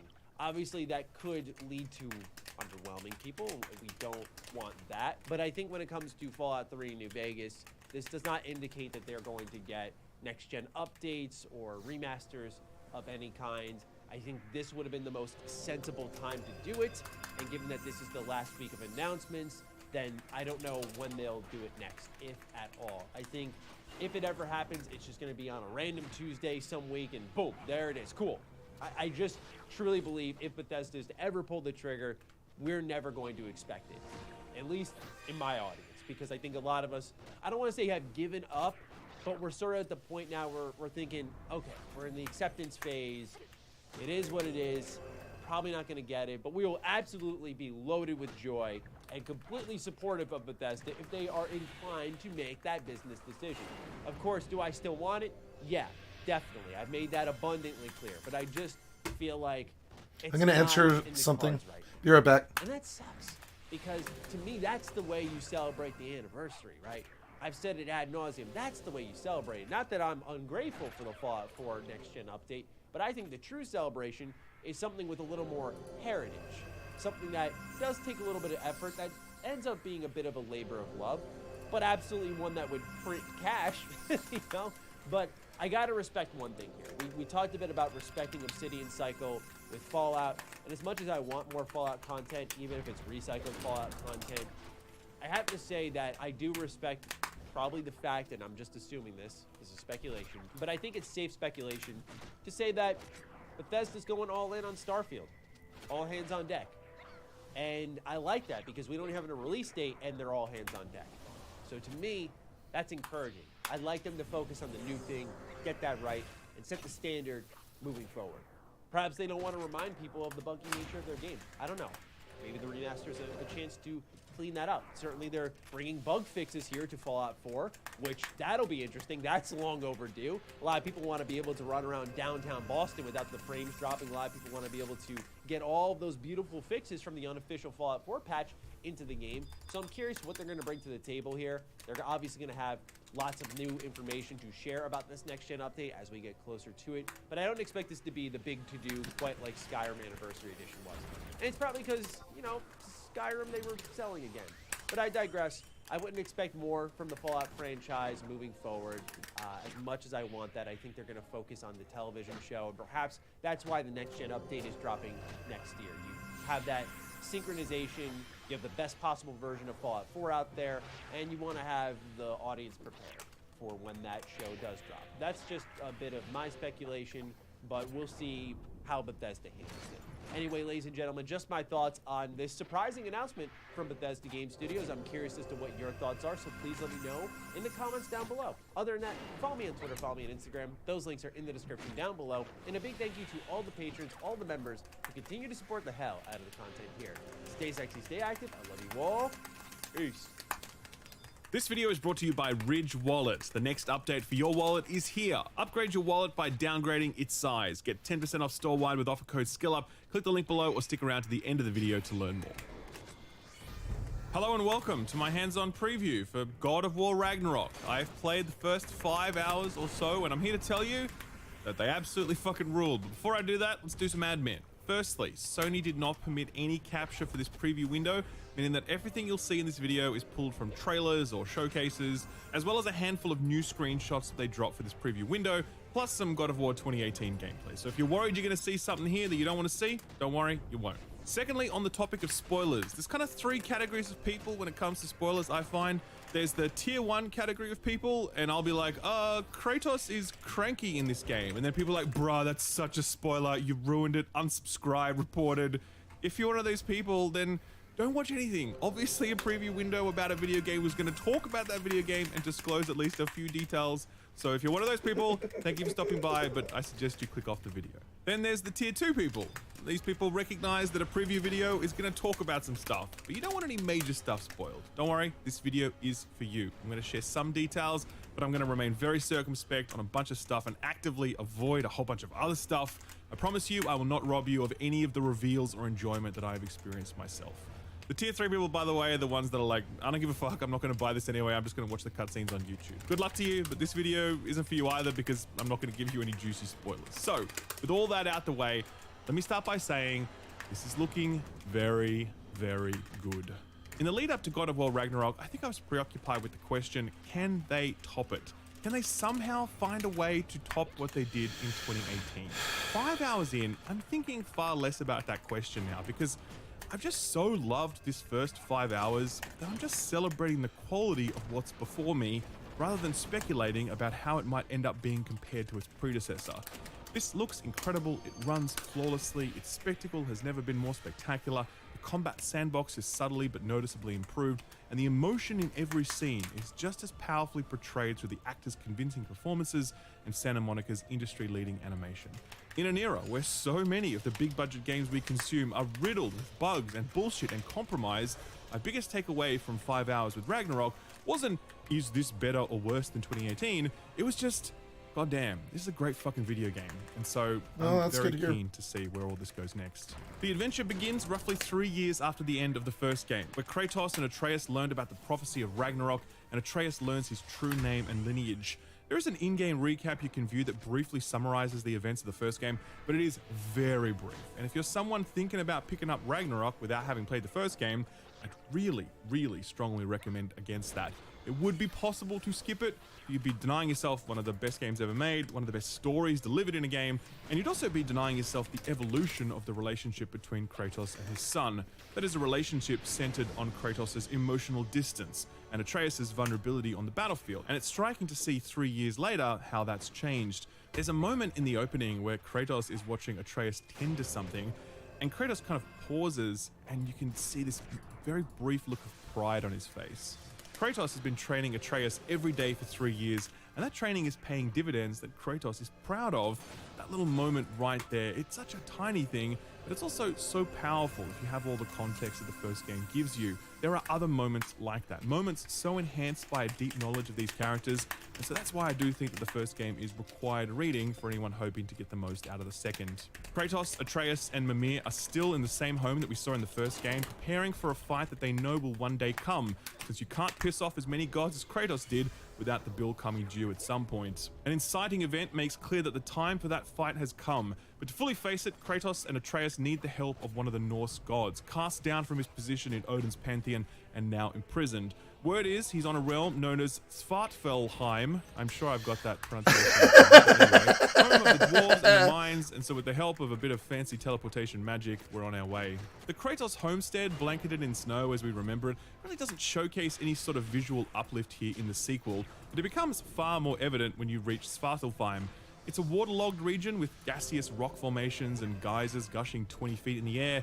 Just in terms of terrain detail and geography, it already looks better than any region in 2018. But you'll soon arrive at the Dwarven City, and that's when things start to get really crazy in terms of visual fidelity. Just an absolutely jaw-dropping location that I wish I could show you, but I can't.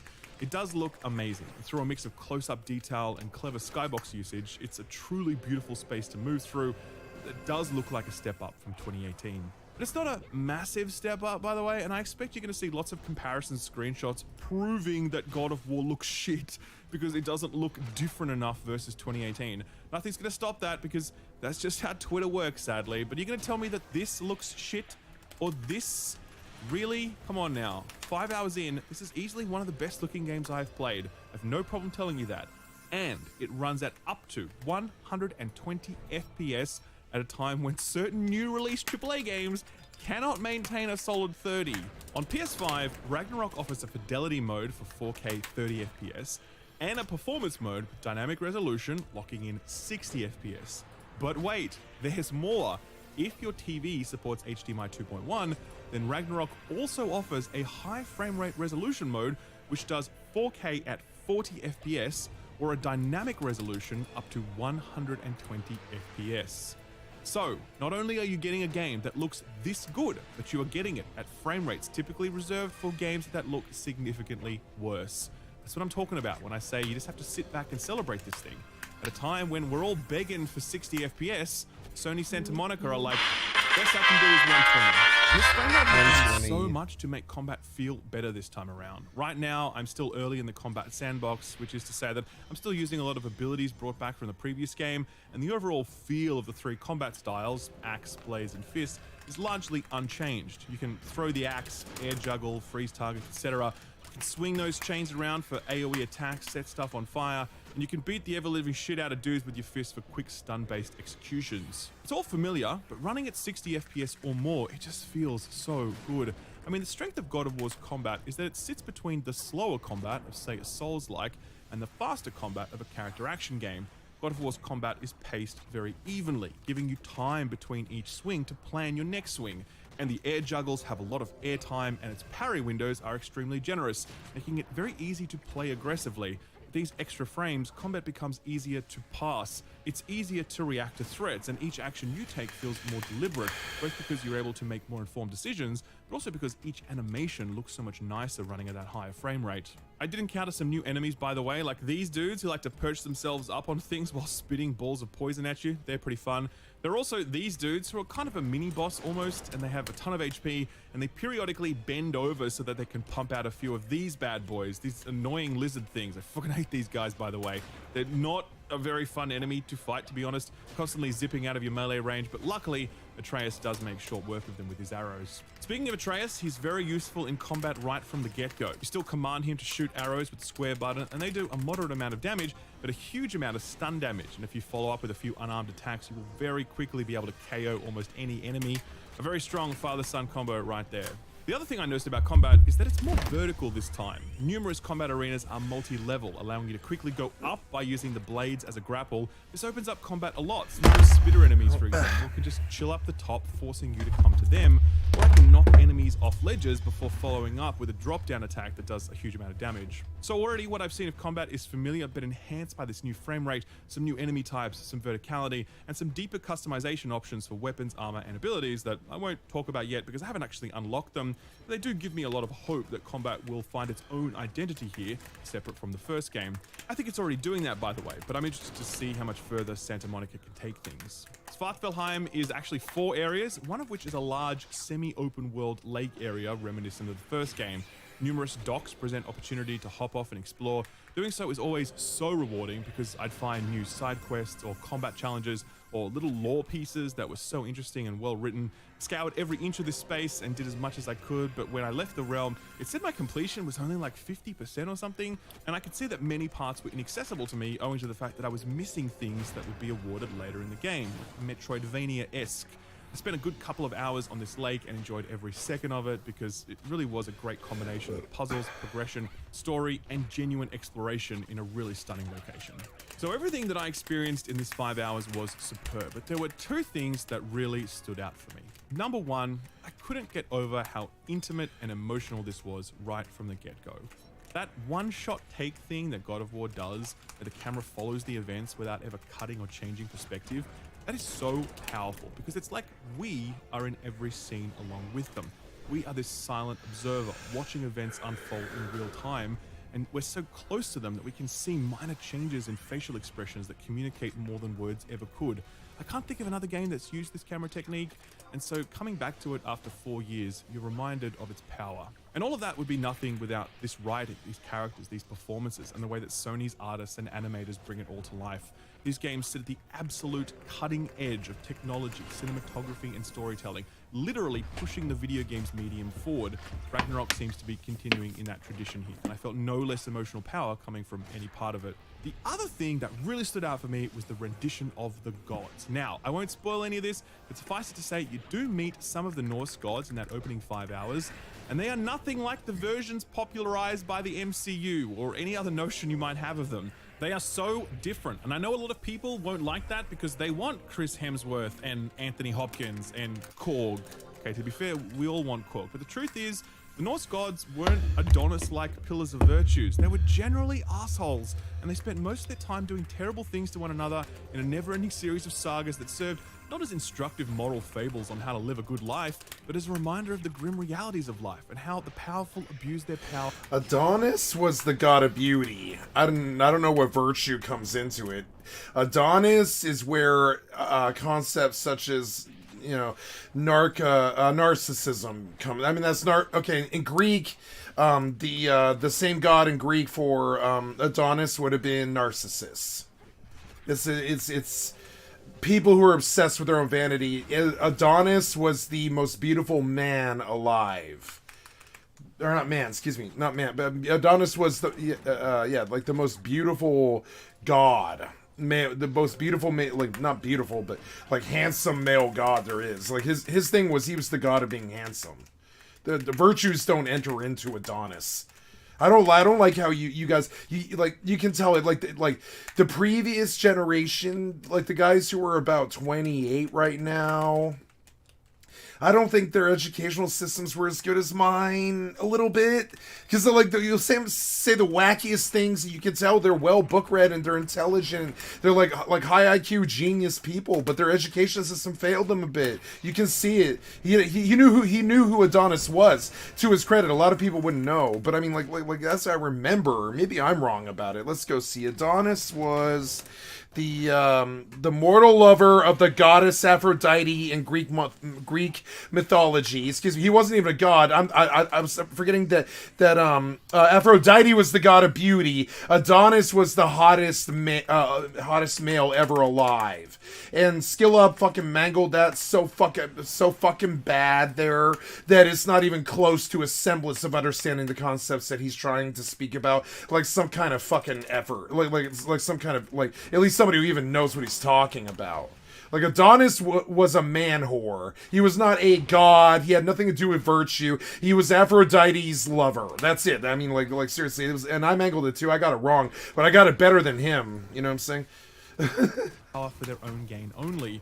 That is a cool angle to lead with when it comes to portraying your Norse gods, because it is A, more in keeping with the source material, and B, it creates a very, very clear line between I'm good at Greek myth because a lot of them are actually kind of Batman-esque, sort of like I wouldn't say like one of the wonderful things about Batman is all of the villains represent phobias, right?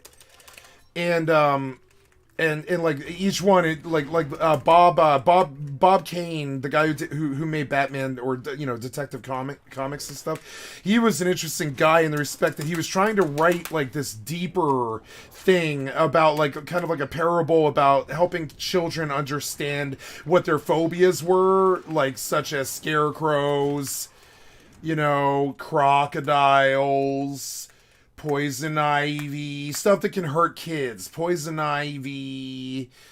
I can't think of all the Batman videos.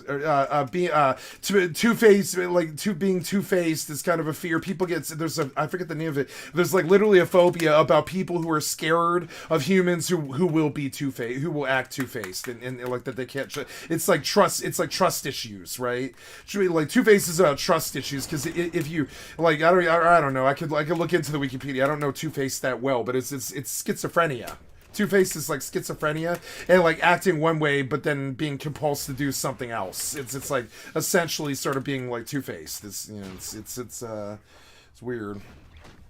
Schizophrenia, like it wasn't just phobias, it was like psychiatric concepts. Batman's very deep like that. None of the Marvel comics are even remotely deep like that. The Marvel comics are often about like how rich I am. With how rich I am, I can afford a lair and I can have my super friends and I'm invincible, or I have like some crazy suit, or my powers have a lot of money, like Iron Man, etc. But like the DC comics always were about men trying to be gods, essentially. Men trying to do with their mortal frames what they can't really do with their mortal frames, like Batman. And Batman was the police department in and of himself, and that's something only really like almost a god can do. But I mean, he had the money. His power also was that Marvel idea of I have a lot of money, Bruce Wayne.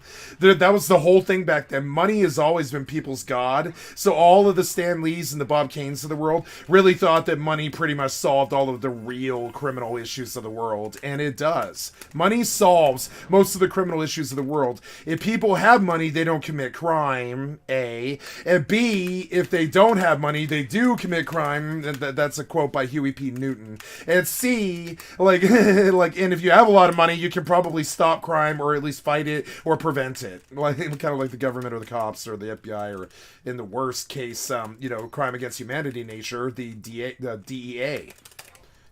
DEA is a horrible, crime against humanity. It's essentially should be against the Paris Accords, the DEA, really horrible shit. Remember Hank Schrader That's a whole parable about how really bad the DEA actually is. They can't catch shit right underneath their own noses. They wheel and deal with the cartel all the fucking time, and they can't catch drug dealers for shit. They take billions of dollars from the fucking taxpayer, and then they throw all of the American citizens in jail, and they don't fuck with anybody from the cartel at all. The DEA does not stop the cartel in any way or form. That would screw up the CIA and the deep state and the Republicans and all that shit who are wheeling and dealing with all the fucking cocaine barons. You know, so like, anyways, and I got off on a bunch of tangents here trying to provide content, but I mean, like, he mentioned Adonis and like and his virtues of being a god or whatever, but actually Adonis isn't even a god, and I just wanted to call him on it because it's like that's kind of like a college level, or I don't know about college level. It's like either a young kid would know it, like if they were obsessed with Greek and Norse myths, which I imagine right now with the horrible shit Marvel is doing to Greek and Norse myth, that like, you know, that like, you know, it might actually be, you know, like really popular to know your Roman gods, you know, your Norse and Roman and Greek gods, right? So, but if you're gonna do that, Don't call Adonis a god. The whole point of Adonis was in there. Adonis had nothing to do with virtue. You're thinking of Aphrodite. He was thinking of Aphrodite, and that's weird because, like, with how edited Skill Up is.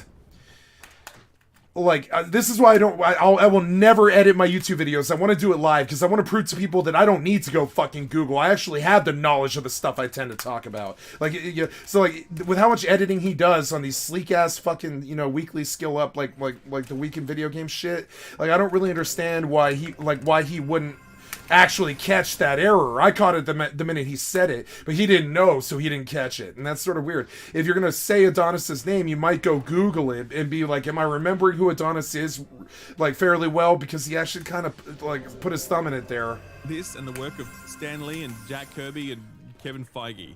There is a vision here for these characters that subverts expectations. And that isn't always a bad phrase, despite what you may think about The Last Jedi. It's cool to see creatives try different shit with it. I liked the new Star Wars movies because I didn't go in expecting a Camelot story, because they got rid of the this is to all my Star Wars fans out here, right? If you didn't know it, this is that 1490 SAT proof of the IQ thing. If you didn't fucking know it, right? Star Wars Episode A New Hope, Empire Strikes Back, and Revenge, or not Revenge, you know, the third one, Empire Strikes Back and Return of the Jedi. The story is extremely good, and of course the sci-fi delivery of it was we came for the story, we stayed for the sci-fi beautiful render idea of what it was like to be on a space station in the 70s, you know, in the 70s, what we could do to make it look like we were inside of a space station in a real space drama with lasers and all that shit that we don't even have yet. You know, we don't have laser blasters yet. We haven't got that tech. I mean, we do, but we don't, like, not like blasters though, like that we can, you know, put on our belt, or like a gun, you know. So what was I gonna say? I digress here. I gotta kind of make sure I was doing what I was supposed to be doing. I had a brain fart. What was I just talking about? Oh no, it'll come back to me. Oh yes, so Star Wars is Camelot. And as a Star Wars fan, you should know that. It's the exact same story as Camelot. Yoda's Merlin, Luke is King Arthur, right? Or I'm sorry, Luke's King Arthur, Luke is King Arthur, Yoda is Merlin, Darth Vader is Uther Pendragon, and the whole Star Wars story was written by Timothy Zahn, as I remember, or Zelazny, I forget the name, whoever wrote it, and the screenplay was also handled by Lucas. And the beautiful thing about Star Wars is it's a story of the ages, and it always has been, which is the story of Camelot, Prince Valiant, the Guinevere. Guinevere is Leia, you know. The robots are like the Knights of the Round and all this shit, and King Arthur, and I forget all the Camelot stuff, but you know, Lancelot was Han Solo, etc. Star Wars is a Camelot story. It's a story that's been told for many, many, many centuries. It's a really famous, very gripping story about magic and intrigue and politics and all that stuff. Now it's done on a galactic scale with other things added, such as planet killing and stuff like that. But I mean, the darkness in the Camelot story is kind of as dark as something like planet killing. It's not as deep as the planet Earth blew up, but it is that dark. Like most of humanity could have died in the Camelot story. It's kind of crazy. It's a dark story as I recall, but it's been like 25 years since I last even remotely looked at what the Camelot story actually is. So if you understand that you like Star Wars, then understand that you like the Camelot story. If you went in, and this is that stupidity thing I keep hitting you over the fucking head with, I guarantee it, you hate Star Wars. Like, you hate Star Wars now, I guarantee it. You shouldn't hate Star Wars right now, and I'll argue why. You like the Camelot story, you just didn't know you liked the fucking Camelot story because you didn't know Star Wars was the fucking Camelot story. Now, Episode 1, 2, 3, 7, 8, 9 were George Lucas doing Star Wars in a sci-fi thing. We came for the first 3 for the Camelot story and stayed for the sci-fi. We watched the last 6. We came for the fucking story, but ended up staying for the sci-fi because the story was non-existent. And so that, so that's the thing. It's all the rage right now to hate what Disney did to fucking Star Wars, and I would say some of the new iterations of stuff I've seen, I enjoyed the first season of Mandalorian immensely. I did not think the second season was good at all, even though I loved all the actors in it. Like, for instance, my favorite actress would be, Starbuck. What's it called? Starbuck, Katie Sackhoff is in season 2 of Mandalorian, which was the big draw for me, but I mean, she had a very small part, and there was all these other amazing actresses in it too, and actors and stuff. But I mean, overall, I do not believe season 2 of The Mandalorian held up to season 1 at all. It lost the hype. I don't know what happened. Did you guys just fire your writers or what? Because the writers, I'm sure, after 10 years, you had a really good story that you went live with. That's how TV is, kind of like MMOs. But I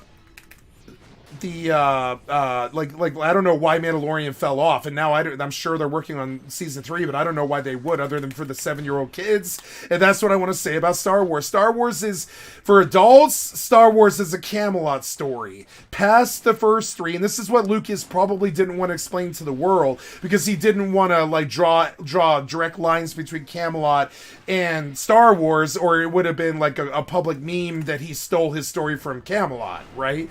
So he never told the public what the first 2 movies actually were, but he never promised anything for the last 6 movies or the television shows. So if you went looking for Camelot in Star Wars 4, 5, 6, 7, 8, 9, Mandalorian, Rogue One, any of that shit, if you went looking for that lightning in a bottle Camelot story from the first 2 Star Wars movies and stuff, you aren't gonna fucking find it. You're not gonna fucking find it, and that's a shame, I know. But if you went looking for it, you're an idiot. That's the difference. A good writer with a good sense of literature. By the way, I have a degree in. I'm a lit major. I'm a literature major, and from the Community College Center of Denver. And if you actually have an education, you know these things. If you read the Camelot story, if you know your story archetypes and your templates and such that they tend to use, you would have understood why it was okay to like Star Wars 4, 5, 6, 7, 8, 9, and all of these TV shows. If you take the expectation of that sort of Slayer story of the ages, centuries long myth and told by the fireside thing from our parents to our parents to our kids, etc., like that Camelot is from Star Wars 4, 5, 6, 7, 8, 9, you weren't gonna fucking get it. Now, when you understand that he couldn't have possibly really delivered any more Camelot after he sealed up the story pretty much perfectly at the end of Return of Jedi. He had nowhere to go. He wasn't gonna deliver the same quality story as Camelot. When you stop expecting Camelot from him, which he can't reproduce a second time, the Phantom Menace and the Attack of the Clones, and and all of the new ones, Rise of the Sky, Return of the Skywalker, and all that stuff, and the 7, 8, 9. If you stop expecting the kind of high quality Camelot fucking story that troops and bards have been telling for millennia, right?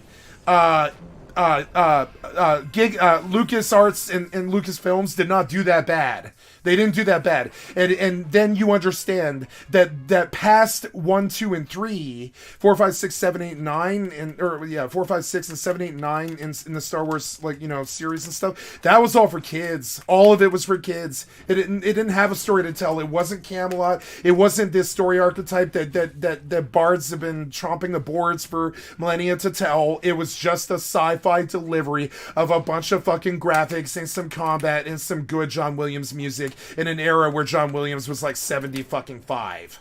So stop being so fucking hard on Star Wars and expecting it to be this thing that saves you. Stop making a lifestyle out of it past the first 3 movies, because they're entirely a different thing. And stop expecting Camelot out of George Lucas. George Lucas is not Marion Zimmer Bradley. He can't write the Lady of Avalon or any of that stuff. He's not that skilled. He's a director. He's not a fucking writer. And you guys expect too much from him. You expect too much from Bethesda. You expect too much from Square Enix. You expect too much from Lucasfilm. You expect too much from Netflix. You expect too much from YouTube. You expect too much from these people who are trying to deliver really high quality entertainment, but they aren't goddamn, let's put it this way, they aren't goddamn Tolkien, okay? They can't write like Tolkien. They can't.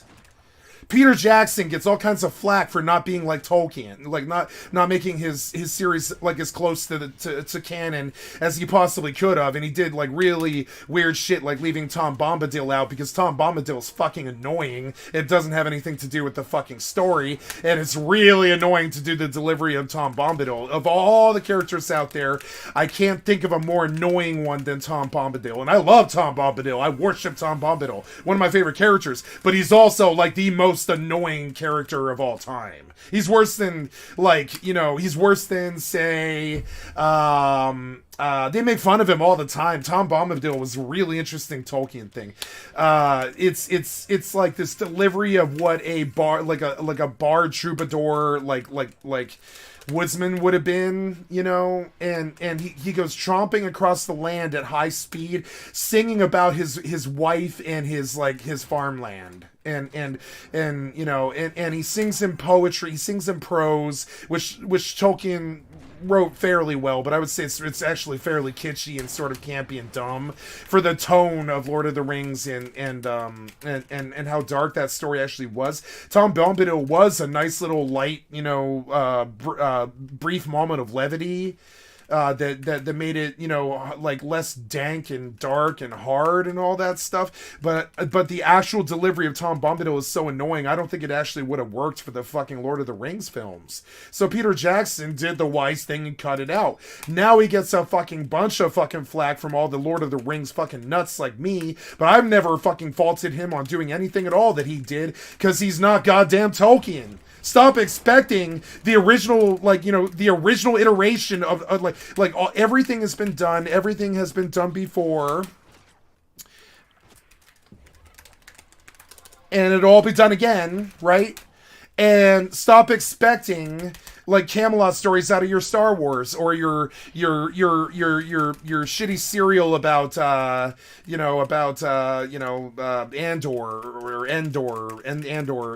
or whatever, like all Lucas and Disney and Star Wars and all the people that directed Star Wars and worked on Star Wars wanted to do was provide good Star Wars content to fucking like sci-fi content to kids that's canon.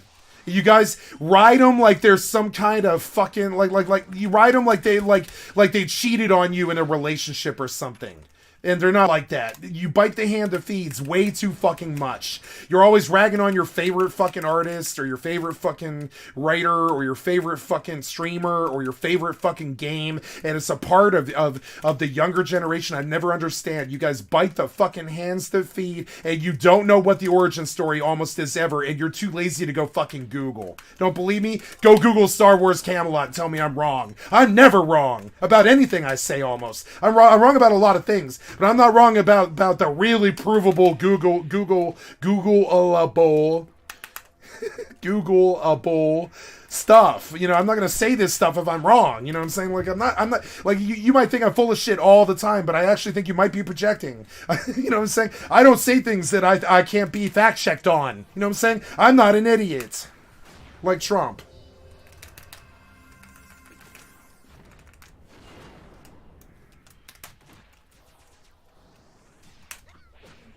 The things that we know and love. That's how we got Sad Dad Kratos in the first place, and I'm pretty sure most of us will agree that that was a pretty inspired pivot.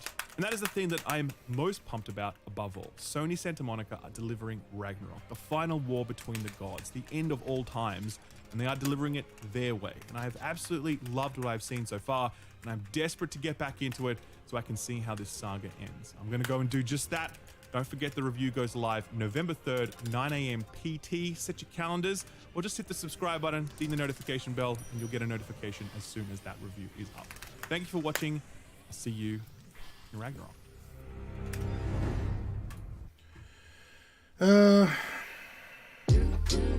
Oh, no. This is Friends Per Second. This video is brought to you by... I'm looking for... I want to see what he says about Gotham Knights, but if you expected anything out of Gotham fucking Knights, you're a moron.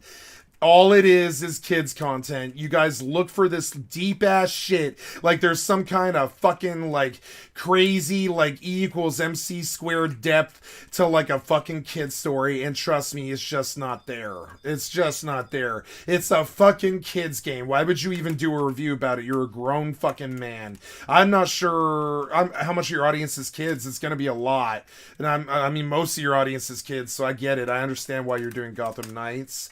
But there's something really hokey and weird about this that I want to say about my community, being a fucking streamer as it is. Why are adults doing reviews of fucking kids games? I don't want to see a 16-year-old like do a review because it seems kind of weird for like an adult dude to like be like looking at a 16-year-old on YouTube or whatever.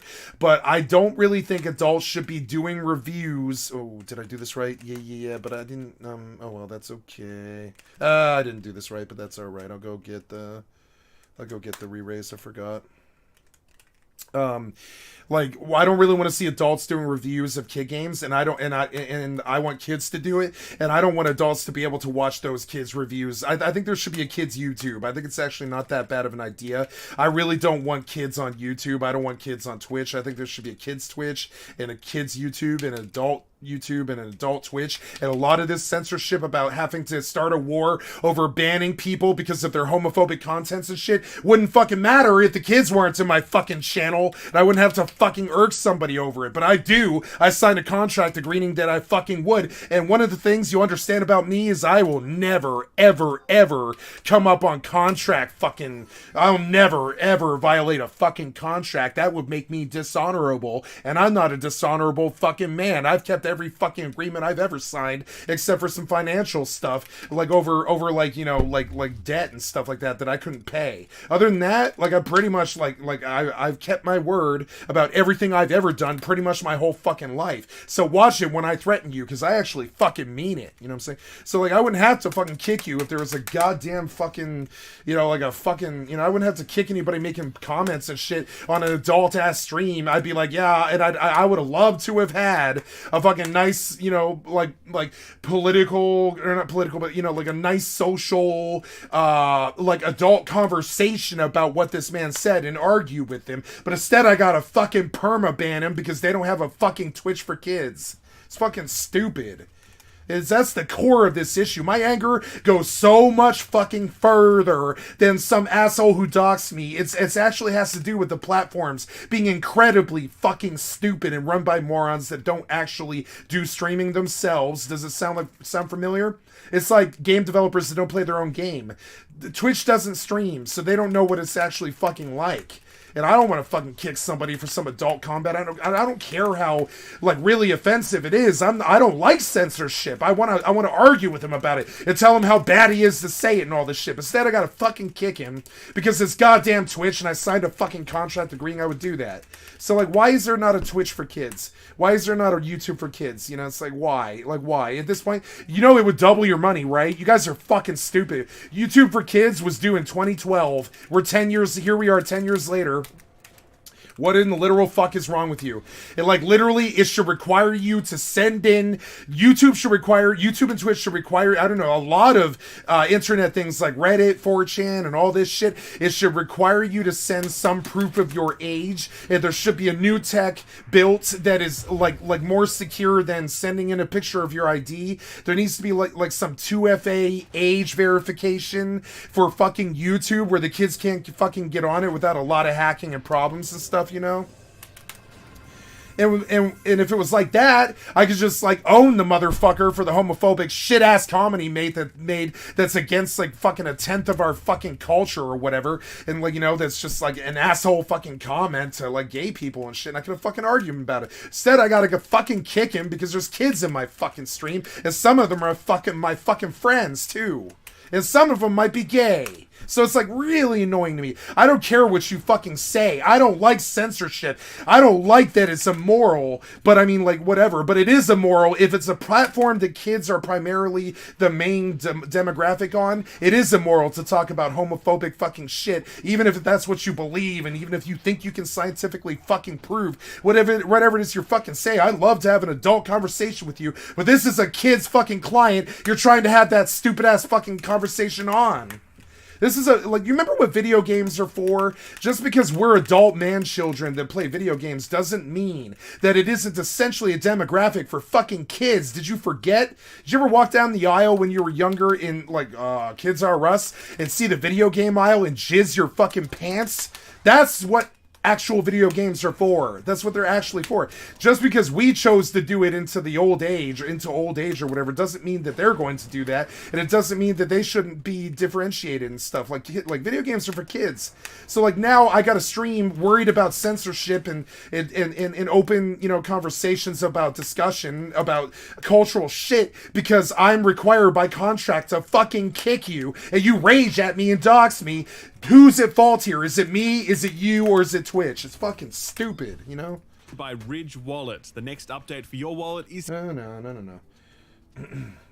30 minutes about fucking Batman Knights. You should have cut it to 8 minutes. The average person fucking bails by 11. Why would you do a 30-minute thing about how you don't like Gotham Knights? That's another thing you guys are fucking doing. You're like sitting there and you're writing treatises, whatever you a treatise about, you're writing like treatises about fucking, about what you don't like about what you don't like. If you don't like it, why are you wasting the fucking time? I forget how you say treatise. It's not a word you hear very often. Pronunciation. Is it treatise? No. Don't practice. Just say it. Treatise, that's right, treatise. I've only ever heard the word when I had to write one. You know, treatise, yeah, that's right. I was like, is it treatise? Oh, I remember it is, treatise, treatise, that's right. My treatise that I wrote for college was St. Thomas More's Utopia and why we can't have it here in America. And the secret to utopia in America is stop worrying about your fucking neighbors. You fucking assholes. You want to play world global police, stop the Nazis and all this other stupid ass shit. You want to know how to actually build a utopia? A fucking saint wrote about it named Thomas More. You want to know how you make a fucking utopia? Stop worrying about your fucking neighbors and give everybody a chance to lead your culture. The whole story of utopia is a really beautiful one in the respect that utopia is eventually destroyed by the cultures outside of it because it is so perfect that they get jealous and they want to take everything utopia has. That's the end story to St. Thomas More's Utopia, right? But like the overall like thing about Utopia is like, you know, if you the beautiful thing about the country of Utopia is every single civilian in the country gets to lead the country for an hour. Or it's like either an hour or a day or something, and it revolves as it goes. Every single person in the country, sometime in their lifetime, gets to run the entire country and tell everybody what to do. And no, we don't have, like, trolls in the story of Utopia, like, blowing up the world or whatever because they have the keys to the fucking starship or whatever. Just people want to make sure that the society actually succeeds to the utmost possible way, because they actually get to have a say in what happens and the leadership of it, even if they're in the caste, in the lower end of the caste system. The most poorest man in America, in an actual Utopia, would get to be king for a day and tell us what to do about feeding the homeless and the poor down on the streets down there with him. And so if a homeless person became president for a fucking day, we wouldn't have poverty and hunger in America. It would be wiped out in a fucking day. He would command the armies to go fucking spread food across the fucking land to all the starving homeless and fix the fucking starvation and homeless problem. Instead, we've got fucking deep state asshole corrupt alien fucking like weird like Vatican, you know, QAnon, fucking Republican deep state shitheads running this country into the fucking ground for their overlords or whatever the fuck, you know, the American Taliban, the Tea Party. The fucking, you know, the American Taliban, it's the fucking Tea Party. It's why the country's going to shit. And guess who they control? Fucking Trump.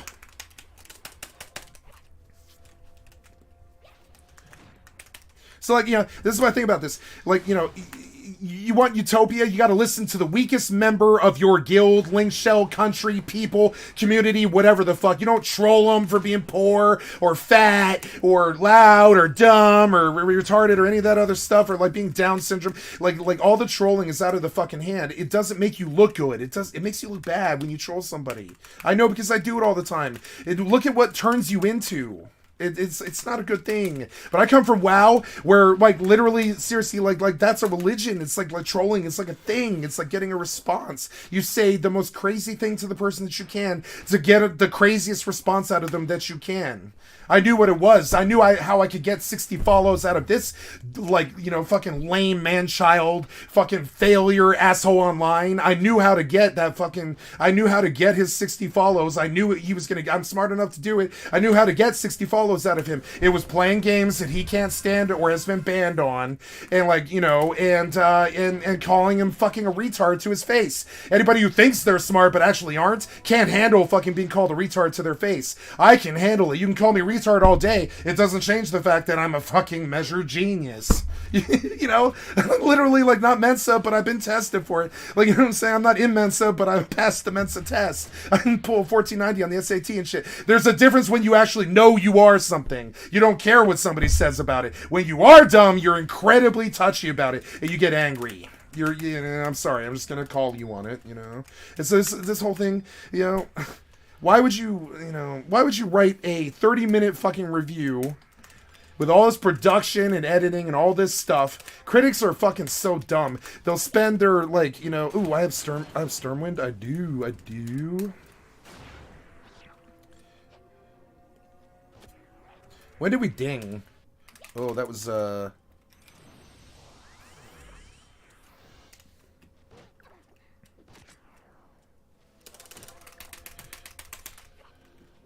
I forgot that I got Stormwind.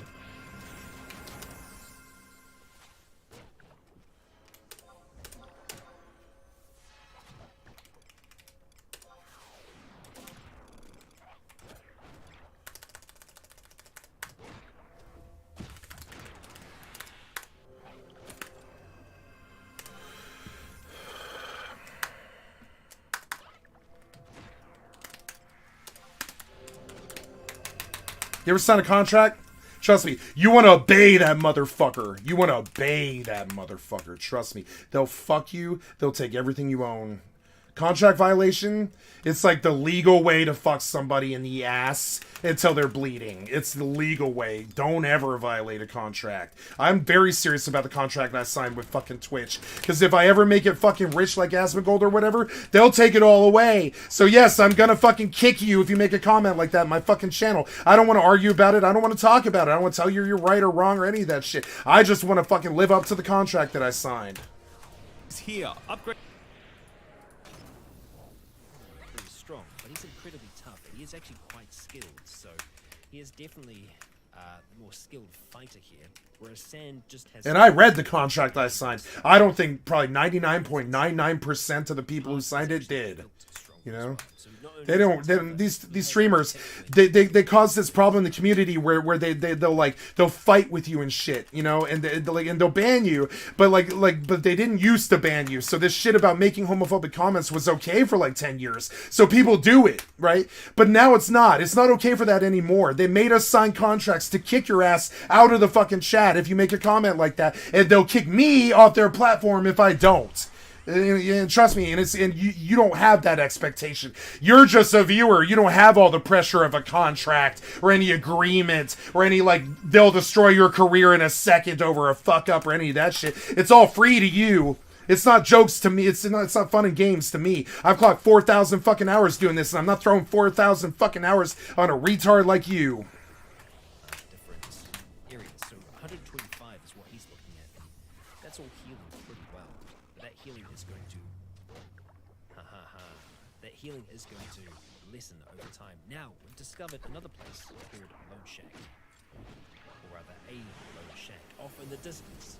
So we did have a Lone Shack off to the north of Rebirth. We've discovered something like that down here, and I'm imagining it's something that they've just seen off in the distance there. Now these little markers here, these mark a encampment of some kind. This could be hungry bandits, could be cannibals. In this area, it's probably going to be hungry bandits. And with that being the case, we want to avoid that. And I believe this is probably, this little region here might be what we're looking at. Just trying to see here. Yep, here we go. So who do we have out here?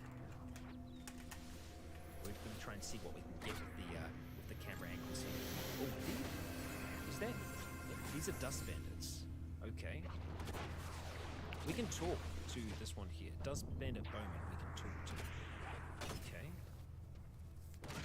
You try having this kind of fucking pressure. You try. Go stream. Build your own stream. Stop harassing me. You know what I'm saying? You try. You walk a mile in my fucking shoes. See how you like it. Retard. Have a look at factions. We can see, yeah, the dust bandits. We got -10 to them, so they don't like us. Be my competitor in an actual way. You're not good. You're not good like me. You don't know good games like me. You don't play well like me and all this. So be an actual competitor in a way you can win. Go be a streamer. Start a war with me or whatever the fuck. You don't like me? Then start a stream and let's have a little fucking stream war or whatever. You know what I'm saying? But until you do it, until you walk a mile in my shoes and you understand what contract violation can do to your career, fuck you. Trying to guilt trip me, trying to talk about being hypocritic or any of this shit. You sign the contract, you get back to me after you clock 4,000 fucking hours about how willing you are to not fucking ban somebody for a fucking homophobic fucking comment, whether you like it censorship or not, or whether you like the comment or not. You're kicking them either way. You might even agree with the motherfucker, trust me. Go stream for 4,000 hours like me, and then watch somebody make a homophobic comment in your fucking stream, and watch you kick them. You're gonna kick them, because your career is at stake. You're gonna fucking kick them. You're a fucking asshole. You're going to kick them just like me. When your 4,000 hours is at stake, you're going to kick them just like me. Trust me. You're fucking stupid. You're one of the stupidest people I've ever fucking met. Stay away from me. Enemies can come from very, very far away to grab us. We've also discovered the hub, a place called the hub. It is a little bit further past Lone Shack. For those of you who have played Kishi, will know that the hub is probably going to be a good location for us to make it to. We still don't know whether or not that is going to be safe. In terms of places that could be safe, we haven't heard of many, or Park and Sand at the very least. Now I need these two to start making their way up here. Towards whatever this is. Double check. Okay. We are seeing. Is the regen? Oh, I got regen already. Oops. Materials. We've got copper off to the side there. We'll just let this fully load in because it's just loading up a whole new area here. But this is looking okay. This is looking good. We won't know for sure. So we start slowly trying to. If you made that comment when my friend Honey was in my fucking stream, I would have fucking sicked the FBI on your fucking ass. Have some more respect for the people around you. Disrespectful fucking loser asshole. The trade ninjas, not the train ninjas. Train ninjas would also be quite cool. Okay, this is promising. This has potential. So we're going to keep this guy with us for now. We're going to go ahead and rock inside. And just like that, we have a greeting. We have someone saying hello to us. This is the barman of the train ninjas. This whole place seems to be owned by them. So it's probably not a good idea for us to try and steal. But Sand might be able to do a little bit of bartering here. He's going to keep this guy over his shoulder. Now, you might think this is strange, but this isn't an uncommon sight in Kenshi. You know, bounty hunters are a thing. And right now, this guy looks like he could belong to anyone. So we're going to go ahead and have a chat to this barman. We're going to ask him to show us his goods. And so we're going to try and sell some things. And now these are stolen. But to them, they're like, no problem. They don't care that it comes from the Holy Nation. Which that's a really good sign already. So we're going to start handing this stuff over. Now, it's worth a fair amount, but the sell value isn't worth that much. Which is unfortunate, but we had no money. Now we actually have 37 cats. Yes, cats. Cats is the currency in this. So, get used to it. Now, did we have anything? This is all the stuff that we've just sold here. Now, the first thing that we'd probably want to try and do is buy food. Luckily, dried meat is quite cheap. However, dried meat we eat really, really quickly. Food cubes, for example, they can last a little bit longer. It's disappointing, but it's nutritious. So I think getting a food cube here might be a good choice for us. That and a few other bits of food. Oh, hang on. Oh, no. I was looking at the nutritional value. This sell value is a lot higher. We can't afford this for a long time. I'm used to being able to buy food cubes. No, so we're going to get some dried meat to start off with. It is better than nothing. Yeah, the value's 87.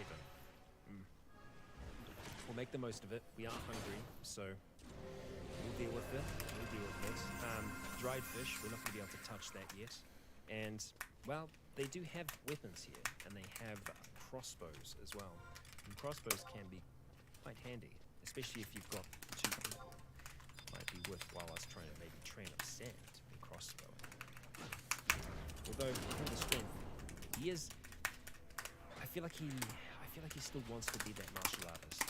But funnily enough, using crossbows can actually help with that in the long run. And we can see that both of them, they ate that dried meat straight away. So there is only one bit of that left. So Park's going to run over, and he's also going to sell off everything that he's got so far. So we're going to sell that, this, and that. So we're at 287. The combat cleavage. This is stolen from a Holy Sentinel. I don't know if we use that, if that is going to essentially kind of give us away. Right now it's got an attack bonus, which is pretty damn good. This doesn't have one right now. You can see the armor penetration on it is pretty good. Damage resist animals is a little less. It's more suited to normal combat. I'm tempted to go for that. We can only really fit it there. We can't fit this larger one. So we might end up having to sell the staff. Okay. That's what we're going to do for now. Alright. Well, this is a start. It's somewhere that we might actually be able to rest for a time as well and recover our wounds.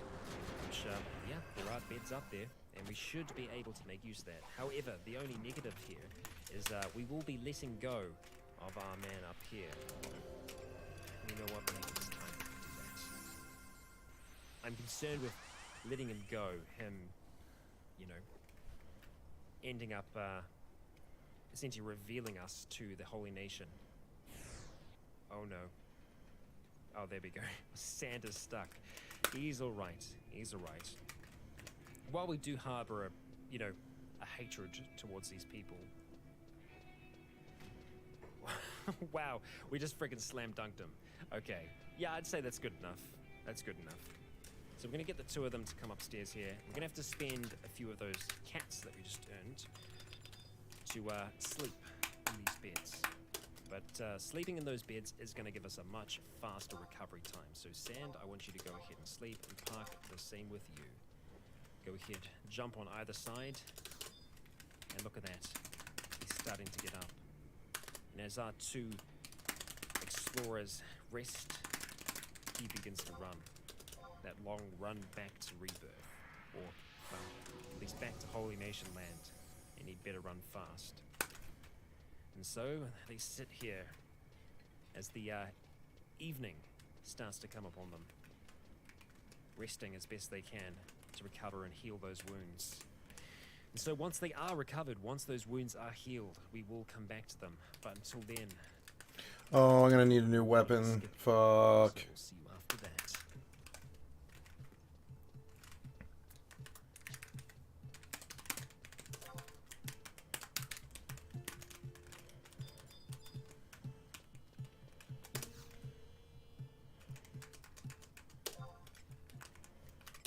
And we are looking better. Much, much better. Much healthier. And with those wounds healed. We're looking 39. strong. I'm happy about 32. that. So we're going to get the two of them out of here. I mean, yeah. It's an upgrade, well, you know? I don't know. 40 fucking thousand. Can I even afford that? Yeah, I can, but I don't want to. Okay, this bed. Oh dear. There we go. Damn We got it. around it in the end. It was a little tricky, but we got there. We need pants. We need pants badly. And while this place has been good to us so far, we might have to follow this road further and see exactly where it's going to lead us. We did hear about something, and yes, we can see Yeah, something. that's true. Turning windmills in the distance. There is a very large settlement there, it would seem. This is the This is where a lot of Kenshi games start off in. And I wasn't actually intending to run to the hub. It's kind of just a fortuitous happening. I don't know the map all that well. I have played Kenshi for a fair bit, but most of my geographical knowledge is pretty bad in this game, so I can't use that to my advantage, and nor would I try to. But at the very least, we have some kind of sanctuary now. Running up towards this city, I think it must be a pretty welcoming sight to not see guards out the front. They still don't know if this is, considered to be Holy Nation territory, but gathering from how that bar was, they're hoping at the very least that this place will be some kind of safe haven. But it's a little less than what they might have expected. Being in Rebirth, a lot of the structures are relatively well taken care of, and even the other place that we went past before, Stack, the buildings looked good, but here, this is ruined. The place is barely holding itself together.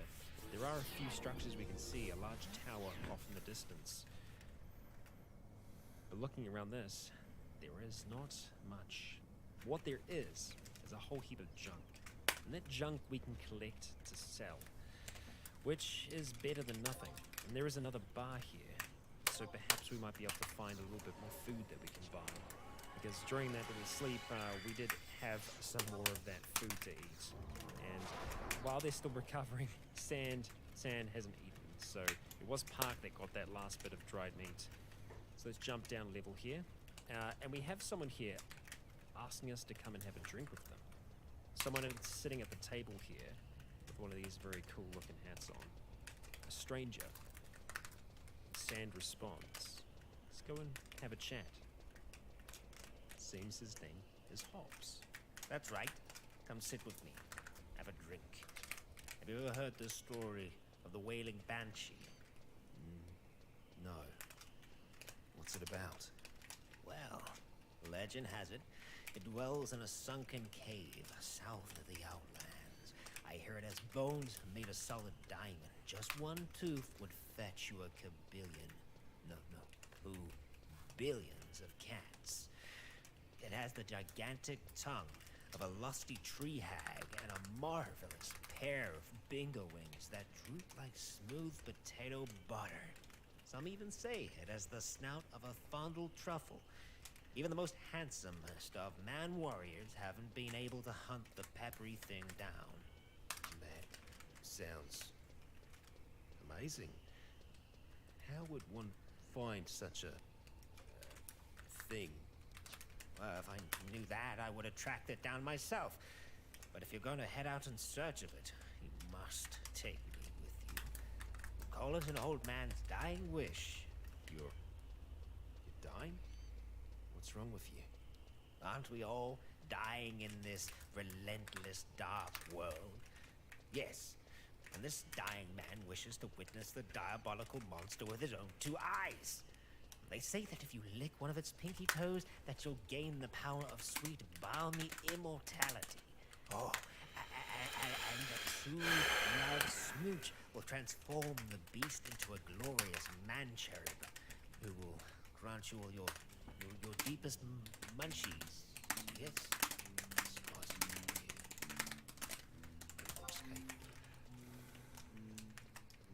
Maybe. I leave that up to you. Alright. Yeah. Look, Hobbs, right? You're right. Those are wise words. We could use someone like you. You seem, capable enough. If you, follow us along, watch our backs and we watch yours, maybe we can find it together. And just like that, we have ourselves a new member, Hobbs.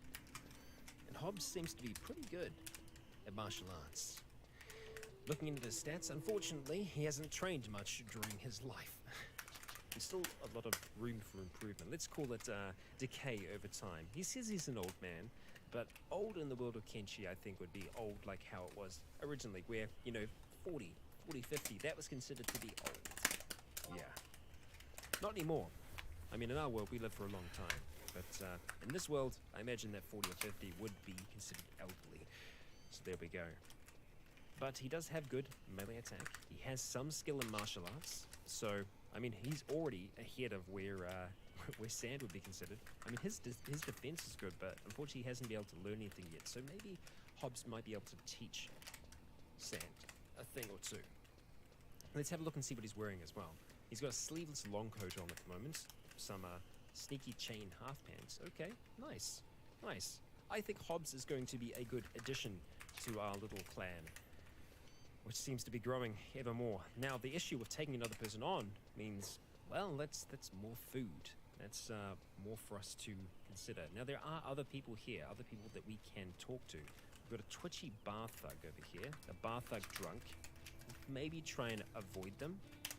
We've got Gemison over here, who probably is someone that we can recruit, but at this stage, we don't want to be bringing that many people on board if we can avoid it. If people come up to us, then yeah, sure, we might see if we can help them out or bring them in, but we're going to have to be careful for a while. Food is going to be an issue for us. So with Sand, let's go ahead and have a chat to this bartender and see exactly what we have. We're going to do business. So looking right off the bat, we do have some meat wraps there. But really, all that we're going to be able to afford here is that dried meat. So we'll go ahead and pick up 2 more. We ate it right away, and it was also eaten right away. So obviously, we are very hungry. The next that we could probably get here, cooked vegetables. I don't know how long they would last us for, really. But that's the next in terms of price range that we could probably afford. No, we can't afford it right now. No, we can't. So yeah, we're just going to have to live with that. And we are currently malnourished at the moment. Hobbs is doing fine on hunger. I hope it wasn't him that just ate that. But what we're going to have to do for now is essentially have a look around this place and pick up all that we can. It's not going to be the most interesting thing for Park, so he's going to sit here for a little while. You know what? I think Hobbs might go ahead and have a sit back down in the bar as well. So Sand is going to roam around some of these other places here and see if he can just find anything that he might be able to sell onwards here. So let's have a peek and see. So we do have someone sitting down here. Now, most of the stuff is junk. Little campfire here we can actually utilize as well. Oh, did I run out of... We're just going to go ahead and collect these items that are stacked around here. These are empty grog cans. So essentially what we're doing is we're kind of recycling these things. Money. I blew through 300,000 gil in like a day. A fucking day. I got another 300,000 on the market. I'm gonna blow through that tomorrow. It's fucking annoying when I actually play Final Fantasy. I blow like 300,000 gil a day. It's so fucking annoying when I'm actually leveling. Everything on the server's so expensive. Fucking 40 grand for a great axe for a fucking level 20. What the fuck is that? We can see that we can actually, I mean, I know why, but it's still a little gougy, and it's counterproductive to the server. Something that we're definitely not going to be able to do at the moment. We might be able to, well, work out a way for us to start earning some cats in this town. More so than just collecting bottles around here. It's not exactly the most interesting. I'm gonna play some Kenshi after this, I think. It is a free life. Thing we can see that a lot of the people that are here are no, I'm just gonna keep playing this and ESO. So I am looking for breads and rice, right? Looking for marinara. It's 4,000. Oh my god, it's too much money. I gotta pull ginger. Like a few raws occasionally. There are a number of bone dogs 6,100, Jesus Christ. Around the area here, so we kind of need to be aware of what's going on around us because we are still very much living a life of a scavenger. So the second that we see combat going down, we need to try to take advantage of that. We've got a closed-up home here. Now, it would be a little untoward for us to steal. But we've been doing it so far from the Holy Nation. And, well, tool bag, Shihei, the team. The leftovers from the bar to bring them back to get some camps. At least that's the way that I see this. Moving further up, looks like I've already got one other place. And then we have this building down the end here.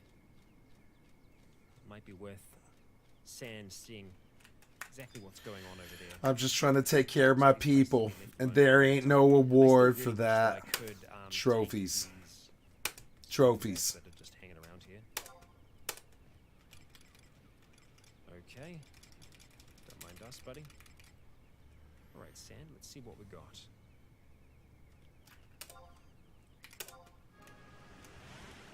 Even if you have to die, I'm taking your food. So it sounds like there's a fight happening outside. We can hear that.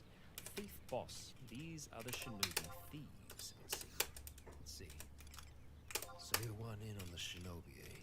The guards try to lay the crack down, but they ain't fooling nobody. They're nothing. Nothing a few cats can't handle. Well, I'd like to join. You can join for a fee. That's it? I don't have to complete a test or prove myself? Do I look like I've got time to be handing up busy work? No. This is a business we're running, not a social club. Just make a one-time membership fee. 10,000 cats. So, what'll it be? You want to join the guild? Fuck, I had Tonko. Oh well. Steep.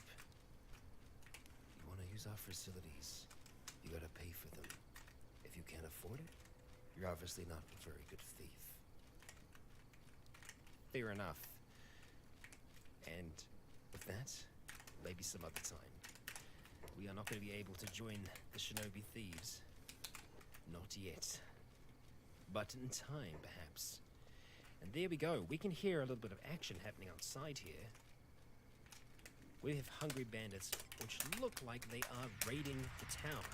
A whole heap of them. Yep, and they're coming for Sand, in fact. So with that, we're going to get Sand, Park, and Hobbs, and we're going to go to the entrance here. We've got to hope that some of the others are actually going to come out and try and defend this place, so that it won't just be us. Because we are not good enough fighters to be able to do that. We could spend all our time blocking, but we are going to have to try and get some hits in as well. The best thing that we could probably end up doing with this group here, just like that, they're gone. They gave up. They gave up. Well, we'll leave them to it then.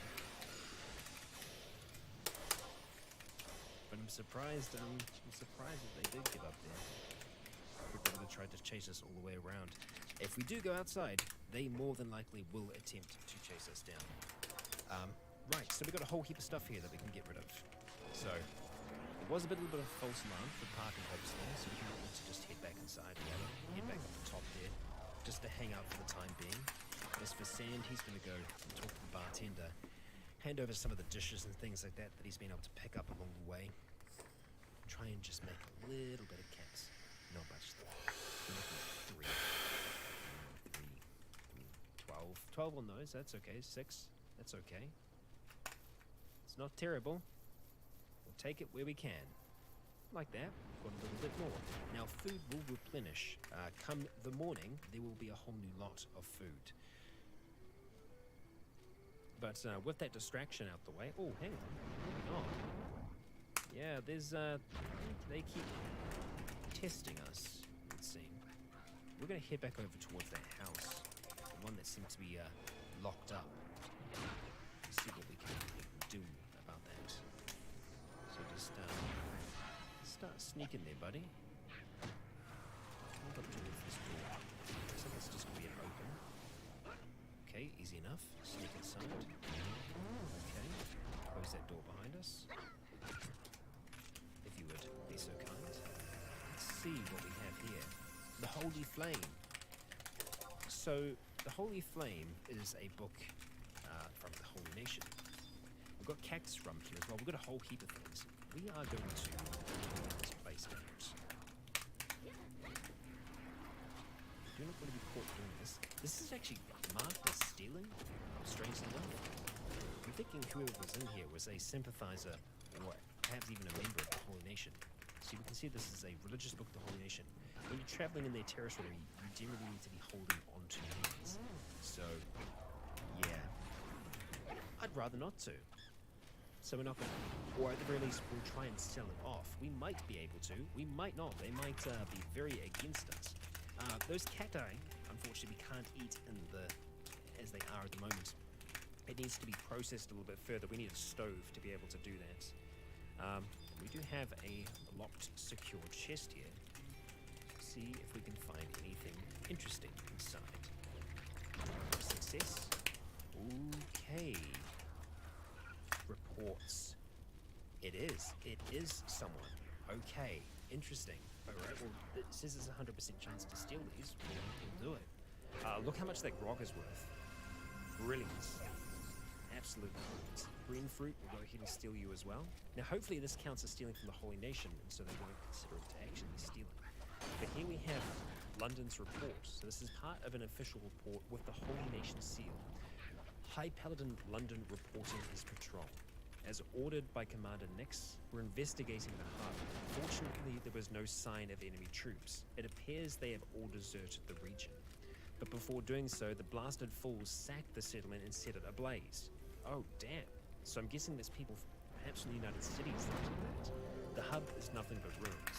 Most of the buildings are ready to collapse. Entire sections of the walls have already been destroyed.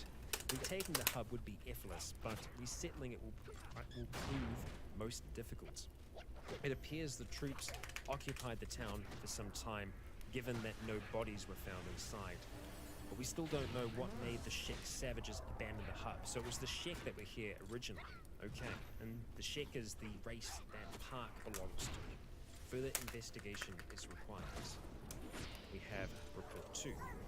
This is High Paladin London. During our patrol on the southern border, Paladin Lussig's hound spotted shadowy figures atop the hill on which the hub sits.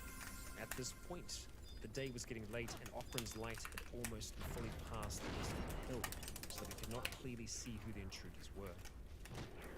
Lusak's hound grew increasingly more agitated until it eventually managed to escape his hold and chase after the intruders inside of the room. We followed. During our ascension, we lost sight of them. The hub itself was still empty, but it appeared that somebody had indeed been there. Doors were open and items had been moved, for example. The hound could not be found anywhere within. Most likely, it was killed during the chase. It is believed that the Sheikh may have sent scouts to see if the hub was retaken. We couldn't see anyone retreating down the southern ramparts, so they must have set up camp nearby in a cave. I suggest we send patrols deep south to prevent any further incursions. I also recommend that Lusak be sent home for a few days. The loss of his hound has been a blow to him. Oh, poor Lusak. As instructed, we reached the hub under the cover of night. We heard voices. When we got close to the walls, both female and male. But once past the gate, the voices vanished and the hub was silent again. Again, there had been signs of movement inside, but after thoroughly searching the place, we found no one. However, it was when I was investigating the bar that I heard Sentinel and Bethesda scream.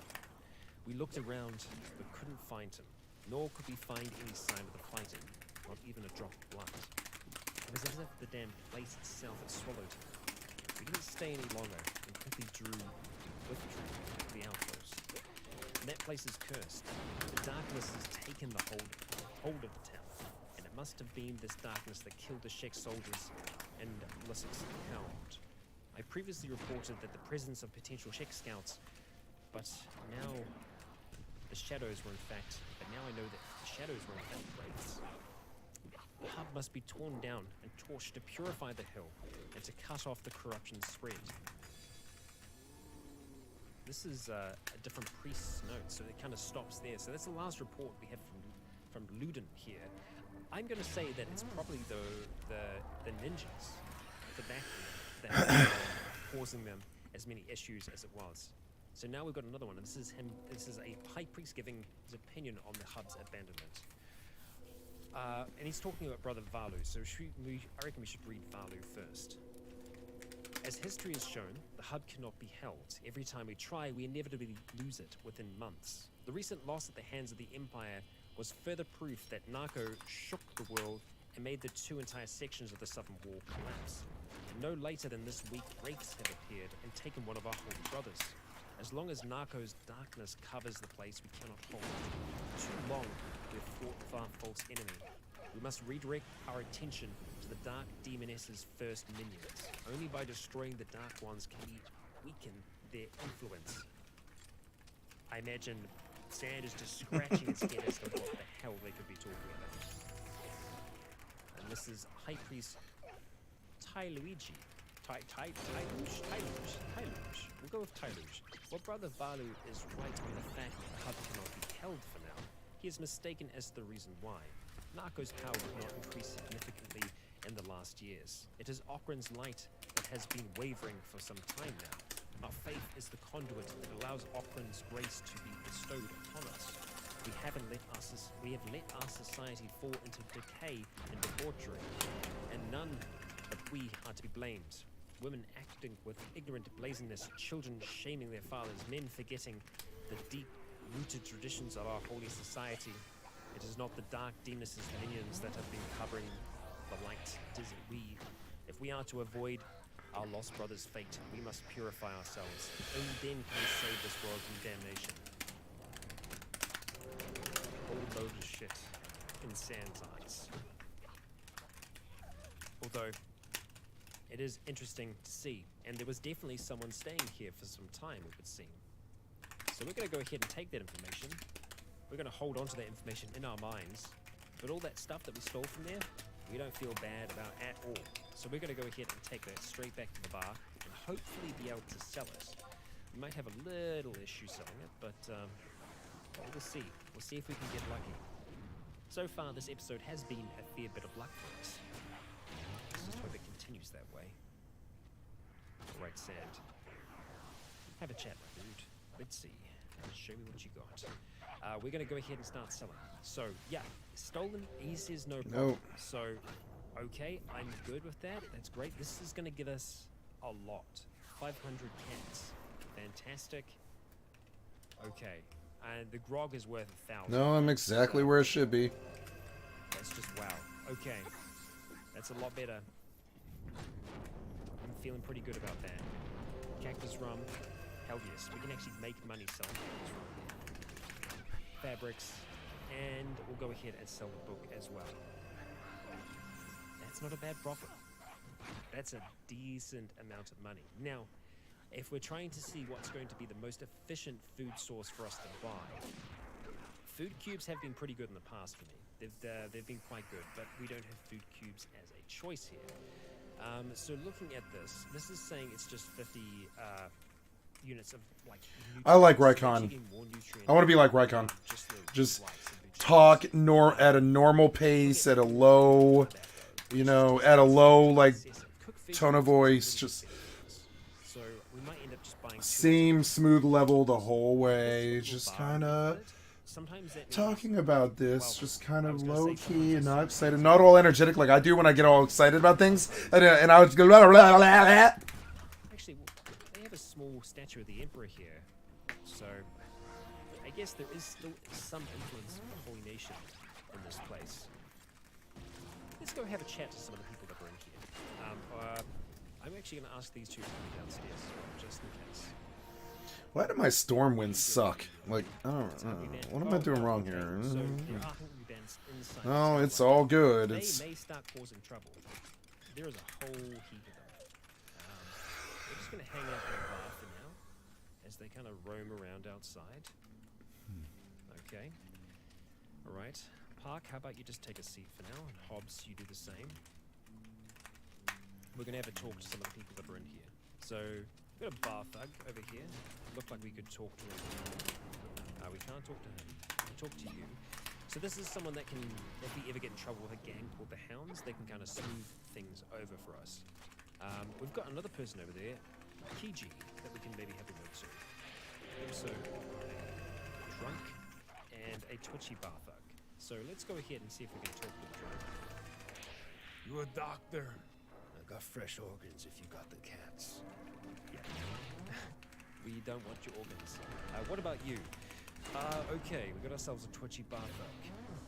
What the hell are you staring at? Nothing. I was just admiring that sword. That's all. Actually, I meant no offense. Get out of my face.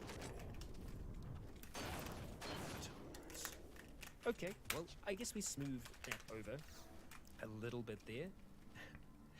Now, there are two other people here that we can have a chat to. Gemison, and Kiji that we can have a chat to. I think it might be worth us having a chat to them. I just, Sam, we really need to get you some pants, buddy. We really need to get you some pants. Let's have a talk here. Hey, Romer, looking to team together? Want to join up? Yeah, but it'll cost you 3,000 cats recruitment fee. Sort me out, Drifter, and I'll follow you. No questions asked. Yeah, people are expensive in this. We've got money, but we're going to change our mind there. We can always come back and recruit here if we feel like we need to. You like rum, Outlander? Love it. Yeah. Well, ain't you in luck? I used to brew my own. When we had a distillery. Beast rum, I called it. One glass of the stuff and all that extras. Wiped out by his own eyeball at 3 glasses. Great stuff. But all good things come to an end, and I got busted by the guards. So, take this rare chance to hire some expert. We're going to jump in right away and just say, how much? 6,000. No deal. We cannot afford people like that. Very, very expensive. Very, very expensive. Now, looking at this group here, we've got ninja guards. These are the trade ninjas that seem to be through here. They're guarding this place pretty well. We're not going to be able to steal things from these people. But the way that Kenshi often works and how we've seen things work so far, we're going to have to try and operate where we can as scavengers, trying to take whatever we can. We got an ex-servant of the whole nation outside. But these people here, these hungry bandits, they're usually a good start for us to train ourselves, to practice, to get better. It's going to take us a while to be able to do that. and there is a good chance that we could get injured in the fighting. I'd be half tempted to. Actually, you know what? For now, we're going to give the food to you, Park. You can hold onto it in your backpack there. We're going to take the 3 of us outside here. We might start a little bit of trouble. Now that trouble can end up in a fair amount of bloodshed, as there's a lot of them. They've been kind of roaming through this town, right? They've been kind of shaking people down. And yes, they are just starving bandits, but, well, they can cause a fair bit of that trouble as they start darting off all over the place. So the question is, are the 3 of us going to be able to make any kind of impact here? The potential is there. We've got some okay defense. What we have to do to start off with is take us off defense. So we're going to take block off. If things start going bad, block might be needed. And you know what? These packs as well, they're going to be slowing us down. So we're going to be dropping them on the ground. Okay. There are many different ways you can make money in Kenshi, and you can survive. One of the main ones is mining. Mining can take quite a long time, and these 2 are quite proficient at mining, but they've been doing it for the last few years. And I think right now, the idea of mining is very far from their minds. So what we're going to do is we're going to go ahead and essentially try and provoke this target here. So we're bringing a few of them over at the moment. So we're just going to... essentially, the way I see it is like we're kind of trying to wave them over right now. And yep, there's a whole heap coming over. There's a whole heap.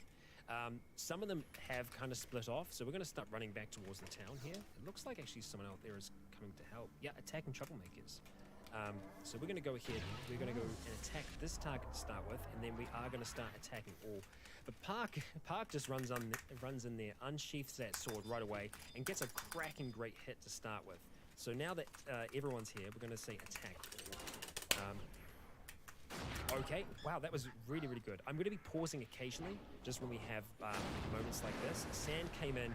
He's getting multiple hits with his blade there. Well, rather with his staff. We've got one of the ninja guards backing us up here. Hobbs has ran off. Hobbs, you freaking coward. Come on, buddy. Attack all. Okay. Nope, he is running. He's attacking enemies. I think he's trying to attack enemies inside. I'm just going to say attack that target there, Hobbs. Okay, so we've taken a few hits here. But we have someone that is a little bit much more skilled than us helping us out, so that's a good start. There is a very good chance that we're going to go down in this fighting, but with him helping us out, there is a chance that we are going to make it out of here. And yeah, just like that, unfortunately, Sand, while being pretty tough, just isn't tough enough, and one really good crack to his chest, and he went down. Hobbs is struggling a little bit over here as well, so with Hobbs, I might actually just end up getting him to run straight back into here, because he's not doing super amazingly well. Yeah, Sand is going to be down for a bit here. I think we're unconscious for a little bit longer. What we are going to do with him is we are going to get back up, because getting back up increases your toughness a lot. Park is hanging on for a little bit longer. He's just taken down another person here. Park, you are bloody amazing, mate. So...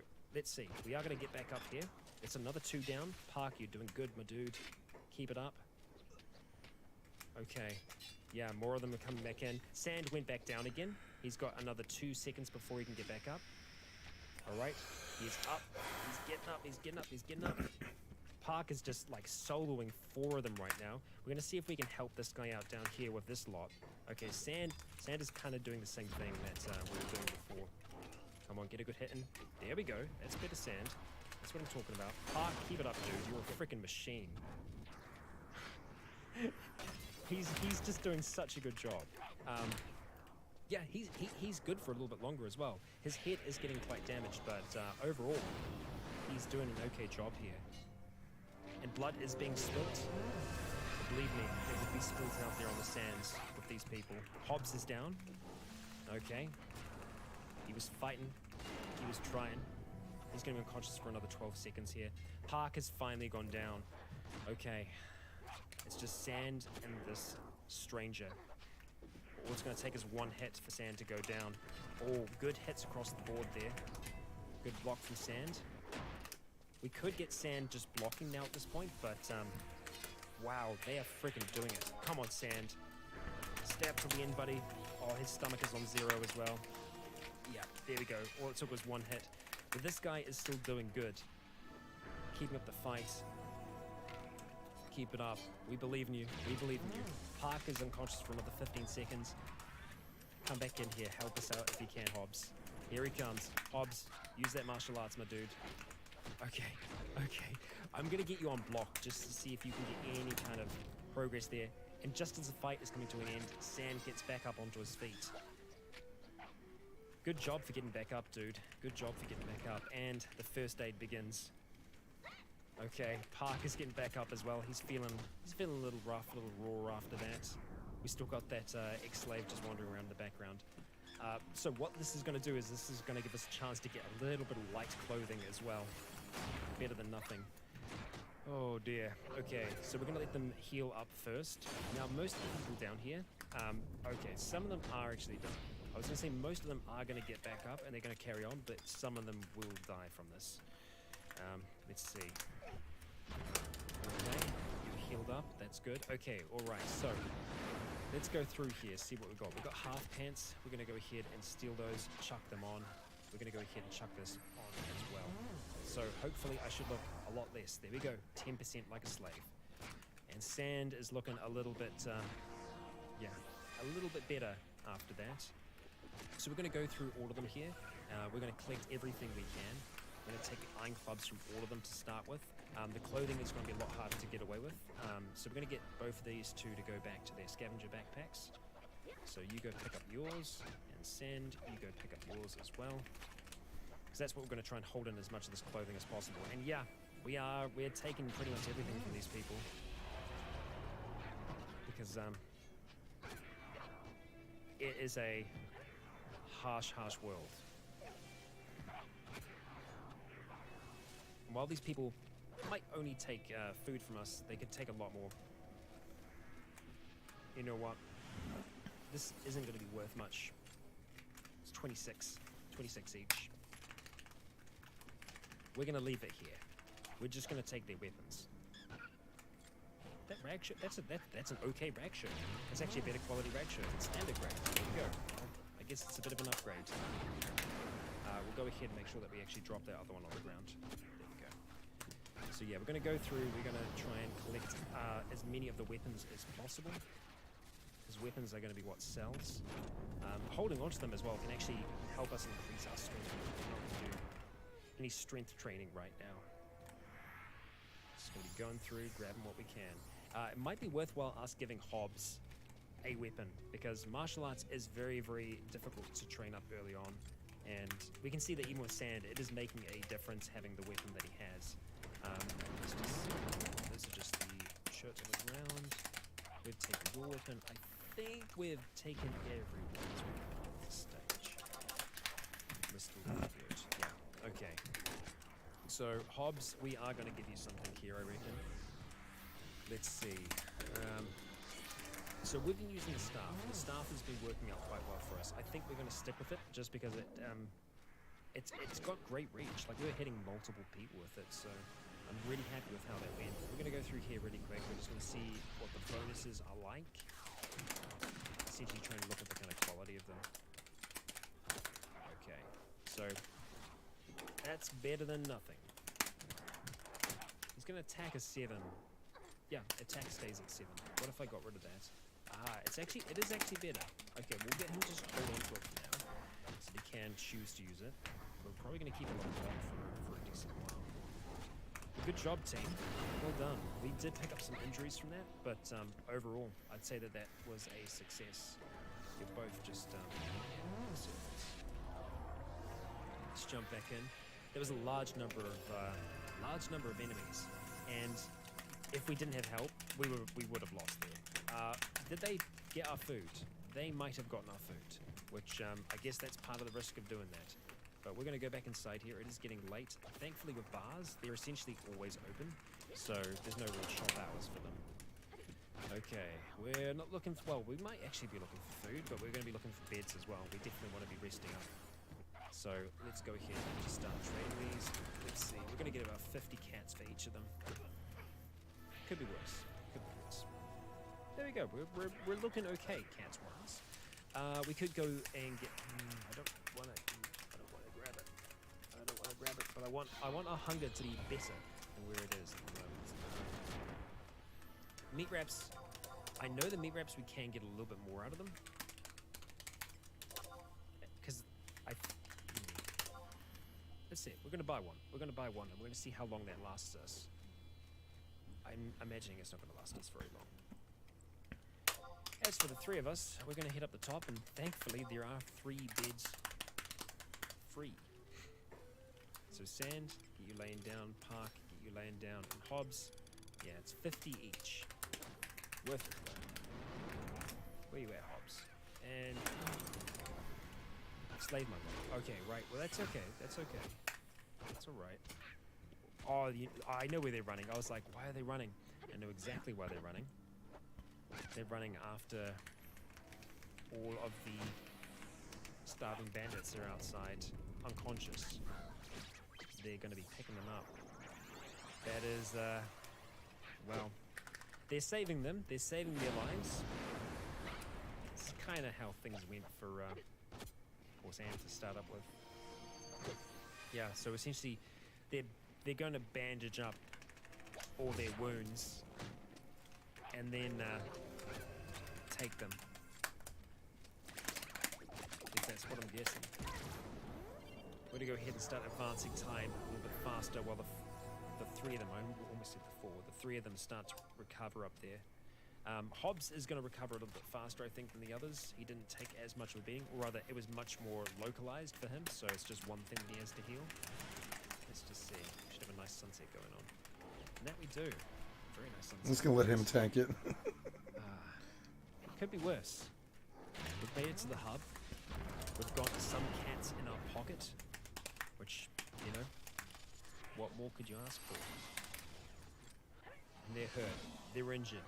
But they are recovering. We got some skill out of that. We've got an attack of 9, which is better than where we were before. Our melee attack is slightly bigger.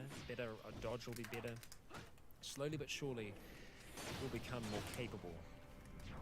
Whether or not we stay at the hub, that remains to be seen. But for now, we're alive. We're safe. It should stay that way. Yeah. Carrying them away. Whole group of them. I hope you've enjoyed today's episode. 3 of them. I did. They're gonna wait it out. It's fucking good. Really good. They'll be healed before the morning. And after that, I'm gonna play. You're inspiring me to play Kenshi. I really like Kenshi. I think it's one of the. It's like the only CRPG I can stand. I need to play CRPG, and I think it's Kenshi. It's the only CRPG that has 3D. I don't know how Kenshi didn't slaughter Baldur's Gate and all those games.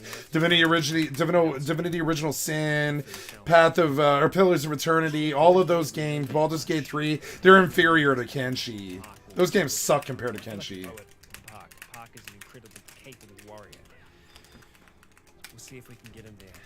That, guys and gals, will be next. Thank you all for joining me. I've been Raikon. You have all been awesome. And until next time, stay tuned.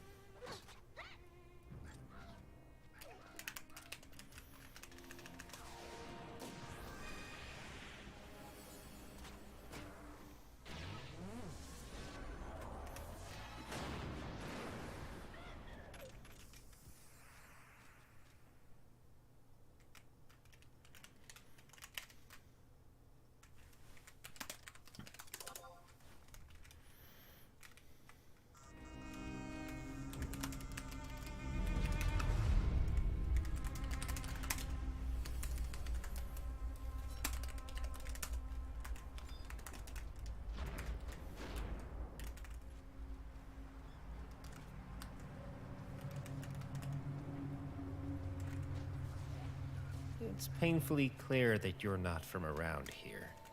You two ain't half bad in a fight. You got what I like to call potential. Big word. I know a few. We can't sit in the hub forever. There's only so much food here, even if we can afford it. I know. I'm getting hungry again. That you are. Quite the appetite. The road beckons, my fellows, and we must answer its call. Must we? Yes, we must. Otherwise, we'll starve, or we'll get killed, or picked up, or enslaved. Look, I'll be honest. Given your recent history, don't have much of a shot. I say we travel south. Climate's better. That means a better chance of food. Do you know what's out there? I know a little, so you can take us to somewhere then. Somewhere safe. Safe is a relative term, but yes, I can take you somewhere. Good. Come sunrise, we'll leave this place behind. What if one of us gets hurt, injured? Well, we'll just run back with our tail between our legs, or arms. Yeah. I suppose we will. Shoulder, guys, gals, and legionnaires. Raikon here, welcome back to Let's Roleplay Kenshi. We have our band of 3 ready to leave this place behind. For now, for the time being. It might not be that way forever. We might need to run back here. It is entirely within the realm of possibility. We're going to start off and see if there is anything else that this good man might have to sell us. So Park's going to go and have a word. And that there is a little bit more food. We don't have really anything else. We could look at buying ourselves a meat wrap or some gohan. The gohan is of higher nutritional value and it actually costs less. So we're probably going to be better off getting some gohan here. I mean, the meat wrap is good in and of itself, but I mean, just yeah, that's good. That's good. We also have a wanted notice here for a Greenlander named Els. Fat as a bug house, apparently. Public nuisance, wanted on account of multiple bar thefts. So we can take this for free. So I think we will. That should be for free. Yes, it is. Didn't cost us anything. Gohan, though, will cost us. We're going to go ahead and chuck that into our inventory just for the time being. We'll see who is the hungriest. We're going to try and divvy it out that way. So let's have a look. Hobbs. So Sand, you're looking okay. You know what? We're going to go ahead and put it in the backpack. If someone really wants it, they'll have it. I don't know who that was. It could have been Park. I'm not sure. See, it didn't all go, so that's good. So it is leaving some behind. So you don't eat all of the value in one go. That's good value right there. Not bad, not bad. Okay, so we're going to be hitting the road, and we are going to be heading south from here. Where south? Nowhere in particular to start off with, because while Hobbs does know his way around, he doesn't know his way around as good anymore. Yeah, he's not super sharp, Hobbs, but he's okay. He's okay. Now, let's just have a quick look at what we're rocking at the moment. So, Hobbs, I think it probably is going to be worth us having... giving you some kind of weapon that's going to give you a melee attack bonus. I mean, like, we'll probably leave him as he is for now, for the time being, but we will want to try and change that up. I'm happy with the staff, though. I am happy with that. So this should be leading us off in a southern direction, so to speak. Let's hope we're okay. We've got enough food to last us for a little while now. The Gohan is going to power us through. It'll just all come down to how long it is going to do that for. We're going to keep our eyes open in this big old valley. For one, there could be patrols, and two, just for any kind of fights that we might see happening along the way, because we want to be able to attempt to take advantage of them, because we are still scavengers primarily. We could do mining. We could earn some cats that way. We could very easily do that kind of near the bar. There isn't a huge amount of food here, though. The turnover that we're going to kind of get each day from that isn't going to be amazing.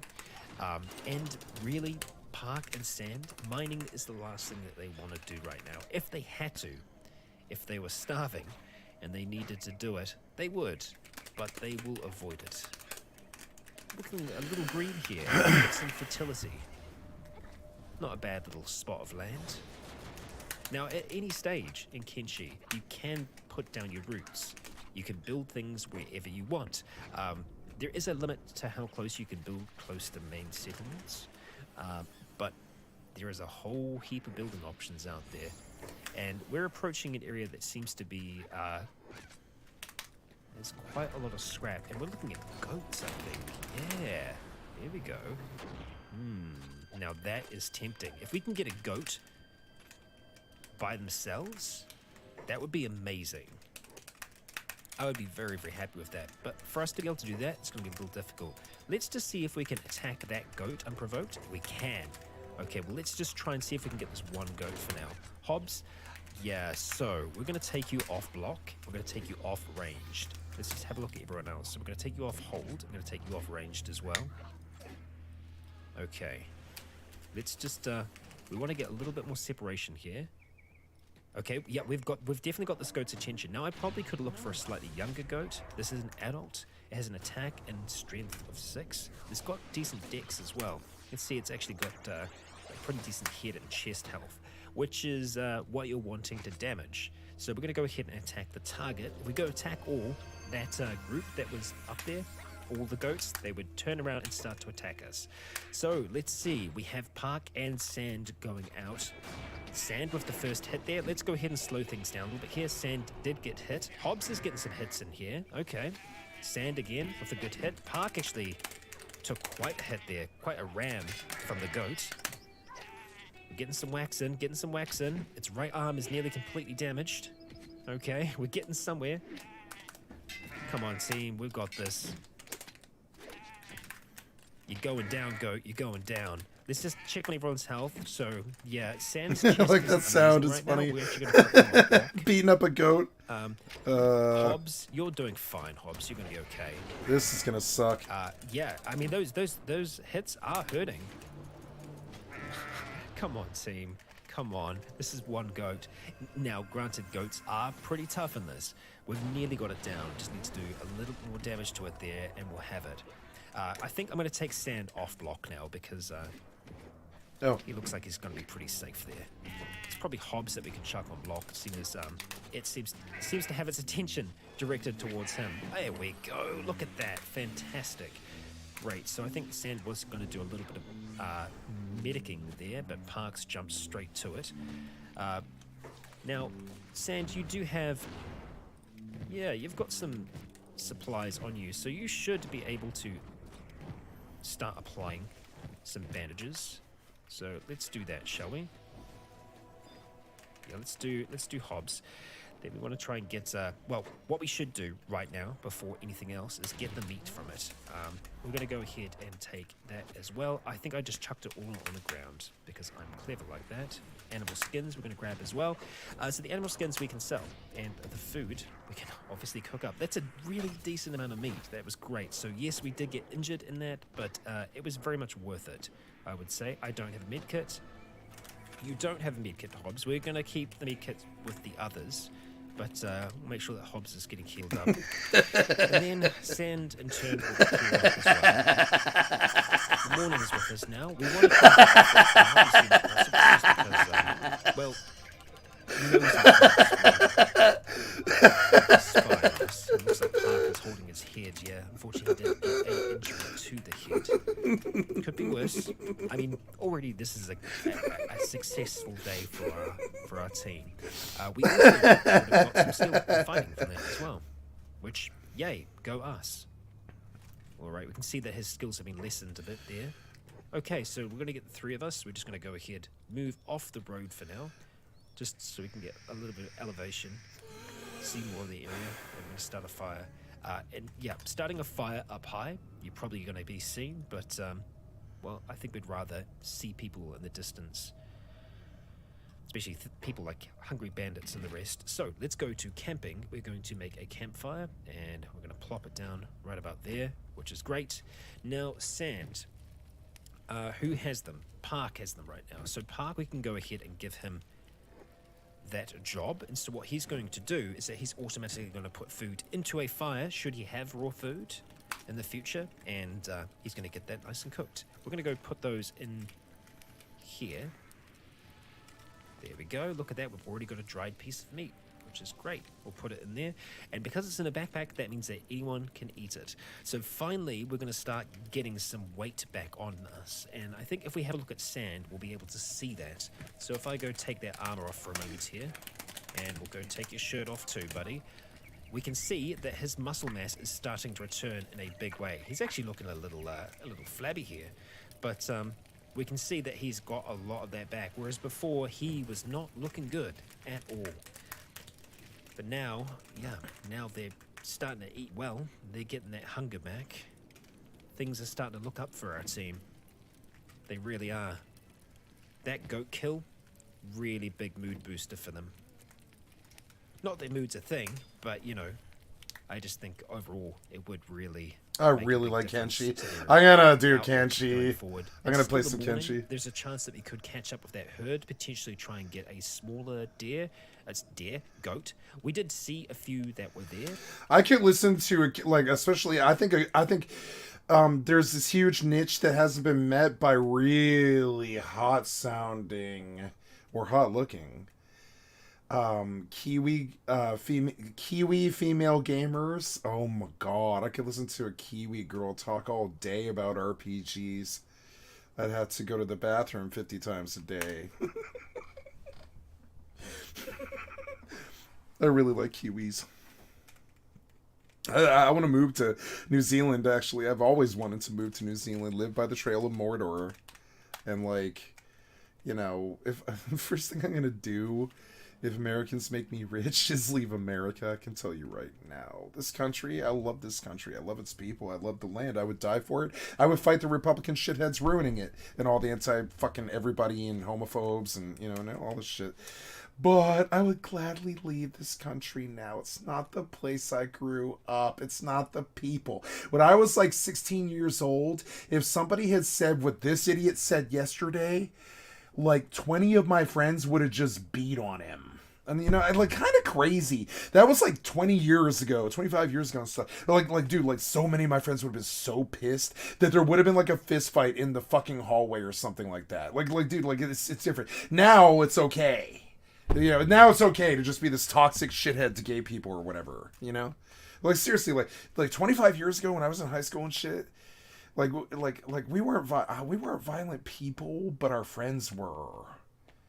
And, like, I can see kind of a mass stomping there. Nobody in my circle or my friends or my school would have been okay with like, somebody saying something like that. There would have been this big fucking, like, confrontation and yelling and shit. It would have been crazy. Like, now it's, like, normal on the internet. And it's really weird. That's the country we grew up in now.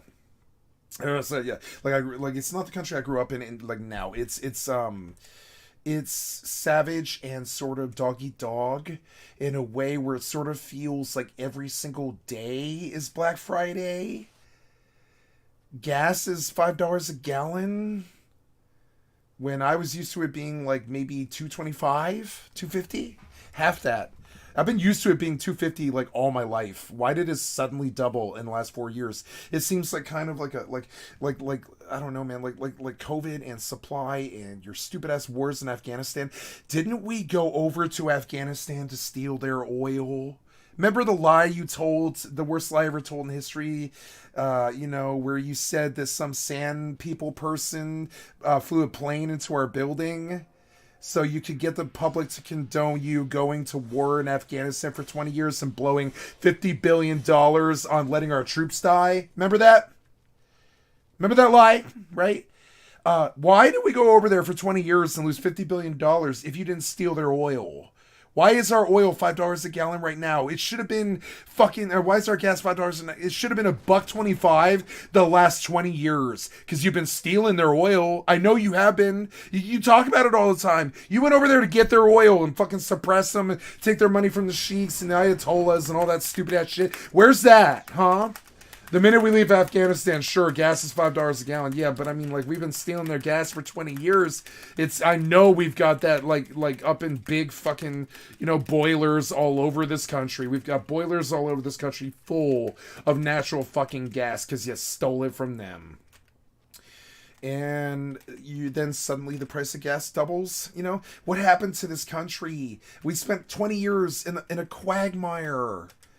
I mean, like, it wasn't Vietnam, but it was kind of worse. Like Vietnam, like you could tell they at least, like, we at least went over there because we felt like we couldn't stand by while the Khmer Rouge, like, and all that stuff was going on, all the atrocities were going on and stuff. We went over to play global police for Vietnam, but Afghanistan, it was like a raid. It's like we strapped up with our MP5s and our AKs and our bombs and our jets and our fucking Rust crew and shit, and we went over to their fucking base and we took their fucking oil and stole their shit and then fucking took their territory over for like 20 fucking years so we could steal their fucking oil. But the problem is the price of gas steadily went up the entire 20 years. Now it's at $5. I know you stole all that oil. The whole world knows that America stole all that oil. Why is gas $5 a fucking gallon right now? I'll tell you why. Because Republicans had to rule for 4 fucking years and they don't care what happens to our fucking country. They don't care. Like, they don't care about $5 a fucking gallon of gas. They don't care about that. They think it's funny because they know that Americans suffer if that happens. That's what they want from us. You know what I'm saying? They want to make sure we suffer. That's the Republican Party. Like, motherfucker, dude. Like, what? Okay, so like this is not, and now it's like it's okay for white police officers to shoot black men in the fucking back, step on their fucking neck until they fucking die of suffocation and shit. I can't breathe and all that stuff. I mean, that stuff was always okay in this country. It was always okay when I was born. It was always okay when I was 10. It was always okay when it was 20. I was always okay when it was 30. But it was like never as savage as it was when I was 40. When you like killed like white police officer killed like 400 fucking black men in the year of 2021 or something like that by shooting them in the fucking back or stepping on their fucking neck or like shooting them as they were sitting in a car unarmed and shit like that. What the fuck happened here? Great job, you fucking gun-wielding nuts. You know what I'm saying? Sound familiar? Gun nuts. Sound familiar? Motherfucker, what happened in this country, man? Like, I kind of want to leave. I want to expat. You know, you guys, you filed 7 false assault charges on me. I've never actually lived a living I've never harmed a living thing. Never. And like every single time I sat up there in the fucking court and I said, Judge, if you let this charge stand, if you let this go anywhere at all, you will be committing a horrible atrocity, kind of, and you won't deserve your job any longer. Damn, I just hit 278, bitch. Ooh, 278. Damn. You know, like, like what happens in this country. And now, like, when I grew up, it like, I don't know why, but okay, when I was like 16 years old, it was okay if you were gay. It was okay if you were trans. It was okay if you were black. It was okay if you were Latino. I slept with black girls, Latino girls, Mexican girls, white girls, Jewish girls. My first girlfriend was Jewish, and all this stuff. Now I think that's like a bigger issue now. Like the miscegenation of the right wing KKK bullshit, like, or whatever and stuff, is now that's like sort of frowned upon. It's frowned upon if somebody's trans. It's frowned upon, you know, if you aren't kibitzing with Russia and China. We better fucking kibitz with Russia and China. Election results and all this shit. We better shut down abortion so we can have more retards on the fucking planet. You know, we better shut down abortion and all this fucking crap. And like now, like, oh my god, like, okay, like when I was a kid and I finally learned what contraception was, when I went to go be a what's it called, an outreach specialist with my first girlfriend. Oh no. I don't know. I'm just gonna assume that she sleeps. Yeah. Honey for the motherfucking win. Honey for the motherfucking win. For the motherfucking win.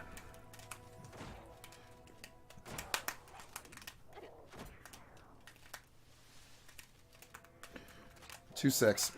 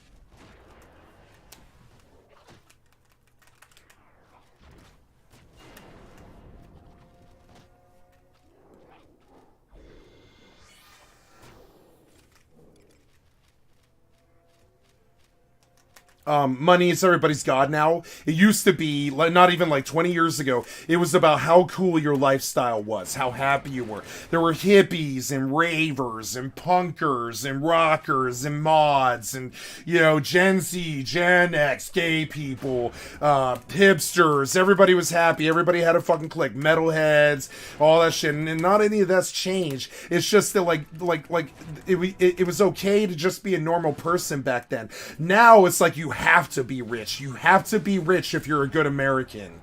It's a disgusting thing about what happened to this country. Money's your fucking god now. Go worship on your fucking knees while you suck money's dick if it's your fucking god. You know what I'm saying? Money and trolling are your fucking god now, and it disgusts me. It's like really distasteful to see it. You're like, oh, you hate to see it.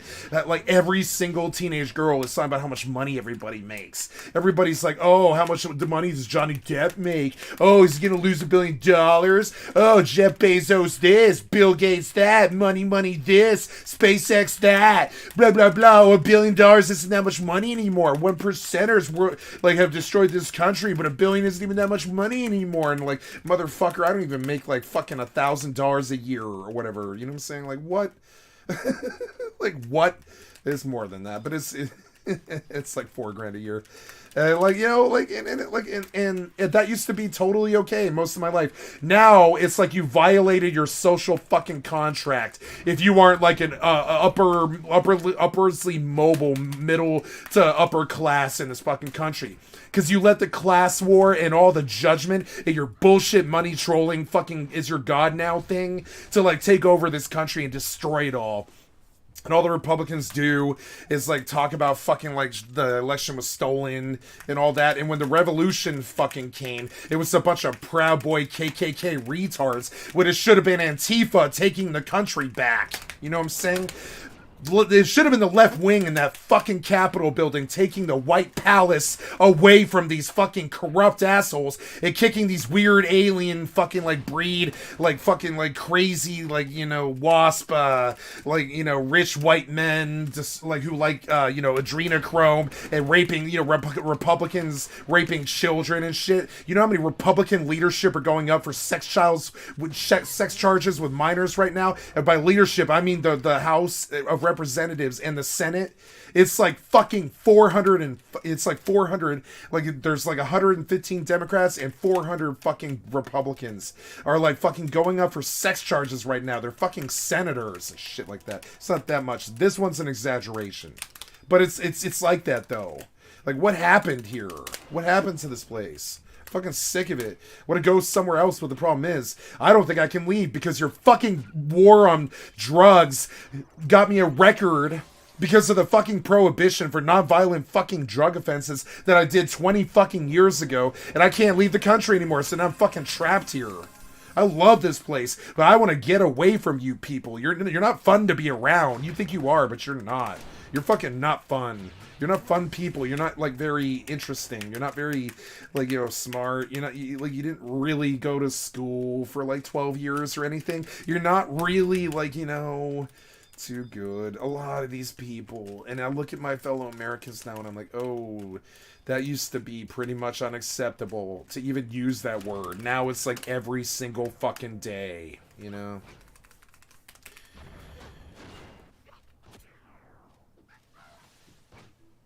Ugh.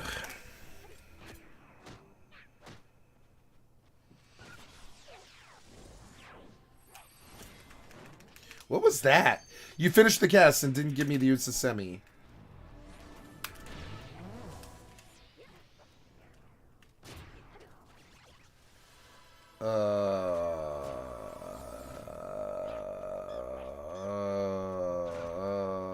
I'm not gonna waste the vote, no. I like this, but it's, I mean, I don't know. I'm actually doing pretty well. I think I'm at, yeah, I'm about B26. This was 6 levels. Goddamn.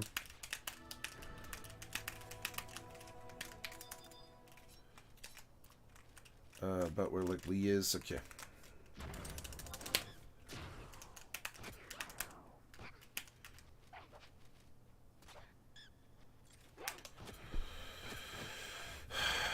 Fucking Maddies are so annoying.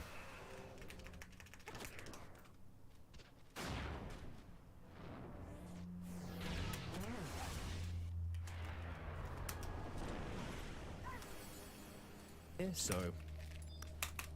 there is a chance we might be.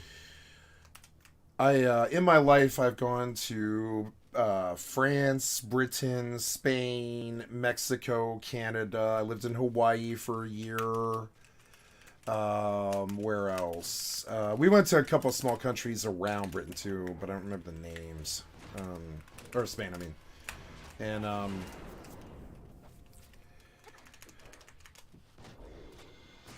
like having traveled the world, I got this concept of like how really fucking full of ourselves we actually are. Americans are so crass and so like overblown and totally privileged. If you go anywhere else on the fucking planet, you have legitimate poverty that wasn't caused by the fucking country's government, you know, where they literally just don't have money. It has nothing to do with the billionaires stealing it. They just don't, and nobody has money. You know what I'm saying? It's just sort of odd. It's like a little weird. What was that? 104. He's gonna kill me. I can't move. I can't move. I can't move. I might. Oh, I'm frozen. Yeah, he won't kill me.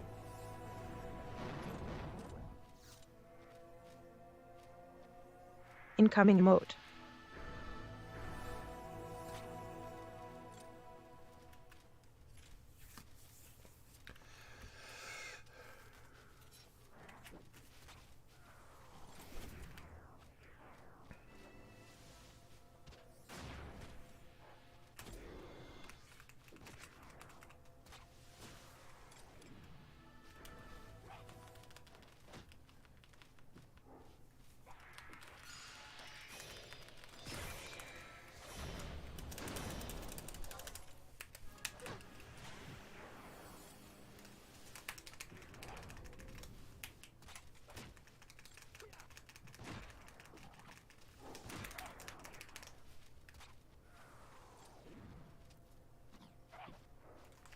Damn it.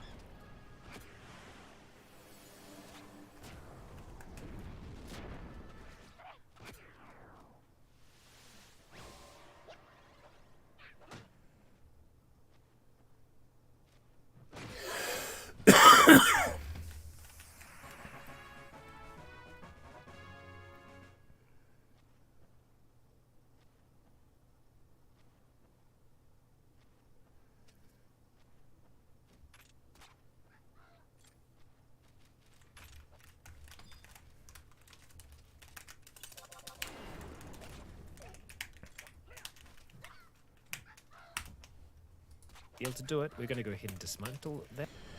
I wanna leave this country.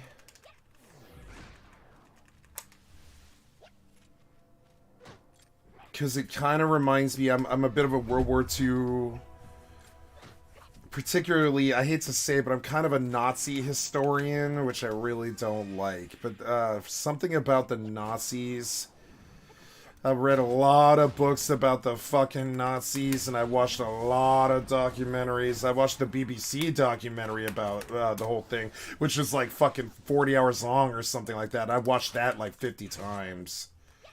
And,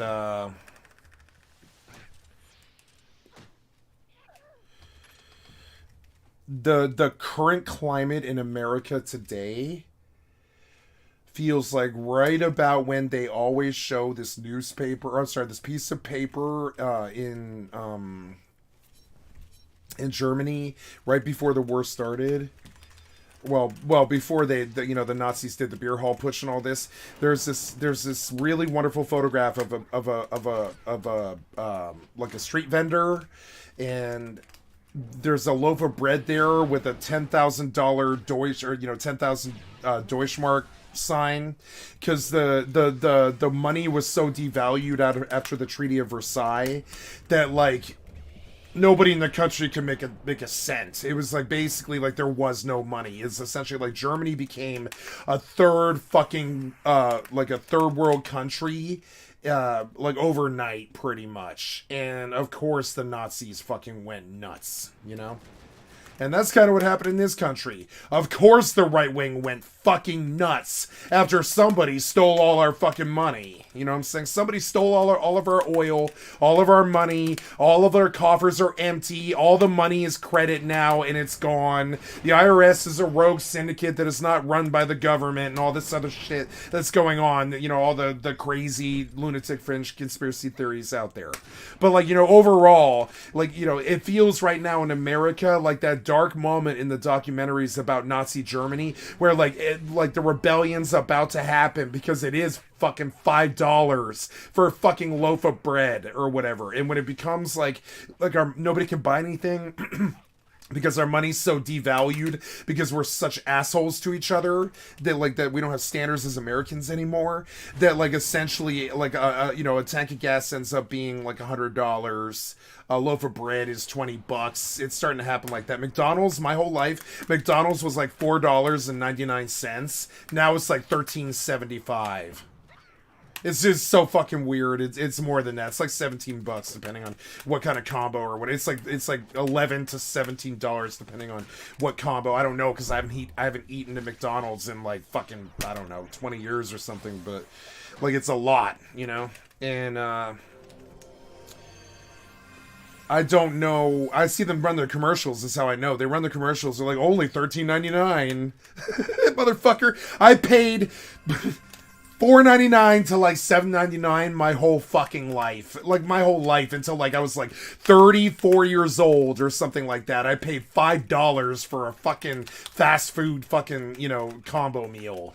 Now it's like 13 fucking 75 or whatever the fuck. It's really not too good.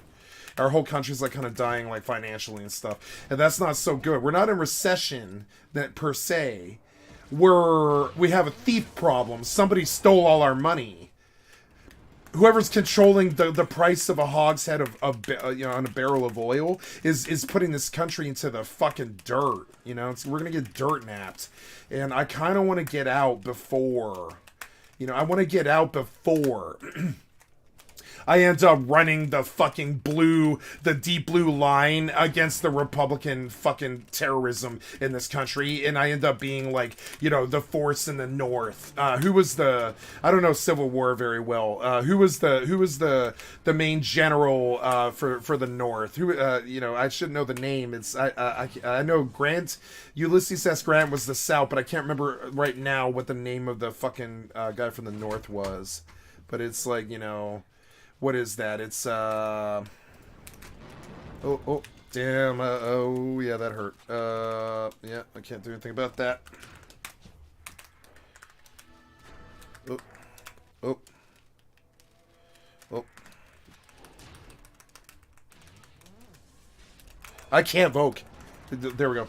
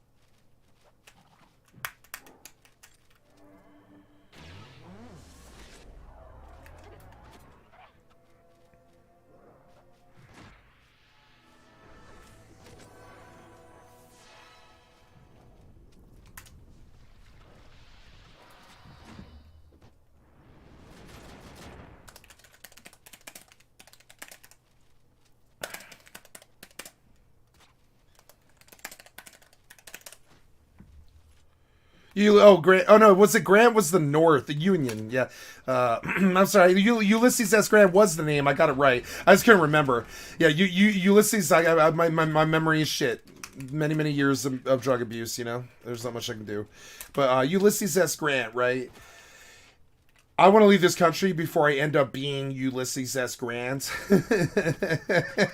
Does that make sense? Because I care a lot more than even any Antifa person or whatever, any left-wing, ultra-liberal radical. I care more. These people are passionate. I care as much or more than they do. They're passionate about it. But for me, I see it like if I don't do something, nobody will. Like, you know, like that's how I view it. Like, nobody will actually do it. Like, nobody has the vitriol and the true hatred of this right-wing fucking nightmare that I do, you know? This nightmare of oppression of women, oppression of black people, oppression of poor people, oppression of Latino people, fear of other countries, xenophobia, homophobia, all the other stupid-ass shit that these right-winger idiots get up to that destroys this country's good reputation for millennia, you know? Trump ruined our reputation for hundreds of years. Nobody's going to trust us if we act like Trump. Nobody, you know? So it's like, you know, I don't want to be Ulysses S. Grant. I'm fat. I'm 40 years old. I don't want to fight these right-wing morons, but I will. I will. If I get called, I'm gonna go, and I'm gonna fucking fight them, and I'm gonna do it in a way, not like how these idiots do war. I'm gonna do it like, think Sun Tzu, or some such. I'm not gonna do it like how they want to do it, with stupid-ass armies, and big lines, or big groups, and fucking platoons and shit, just firing controlled at each other and all that shit. I'm gonna run a shit guerrilla like motherfucking Che Guevara.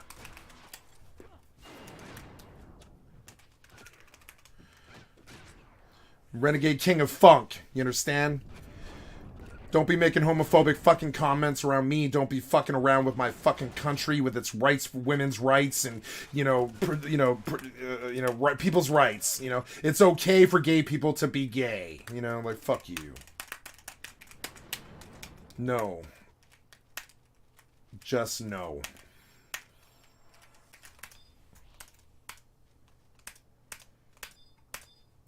So. I need to download Fallout 3. That'll be fun. Play some Fallout 3. Fallout 3. Fallout 3. Fallout 3. Let's just... Oh, really? Fucking lame. Fucking lame. Why'd you make that so hard? Oh. I mean, I know why. It's Epic Store. Of course it has a 2FA. Some of these idiots from the younger generations and stuff, they blow hundreds of thousands of dollars on skins. They're the whales, and they need to definitely have, like, 2FA. They need to have a 2FA on Epic. When Epic gave, the war in Ukraine, when Epic gave Ukraine hundreds of millions of dollars off their skin sales, I was so impressed by that. I was like, man, that's an actually really beautiful fucking thing that you almost never hear about. Brings a beautiful tear to my eye, you know? Epic, thank you, Epic. I've always loved Epic. I think they're really amazing company. Unreal changed my life. Unreal Tournament changed my fucking life. I don't even like shooters, but boy, I played Unreal Tournament 2004 for a fucking long time. That was an addictive-ass game.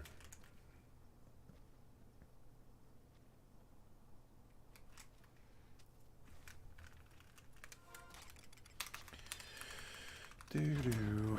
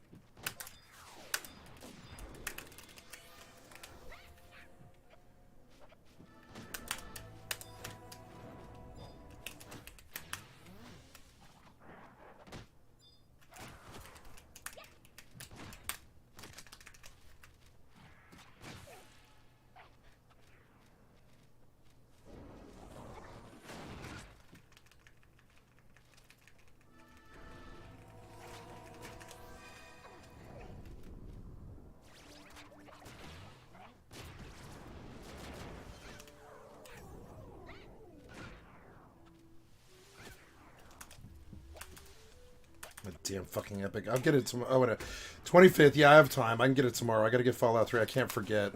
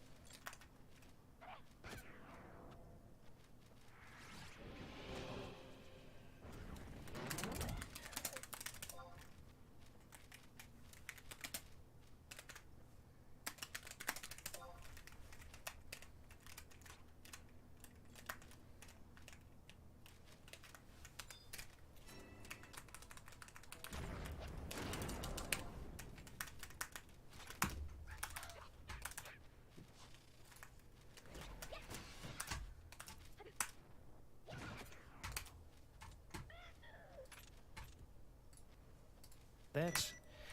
Okay, alright team, we're going to continue to move along. We want to be running together. They seem to be keeping pace just fine. And I think, yeah, this is the valley that we want to kind of try and follow. We're seeing mist off in the distance. What looks like mist or fog or something of the like. That's what we're going to try and go for. We'll take a little bit of a shortcut over this hill if we can. And we will start running at an accelerated time rate. We did get injured, so we want to be careful that we don't run into anyone that's going to try and do us harm. That's why I'm trying to stay off the road where I can avoid it, because, yeah, more often than not, bad things are going to roam around the road. But we also want to make sure that there is a way down. It looks like there is over here. We're seeing the start of a river. What could be quite a long river. Let's go take you off block hobs, just so in the event that anything terrible does happen. Looks like we are going to have to go back down. Damn. So we couldn't quite make it there. Oh well, what can you do? Oh yeah, we're having to go all the way back down to the main road. Damn. Well, it is what it is. Let's just have a look this way, make sure that there are no patrols coming. Alright. Move through here. Great big valley. See, that's what the Holy Nation should be working on, carving those things, Lord of the Rings style, on either side of a great river. Well, I say a great river, it's pretty small, but for Kenshi it's big. This is mostly a desert waste, so seeing any kind of water must be a pretty welcome sign. Which side of it do we want to stay on? Well, it looks like we're moving towards some quite heavy vegetation.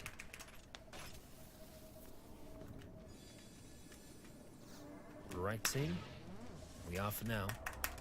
So I would like to, at the very least, have one sleeping bag with us, because that way we can recover while we're out on the road. Not have to pay for beds. That'd be nice. That'd be nice. We're just gonna let the loading happen at this stage, just because it takes just a second or two for it to kick in, and we don't want to miss anything that might be rushing towards us at high speeds. A little bit further. So Park was right in a sense that well, there's something here. We just don't know what yet. These great big root systems that seem to sit above the ground. Let's get a little lower, see what's ahead of us. Can't see much going into this area. But there's water, a decent amount of vegetation. None of it super edible by the looks of things, but well, we never know what we might find. So let's keep moving, team. Further and further. Visibility in here is not great, which means that we can very easily be snuck up on by all manner of creature. We are loading again, so let's just give it a second as we look ahead and try and make out what we can on the road ahead. Here we go. Nice and easy.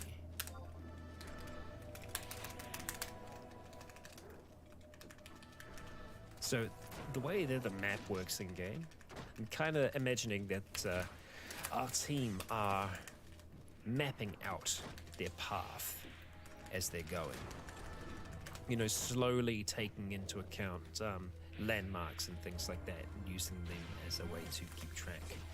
Now, it looks like there's a slight divergence in the path there, but we're going to try and follow this. This does seem to be like a pathway, and it is cutting through a lot of the vegetation, so I imagine we're perhaps even seeing footprints in amongst the mud. But we are now in the swamp. And it's Hobbs again. Stinks like musty old grandma around here. Yeah, we would have to agree with you, buddy. And rain. Rain is starting too. This is going to be a pretty interesting sight for both Park and Sand. Now, we don't know with Park. He might have seen a little bit of this before in his past, but for Sand, this is entirely new for him. Most of his life has been spent in Rebirth, and yeah, all of this is new. All this vegetation, the water. I mean, they had rains in Rebirth, just not very often at all. So if Hobbs has been through here, it's probably a good long while ago. But hey, so far so good. Right? I will tell you all that that can change in the blink of an eye. And I'm sure we will notice something like that. So now that we've reached like a really big route here, we might go ahead and just flick up our map for a second to see exactly where we are. So we're in this region currently. We're kind of skirting around the outside of it, and we have two choices at this stage. It looks like we can go to the right or we can go to the left. I think we're going to go to the left. I think staying in this area for now is a little comforting for R2. Well, I say R2. R2 slaves, it is. For Hobbs, he probably isn't incredibly fond of the area. Yeah, so we're still skirting around the outside. And we're hearing creatures calling out. That's fantastic. That's fine. There's nothing wrong here at all. Everything is just fine and dandy. We're in the border zone now, so we're actually counted as being outside of the swamp. So we could just continue to follow this path. It looks like it's going to kind of skirt around the outside of this place. And you know what? I think that's probably the best thing for them to do right now. I can't see them adventuring off by themselves into this area. They didn't see any trails that seemed to lead them further into it, so for the time being, they're going to avoid just wading through the area. But this path has got to lead somewhere.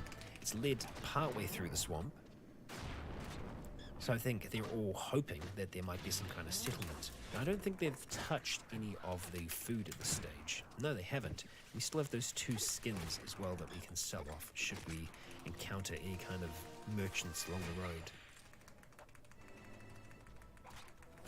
Yeah, this is still kind of swampy, still kind of arid. Definitely is the border zone, and oh, we have discovered a swamp village within the swamp itself. So we've probably spied that off in the distance. Yeah, we can see something there. So let's see if this pathway is going to lead us towards it. It may not. Well, we know that there is something out here, or it could just be that Hobbs has recalled a little bit of his navigational knowledge and knows his way to it. Let's have a quick look in a moment on the map and see if this is actually leading us towards it or if it's just going around still. And we'll give it a second to load or two. There is something ahead of us, and it does seem to be kind of taking us in the direction. We want to be quite cautious here because, again, when we see things on the map, I kind of put that down to them recalling something that they've seen or they've heard in the past. And I'm thinking that Hobbs is recalling seeing something or hearing something about either highwaymen or creatures. Looking at this, I am not sure which. Could also be the screams. The screams aren't good. Screams are never good. Nice and easy, team. Nice and easy. Ah, dear. Now, for those of you who don't know, this is an Iron Man style playthrough, which means that we don't reload. So, should something horrible happen, that's it. That's what happened. And I'd really prefer that didn't happen. So we're going to try and avoid some things here. So we did pass by something. It's a swamp raptor next. Okay, so that's not frightening. We've had swamp raptors before, and we've been okay. Now we are quite close to that village. I don't think that this path is actually going to line up, but look at that. We can see torches in the distance. Now, in my mind, that would be enough for them to want to investigate this at the very least. And yeah, it is some kind of little village out here in the swamp. We need to find a way in, and it looks like there is a way in. So let's just approach, and we'll just show with a bit of caution. Who are these folks here? Swampers. Okay, and we're just going to we're going to walk in as a group here. Don't mind us. We're just going to come inside.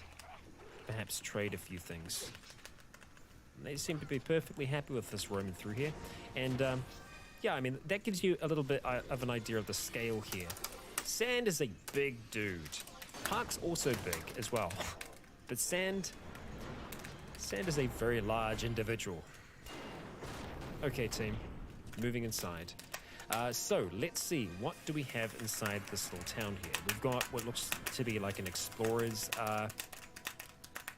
shop of some kind. We might have some other shops here, kind of unnamed. We can buy buildings here as well, should we desire that. Even just one of these little swamp shacks isn't all that bad. I mean, it's not terrible, team. Let's go ahead and start just jogging for now. We'll head inside and see what's what.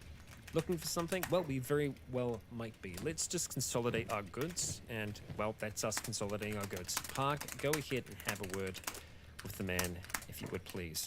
I'd like to think that Park kind of semi-intimidates the people here as well, so gives us a little bit of a bonus. Okay, so we're fencing these, apparently. I guess because it's, like, seen as poaching, maybe? I don't know. So the sell value... Average price is $240. Sell value. Oh, okay, yeah, so we're... Yeah. Let's see how much we are actually able to get for this. That's the average price. Price markup is a lot.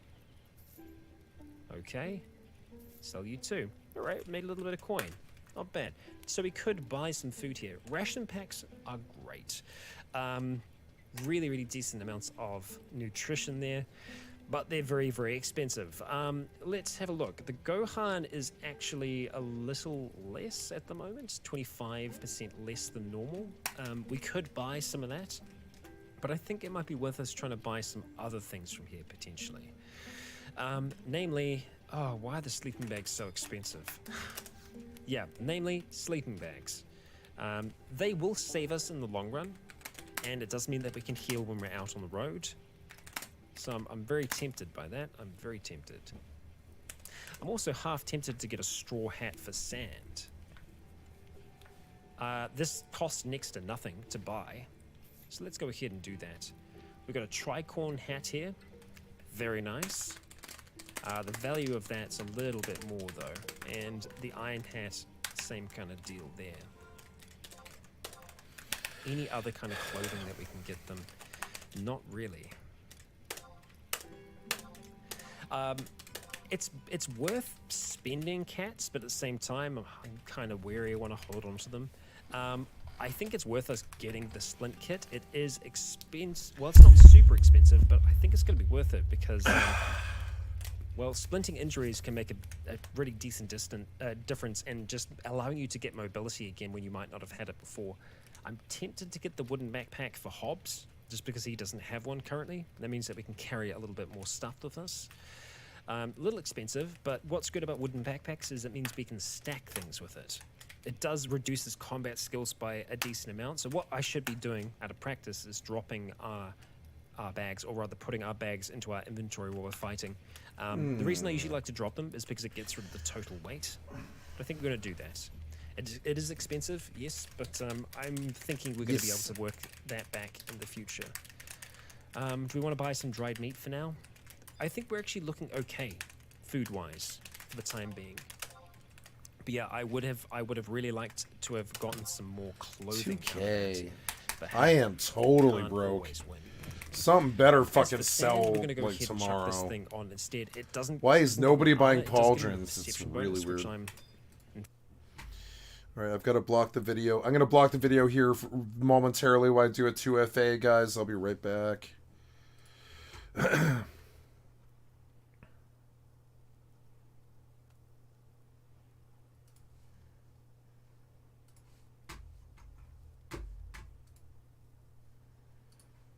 Oh, yeah. Connection offline. Wait, what do you mean offline? You say I'm live. What? Stream finished when? Oh.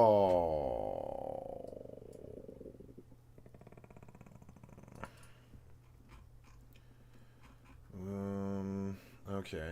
Well, I don't know. Whatever that is.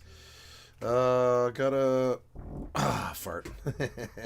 I gotta get in this... I don't even know what's going on with that. Yeah, like, let me in, please. Oh, you're gonna make me do the whole thing again, aren't you? You fucking piece of shit. Yeah, good. Already did this. Yeah, good. So, who... Oh, right, yeah. Oh, hey, cool. Okay, good. So we have, which one is it, though? Oh, okay.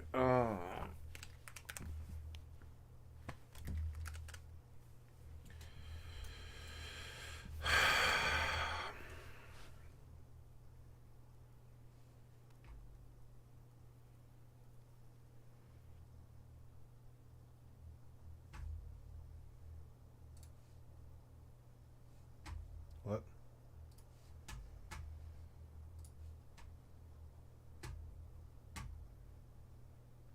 Oh yeah, the store, right? I came into the store to get Fallout 3 for free.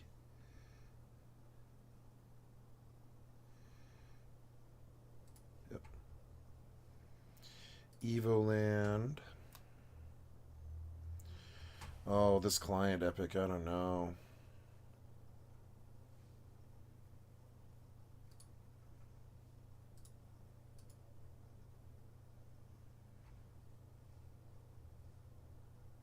sure.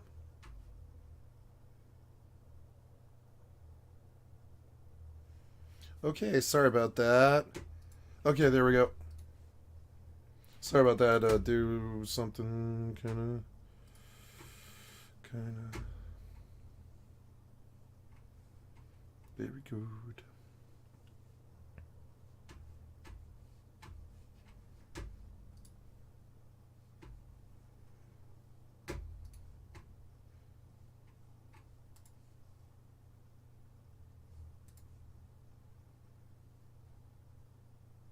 Game of the Year. That's cool. Now, I never played the Game of the Year edition because I had it on 360, but I never got that far into it. I always got kind of bored of it.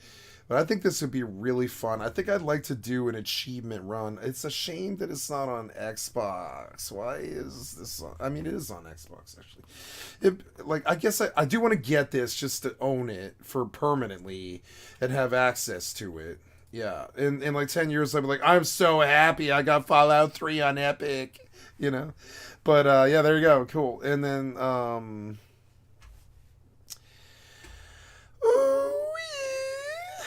that's good. Okay, we're good. So I believe we're good here. Is there anything else going on Epic while we're here? Just see if Halloween sale. What's the yeah? So what are you selling?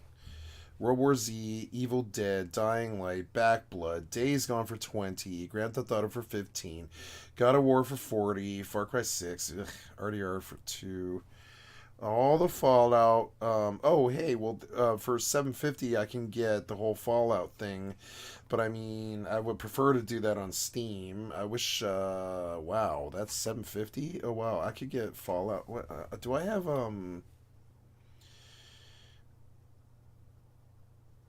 I wonder if I want to take another look.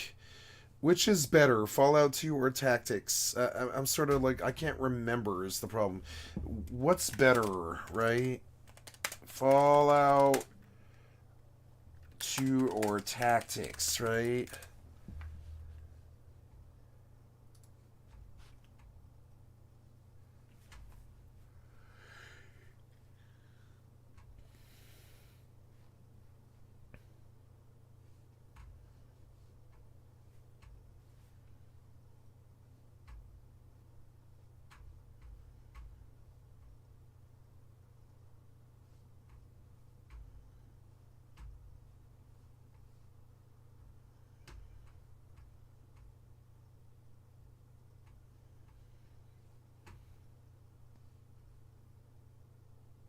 Oh.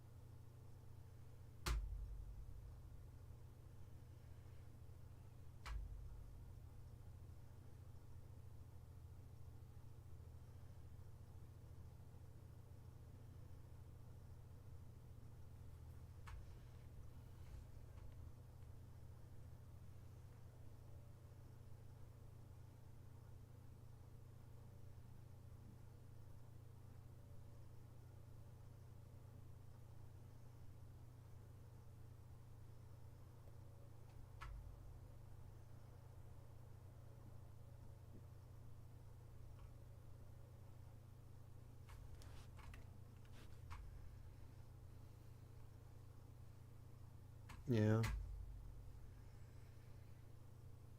I mean, we know I like River.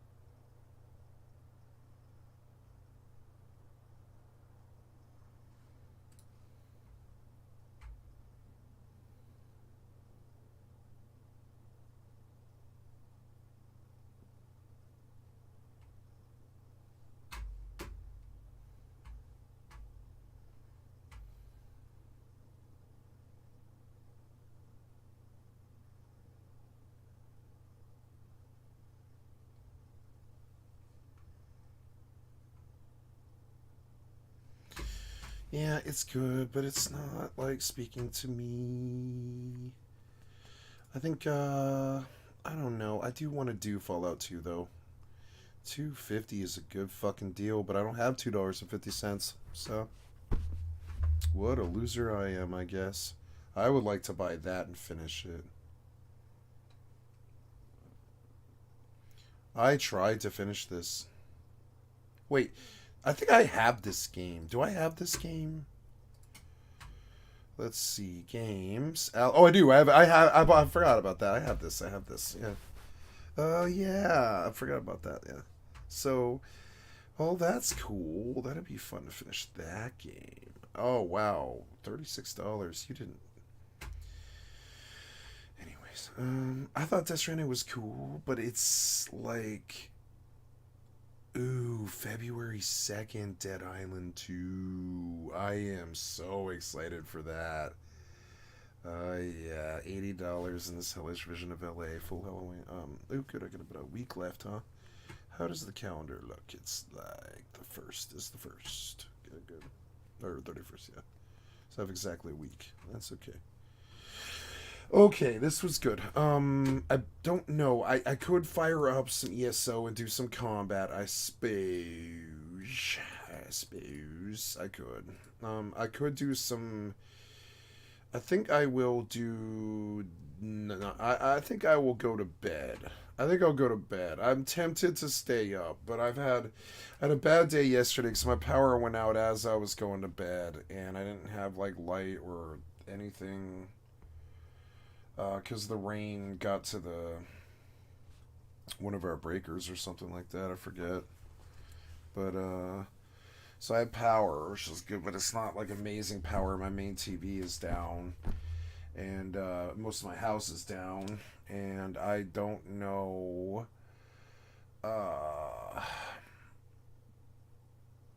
like, I'm sleep deprived. I only got, like, about, like, 5 hours of sleep or something like that. And, I don't know.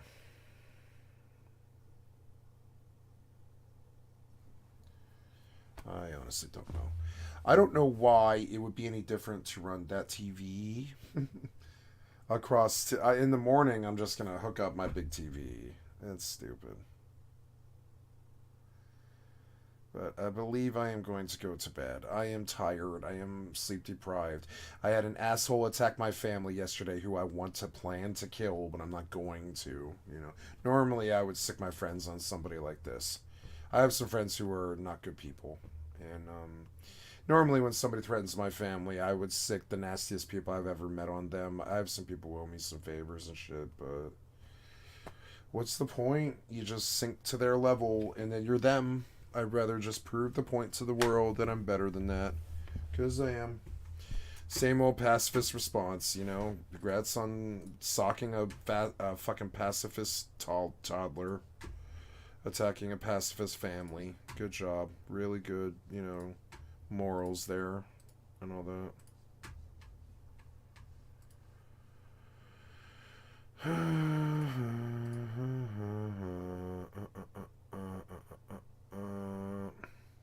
It is a rant. I'm going to keep ranting. I'm going to talk about this for a little while. It's good content for my stream. You fucking cocksucking asshole. See ya. I love you guys.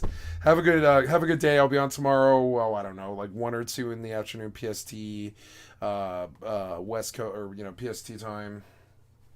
And, then, I will play... Probably either... Well, I'm going to probably play more Final Fantasy and ESO. I'm not going to lie about it. I think that's probably where my mindset is. There will be some changes coming up here, though. Like, the release of Brimstone Sands will require some prep and stuff. Or not prep, but I just... Brimstone Sands release date is... the release date for 3 on October... Wait...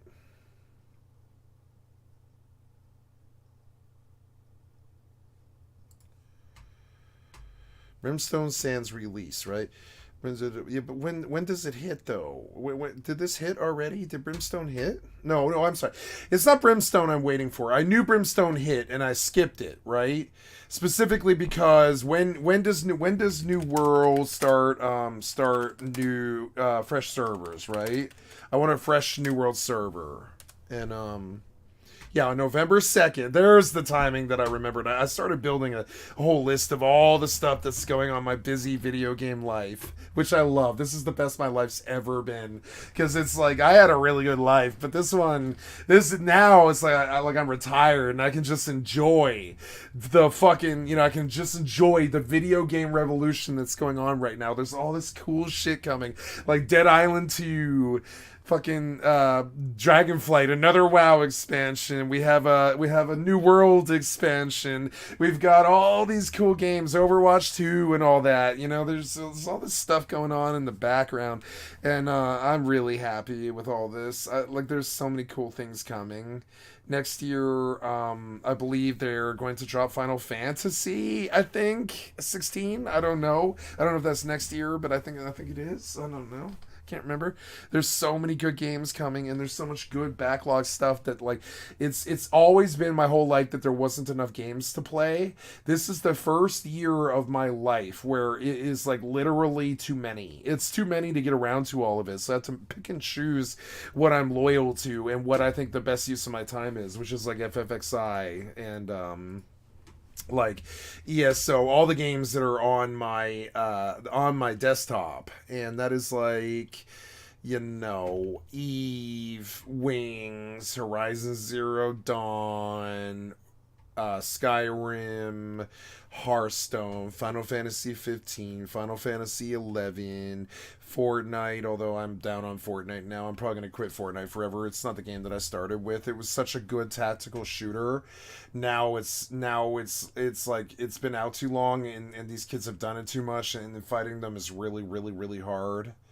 And it's no build was a good way to try and save Fortnite, but the problem with no build is they kind of removed the tacticality of it. Started out really fucking good, but then they started adding all this mobility to it, so it started out so good. No build was the best shooter No build Fortnite was the best shooter I ever played the first season of No build, but then eventually they had spider webs and they had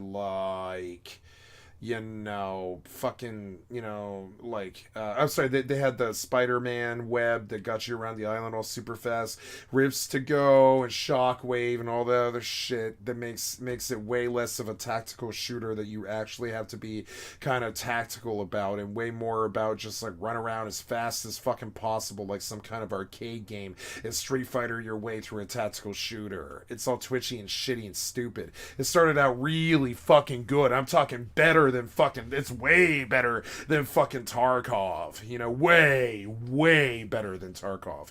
But it's but then they ruined it. They made like when Ninja bitched out and talked about quitting when the Shockwave into the Rifts of the Go shit started happening with spiderwebs and people having outs when you can't kill them. You can't stick a target and just move on with your day and have good fights with people. You got to chase people who leave combat like some kind of fucking rogue. It's really weird. That's not how tactical shooting works. You're you remember when Batman takes the skyhook the fuck out of Dark Knight, in Dark Knight in I think it was China, he gets fucking skyhooked into the sky. That could work in a tactical shooting situation if you're fucking Batman. But I didn't like all the Fortnite mobility that kind of ruined Fortnite a little bit, and it's jaded I left my Fortnite team officially 3 days ago. I told him I told my best friend, I was look, I'm sorry, the leader of our team, he's a good IGL, and we run trios or squads depending on if my friend Zelly's there or not. But we run trios and squads and such, and they were looking to keep me in and keep me in that Fortnite scene, and I want to be there, but the game got shitty. And not the game got shitty, but the no build got shitty. It started out fucking pure. I'm talking smooth pussy gold. It was so good, and then they added all this stupid ass mobility shit into it that ruined it. And now it's it's basically like it's sort of an autistic version of Fortnite where you can't build, which pisses off about half the people. The other people like me who do like no build really, really loved it until they started adding all this stupid ass shit about people fucking leaving combat all super fast, jumping off fucking crazy ass distances and landing, and all this other shit that goes on in no build. It's sort of weird. So it's like, you know, and I really wanted no build to remain super good, but they just turned it into another candy ass like arcade experience, like they did the fucking build mode, and it sucks. It was really good at the start. I'm talking the best shooter I ever played. It was so much better than, it was leagues above better than PUBG or fucking Tarkov or Rust or any of that shit. It was just better, and then they ruined it. And they kept shitty guns like the Ranger for like 18 fucking months. The Ranger's still there. It's been there for like 2.5 fucking years now. The fucking Ranger, it's not a bad gun now, but it took them 2.5 years till it was a good gun. You know, they finally polished it and got it where it needs to be just this season. It's fucking stupid. So, like, you know, and I realize I'm not being very entertaining on my screen, I guess. I'm just trying to, like, speak about where my mind's at. You know, so, like, you know, there's other stuff going on here, but, like, why did they ruin no build? It's like, man, no build was so good. So then I had to break another set of fucking hearts when I also left my fucking Fortnite trio. Rust wasn't good enough to stay. Fortnite wasn't good enough to stay. I'm not sure even New World's good enough to stay. I don't think it's like some of these games are really, really good for a visit, you know? But it's not a Final Fantasy 11. It's not a EVE Online. It's not a, you know, it's not a perma. It's not like a perma, you know, fucking. It's not a perma system here, where like, you know, like you can sit on these games all day. You can't sit on Fortnite no build all fucking day, like the way that you can on very easily on Final Fantasy 11 and have, you know, I wouldn't say the time of your life the way you would like on a really good Fortnite match or a really good fucking Overwatch match or, you know, like a really good like Rust raid or something like that. I'm talking like the most fun that you can have gaming kind of thing. Successful raids are like, you know, on Rust are pretty much the most fun you can have raiding. You know, I can't think of another game. Victory Royales at a high level on Fortnite are not as thrilling as a really good raid in Rust. It's the best. The one thing about everyone's talk shit about Rust. And Rust is bad because they didn't protect streamers well enough, and they can't stop the stalker behavior that has corrupted the video game industry and destroyed it. The people. The gamers who think that they're really good at gaming aren't, and they sit around and they fucking like they talk about stupid shit and offend everybody and make it really toxic to be on these games and on Twitch and all this other shit. And like I don't really understand that vibe. It's gaming is about inclusion. Anybody can do it. Like, you know, a fucking paraplegic 90-year-old man can game with his 14-year-old buddies if he wants. It's a really good, like, you know, vernacular. It's a good execution of a hobby or a, you know, a passion or something like that. It's a really good thing. But I don't know why toxicity has to come along with it. It wasn't there for the first like 15 years. I never talked shit to a fucking gamer, not single fucking gamer, until like 2000 and fucking like, I don't know, 7, something like that. No. It would have been gaming got toxic in the WoW industry, or sorry, in the WoW community, roughly at the end of the Burning Crusade. When Wrath hit, everybody was really mean to each other, and it's so stupid. You get kicked out of raids and ninja'd and all this other stupid ass shit that Asmongold used to brag about, but I mean, like, really, it was kind of shitty. GDKPs that get ripped off and all that, and like, so, you know, what, like, WoW. It's interesting. It's I will do one Overwatch match here before bed, I think. As I'm sort of lying about what it is that I'm doing. Yeah. Why did we... How long did this video go? My channel... Oh, I am live now. I'm live now? You say I'm live now? Am I live now? Yeah, you kind of look like you are. So I want to change you to Overwatch 2. Overwatch 2 solo healer comp queues at 4 in the morning. Let's see how this goes. But this is when the actually good DPS play. You know, the Asians. It's racist, but it's true. The Koreans like come out at about 4 a.m. my time, and I fucking love that. They're like 5 or 10 times better than most of the American DPS. It's hilarious. They're like actually can get a kill. You know, they actually aim at you as opposed to just fucking around having no game sense and can't kill a guy in a shooter. You know, and I really like playing it exactly this hour at about 4 in the fucking morning. If you can get a Q, Qs can be really bad at this time of day, but if you can get a fucking Q, like, you know, it's really fun this time of day on Overwatch, because like it's like the people can actually like really be like gobsmackingly amazingly good. Like you look at them and you're like, oh man, this guy got 59 fucking kills, you know, 59 kills, and you're like, oh man, you can play all day in North America, and the most kills you're gonna see in a match is like 26. But if you play at 4 in the morning, you're gonna understand that there's much more possible than that, and you'll see like some dude with 59 fucking kills, you know, and you're like, oh wow, I love this guy. He actually knows how to play a shooter. Like most of the people on Overwatch don't. I don't really understand that. Overwatch 2 solo healer comps. Solo healer comp. There we go. Overwatch 2. I'm gonna play some Moira while I talk, you know. So let's just go in here and do 1 or 2 matches of Overwatch before bed. It's like 4 in the morning. Probably go about bed at like 4:30 or something like that. Sleep till like 2. And then get up, and I'm gonna do more ESO and Final Fantasy tomorrow. And excited about some other stuff that's going on here. Like, I can't believe that Dead Island 2, I played the living shit out of Dead Island 1. We played it for like 2 whole years. Like, hoodoo you voodoo, bitch. Literally we played so much fucking Dead Island 1, right? That like my best friend, he would text me and he'd be like, hoodoo. And my answer would be, you voodoo, ? And he'd be like, bitch, with a period. And I'd be over there, like, I don't know, 90 seconds later, over at his fucking apartment on the fucking big-ass projection screen and shit, with a 7.1 fucking surround and the split screen fucking, you know, really beautiful, really wonderfully fun Dead Island 1 co-op. And it was so fucking fun. It was like better than Borderlands, you know. It was so good, and it was a really good melee game. And you know, I love Dead Island.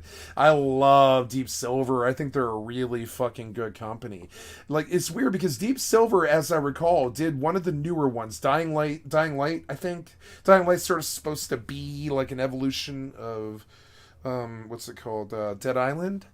But I don't think I liked Dying Light that much. I think Dying Light 2 is a really high quality game. I'm not saying it's a bad game. It's not. I would say it's probably 9 at least. It's, you know, it's probably a really good game. But it just didn't capture me the way that Dead Island 1 did. And I don't know if you guys have seen... oh, there we go. Did we get... I have to update. Wait, no, that's WoW. There we go. Oh, are you going to make me update Overwatch? Please don't. Why are you still downloading down there? It's weird. Pick up the Junker Queen epic offer to flex on your enemies. Okay, no. Tell us into the shadows. Overwatch 2 Halloween Terror. Ooh, maybe there's Junkenstein. It's gonna be Junkenstein, maybe. Is it Junkenstein? I bet it is. It's Junkenstein season, guys. I can't wait. I love Junkenstein. It's gonna be so good. Yeah, Junkenstein. Come on, Junkenstein. Tell me you've got Junkenstein on Overwatch. It'll be sacrilege if you don't. Come on, Junkenstein. Oh, you fucking failed me.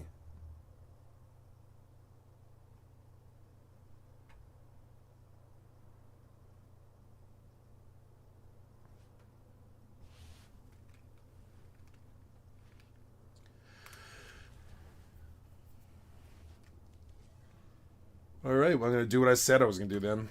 No. What do you mean?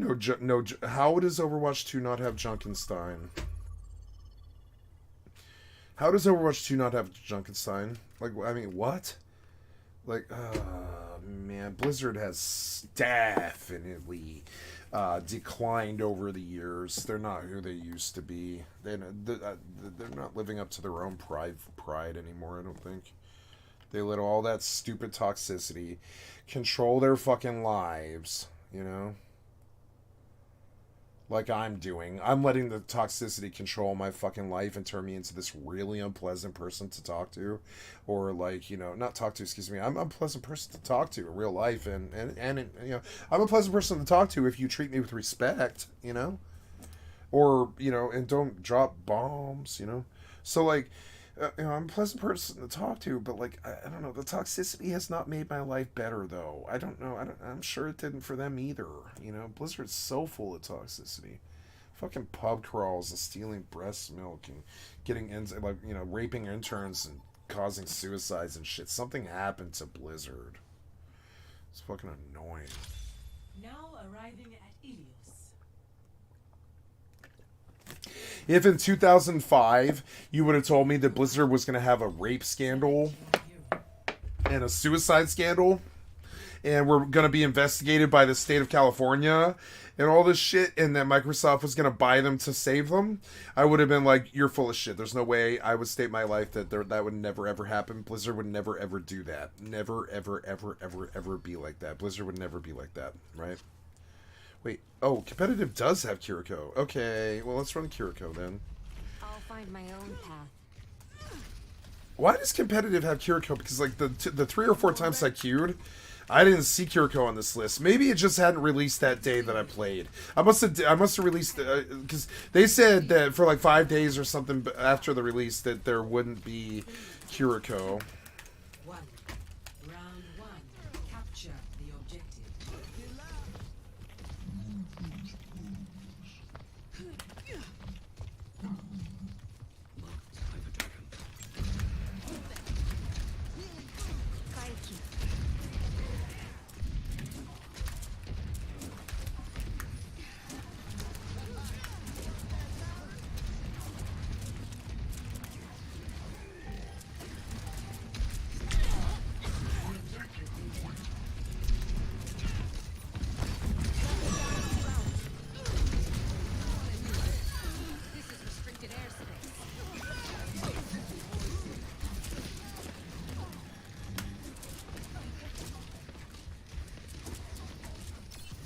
Someone let the match? Oh. Well. Now, you should give me points. That should be an automatic win for us, and their team should just not be docked. And, like, why wouldn't that be a win for us? Like, I fought for 2 minutes. Come on, why wouldn't that be a win for us? You're so stupid, Blizzard. The choices that you make in 2020 are, like, a fourth of the quality they used to be. Like, what are you talking about? I spent 5 minutes in that fucking match, man. You better fucking pay me for my fucking time. It should be against the law what you just did. Yeah, whatever. Alright, anyways, we move forward, try again. Got a priority queue. Fucking pay me. Why not pay me? I showed up to the match and I put my points at risk. Fucking pay me. That's how Arena and WoW is. If the guys leave, then it's my win. Why the fuck wouldn't it be like that? It was like that in WoW. Why wouldn't it be in fucking Overwatch? Fucking dumb, man.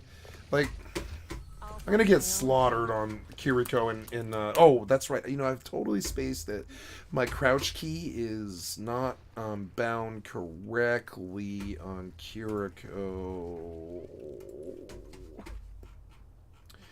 Crouch, crouch, crouch, crouch, crouch, crouch, crouch, crouch, crouch, toggle crouch, ooh, yeah, let's do a toggle crouch, right? Yeah, oops, what was that? I would like to... Cool how you just exited me out of an options menu against my will. But I guess that's your vibe, huh, Blizzard? Is non-consensual stuff. Fine, I'll play Moira. I'm okay with that. You want to auto-lock it? That's fine by me. You better be fucking good. Let's take a look at you. I bet you aren't good, though.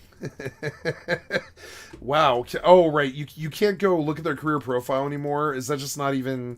That's just, like, not even... their vibe anymore. I remember they said something about this. You can't look at profiles anymore, which is kind of crazy. You can't see what their heals are. You don't know if they're good or not. You know, you don't know if they're like, but that will definitely trim down the fucking toxicity. Although it won't though. If you lose in comp, you're gonna be toxic. Trust me, it just happens. You get so pissed when you lose that, you know. Because it takes, when you lose in comp, it can sometimes take 5 wins to get it back. It's so fucking stupid. 3, 2, 1. Objective unlocks. What are you doing? Yeah, what? Anyways.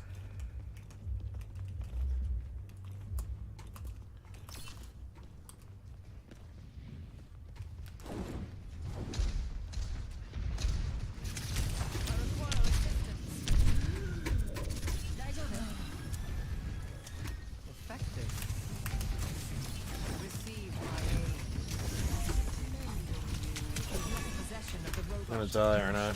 It's really bright.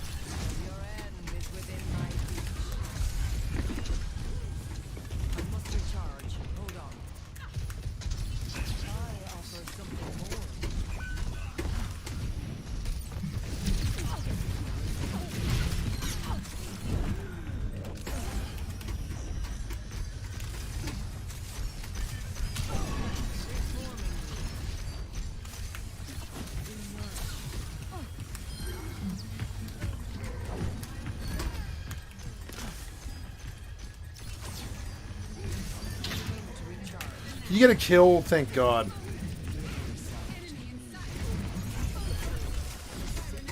Wow, none of us died. Very good.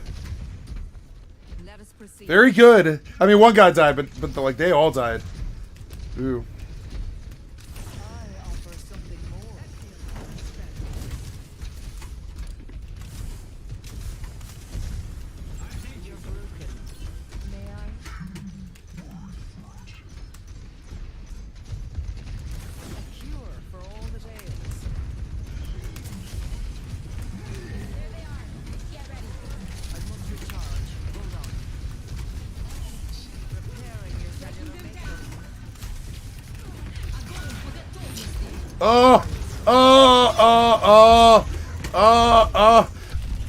Oh, please let me roll. Come on, man. Come on, man. Come on, man.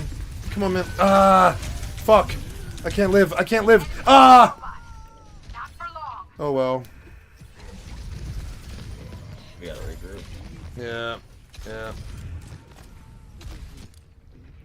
Now, to start anew. Let's get back to it. They're catching up.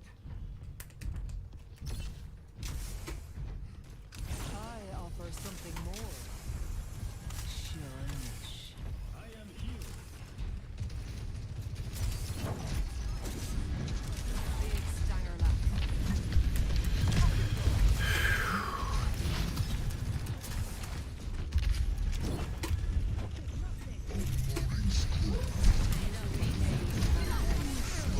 Fuck.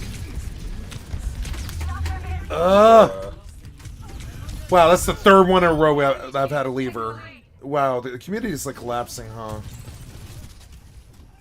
Kill me! Fuck! Well, it's our fucking DPS that wasn't doing anything anyway, so it's fine. It's true. Now I got coalescence. Let's see if we can capitalize here.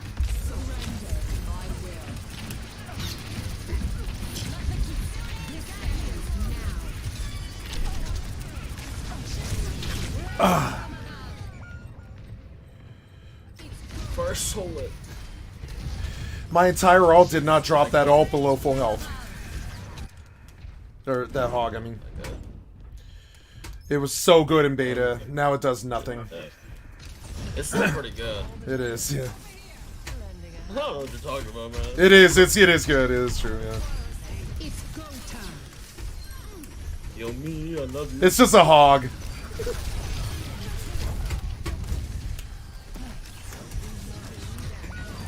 Oh my gosh. Kill him too.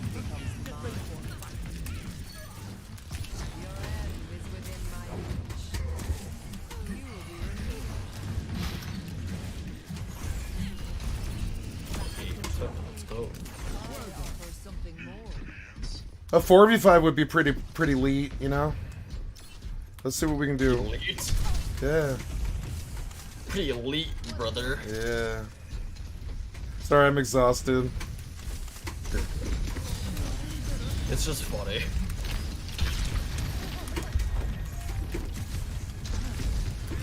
Oh, I need heals.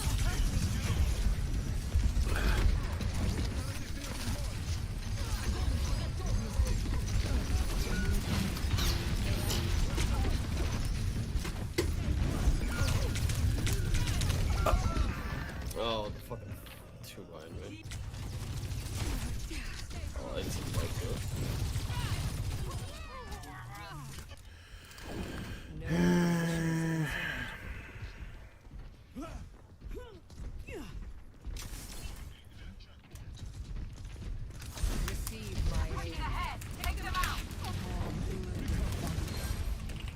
End up.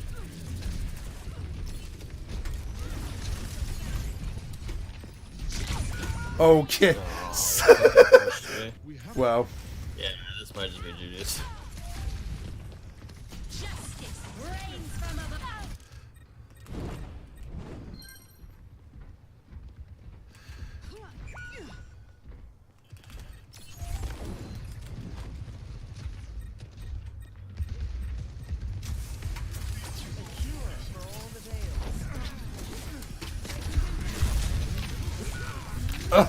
They're fucking focusing me every time I push. Can't do anything.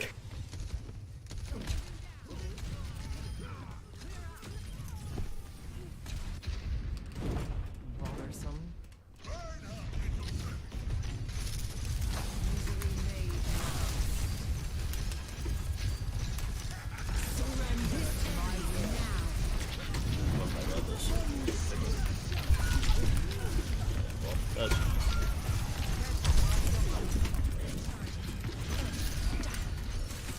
The enemy is pushing their barricade.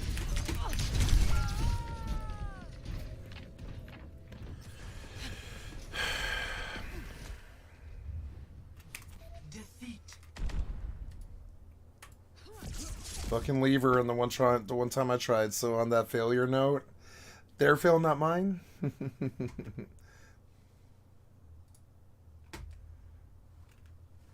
Oh, you are typing. I'm sorry. Well, Dion would have.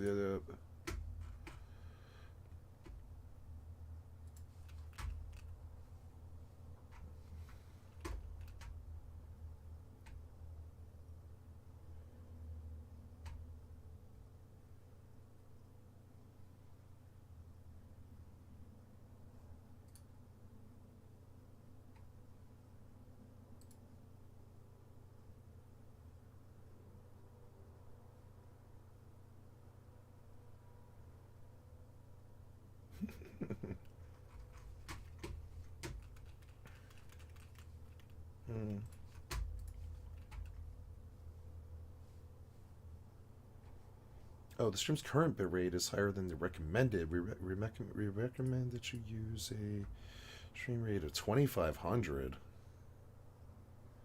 Stream status is excellent. Okay, well that's good. I don't know. It's 2500. What the fuck are you talking about, man? I could move it down to 6. I think Twitch looks okay, but anyways, I'm going to go to bed. I'm exhausted. And